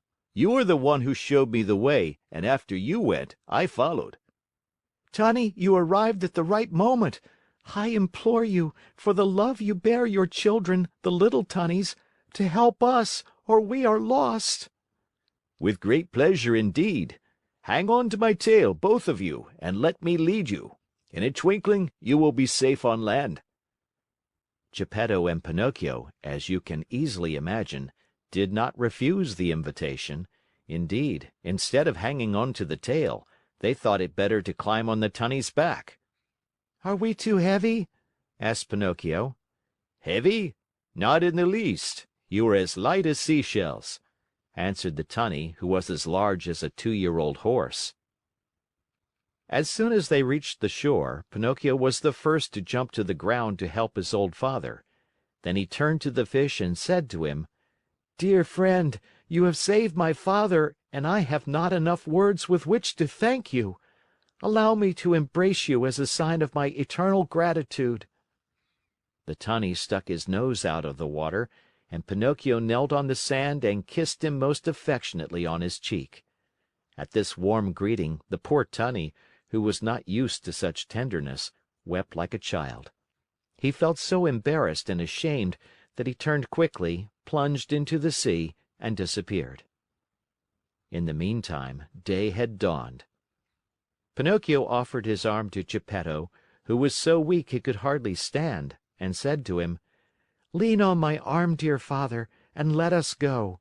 We will walk very, very slowly, and if we feel tired, we can rest by the wayside." "And where are we going?" asked Geppetto. "To look for a house or a hut, where they will be kind enough to give us a bite of bread and a bit of straw to sleep on." They had not taken 100 steps when they saw 2 rough-looking individuals sitting on a stone begging for alms. It was the Fox and the Cat, but one could hardly recognize them, they looked so miserable. The Cat, after pretending to be blind for so many years, had really lost the sight of both eyes. And the Fox, old, thin, and almost hairless, had even lost his tail. That sly thief had fallen into deepest poverty, and one day he had been forced to sell his beautiful tail for a bite to eat. "Oh, Pinocchio!" he cried in a tearful voice. "Give us some alms, we beg of you. We are old, tired, and sick." "Sick?" repeated the Cat. "Addio, false friends," answered the Marionette. "you cheated me once, but you will never catch me again." Believe us, today we are truly poor and starving." "Starving," repeated the Cat. "If you are poor, you deserve it. Remember the old proverb which says, 'Stolen money never bears fruit.' Addio, false friends." Have mercy on us. On us. "Addio, false friends. Remember the old proverb which says, 'Bad wheat always makes poor bread.'" Do not abandon us. "Abandon us," repeated the Cat. "Addio, false friends. Remember the old proverb, 'Whoever steals his neighbor's shirt usually dies without his own.'" Waving goodbye to them, Pinocchio and Geppetto calmly went on their way. After a few more steps, they saw, at the end of a long road near a clump of trees, a tiny cottage built of straw. "Someone must live in that little hut," said Pinocchio. "Let us see for ourselves." They went and knocked at the door. "Who is it?" said a little voice from within. "A poor father and a poorer son, without food and with no roof to cover them," answered the Marionette. "Turn the key and the door will open," said the same little voice. Pinocchio turned the key and the door opened. As soon as they went in, they looked here and there and everywhere, but saw no one.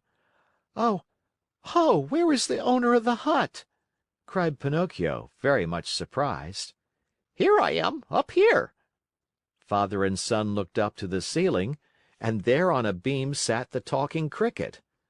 "Oh, my dear Cricket," said Pinocchio, bowing politely. "Oh, now you call me your dear Cricket. But do you remember when you threw your hammer at me to kill me?" "You are right, dear Cricket. Throw a hammer at me now. I deserve it. But spare my poor old father." "I am going to spare both the father and the son.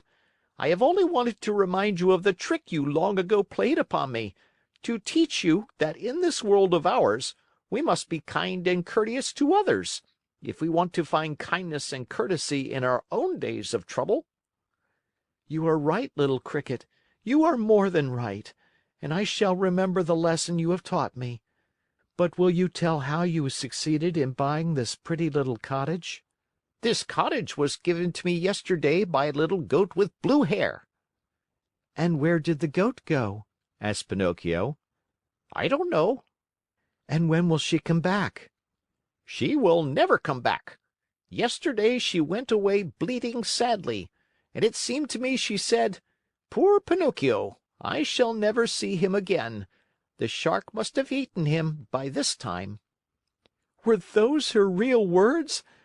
Then it was she, it was—" My dear little fairy!"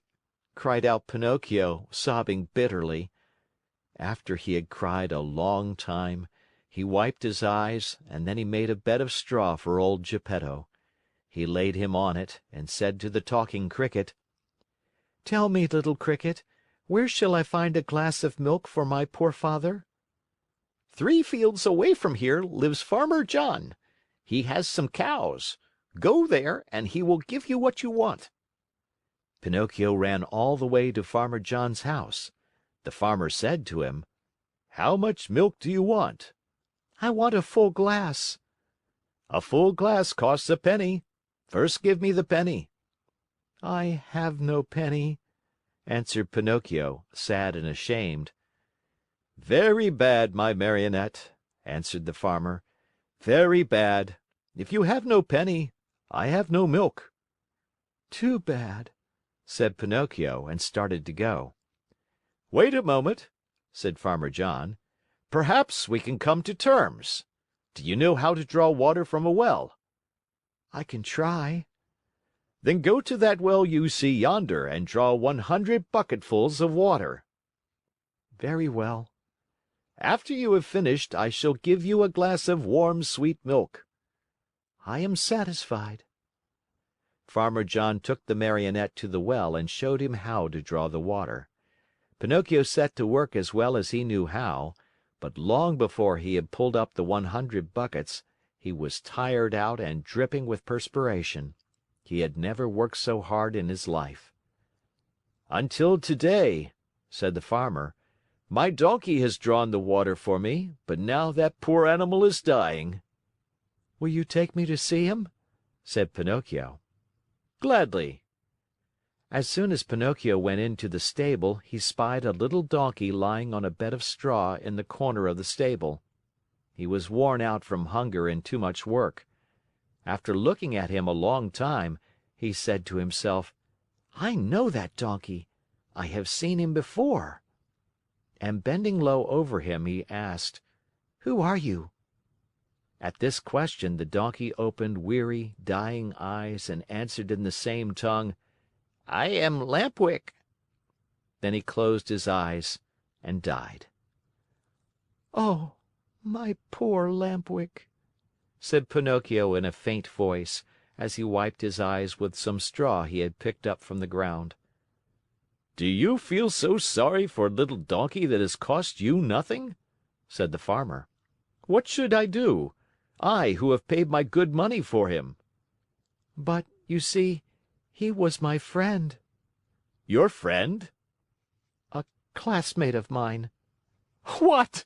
shouted Farmer John, bursting out laughing. "What? You had donkeys in your school? How you must have studied!" The Marionette, ashamed and hurt by these words, did not answer, but taking his glass of milk, returned to his father.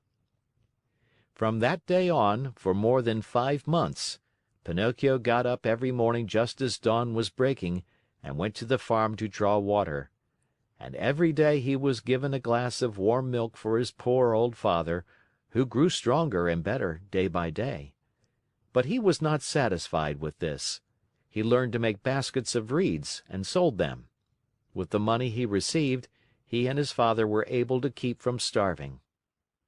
Among other things, he built a rolling chair, strong and comfortable, to take his old father out for an airing on bright sunny days. In the evening, the Marionette studied by lamplight. With some of the money he had earned, he bought himself a second-hand volume that had a few pages missing, and with that he learned to read in a very short time. As far as writing was concerned, he used a long stick at one end of which he had whittled a long, fine point. Ink he had none, so he used the juice of blackberries or cherries. Little by little his diligence was rewarded. He succeeded, not only in his studies, but also in his work, and a day came when he put enough money together to keep his old father comfortable and happy. Besides this, he was able to save the great amount of 50 pennies. With it he wanted to buy himself a new suit. One day he said to his father, "I am going to the marketplace to buy myself a coat, a cap, and a pair of shoes. When I come back I'll be so dressed up, you will think I am a rich man."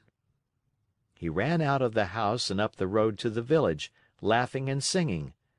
Suddenly he heard his name called, and looking around to see whence the voice came, he noticed a large snail crawling out of some bushes. "Don't you recognize me?" said the Snail. "Yes and no."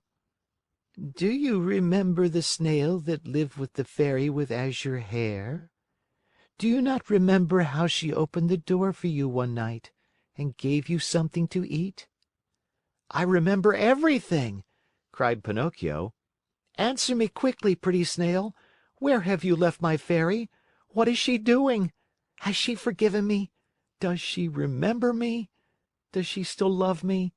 Is she very far away from here? May I see her?" At all these questions, tumbling out one after another, the Snail answered, calm as ever, "My dear Pinocchio, the fairy is lying ill in a hospital." "In a hospital?" "Yes, indeed. She has been stricken with trouble and illness, and she hasn't a penny left with which to buy a bite of bread." "Really? Oh, how sorry I am! My poor dear little Fairy! If I had 1,000,000 I should run to her with it. But I have only 50 pennies. Here they are. I was just going to buy some clothes. Here, take them, little Snail, and give them to my good Fairy." "What about the new clothes?" "What does that matter? I should like to sell these rags I have on to help her more. Go, and hurry. Come back here within a couple of days, and I hope to have more money for you. Until today I have worked for my father. Now I shall have to work for my mother also. Good bye, and I hope to see you soon." The Snail, much against her usual habit, began to run like a lizard under a summer sun. When Pinocchio returned home, his father asked him, "And where is the new suit?" "I couldn't find one to fit me. I shall have to look again some other day." That night, Pinocchio, instead of going to bed at 10 o'clock, waited until midnight, and instead of making 8 baskets, he made 16. After that he went to bed and fell asleep. As he slept, he dreamed of his Fairy, beautiful, smiling, and happy, who kissed him and said to him, "Bravo, Pinocchio!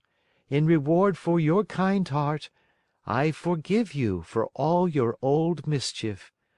Boys who love and take good care of their parents when they are old and sick deserve praise, even though they may not be held up as models of obedience and good behavior. Keep on doing so well, and you will be happy." At that very moment, Pinocchio awoke and opened wide his eyes. What was his surprise and his joy when, on looking himself over, he saw that he was no longer a Marionette, but that he had become a real live boy. He looked all about him, and instead of the usual walls of straw, he found himself in a beautifully furnished little room, the prettiest he had ever seen. In a twinkling, he jumped down from his bed to look on the chair standing near. There he found a new suit, a new hat, and a pair of shoes. As soon as he was dressed, he put his hands in his pockets and pulled out a little leather purse on which were written the following words: "The Fairy with azure hair returns 50 pennies to her dear Pinocchio, with many thanks for his kind heart." The Marionette opened the purse to find the money, and behold, there were 50 gold coins. Pinocchio ran to the mirror. He hardly recognized himself. The bright face of a tall boy looked at him with wide awake blue eyes, dark brown hair, and happy, smiling lips. Surrounded by so much splendor, the Marionette hardly knew what he was doing. He rubbed his eyes 2 or 3 times, wondering if he were still asleep or awake, and decided he must be awake. "And where is Father?" he cried suddenly. He ran into the next room, and there stood Geppetto, grown years younger overnight, spick and span in his new clothes and gay as a lark in the morning. He was once more Mastro Geppetto, the wood carver, hard at work on a lovely picture frame, decorating it with flowers and leaves and heads of animals. "Father, Father, what has happened? Tell me if you can!" cried Pinocchio, as he ran and jumped on his father's neck. "This sudden change in our house is all your doing, my dear Pinocchio," answered Geppetto. "What have I to do with it?" "Just this. When bad boys become good and kind, they have the power of making their homes gay and new with happiness." "I wonder where the old Pinocchio of wood has hidden himself." "There he is," answered Geppetto, and he pointed to a large Marionette leaning against a chair, head turned to one side, arms hanging limp, and legs twisted under him. After a long, long look, Pinocchio said to himself with great content, "How ridiculous I was as a Marionette! And how happy I am, now that I have become a real boy!" End of chapter. End of book. Thank you for listening.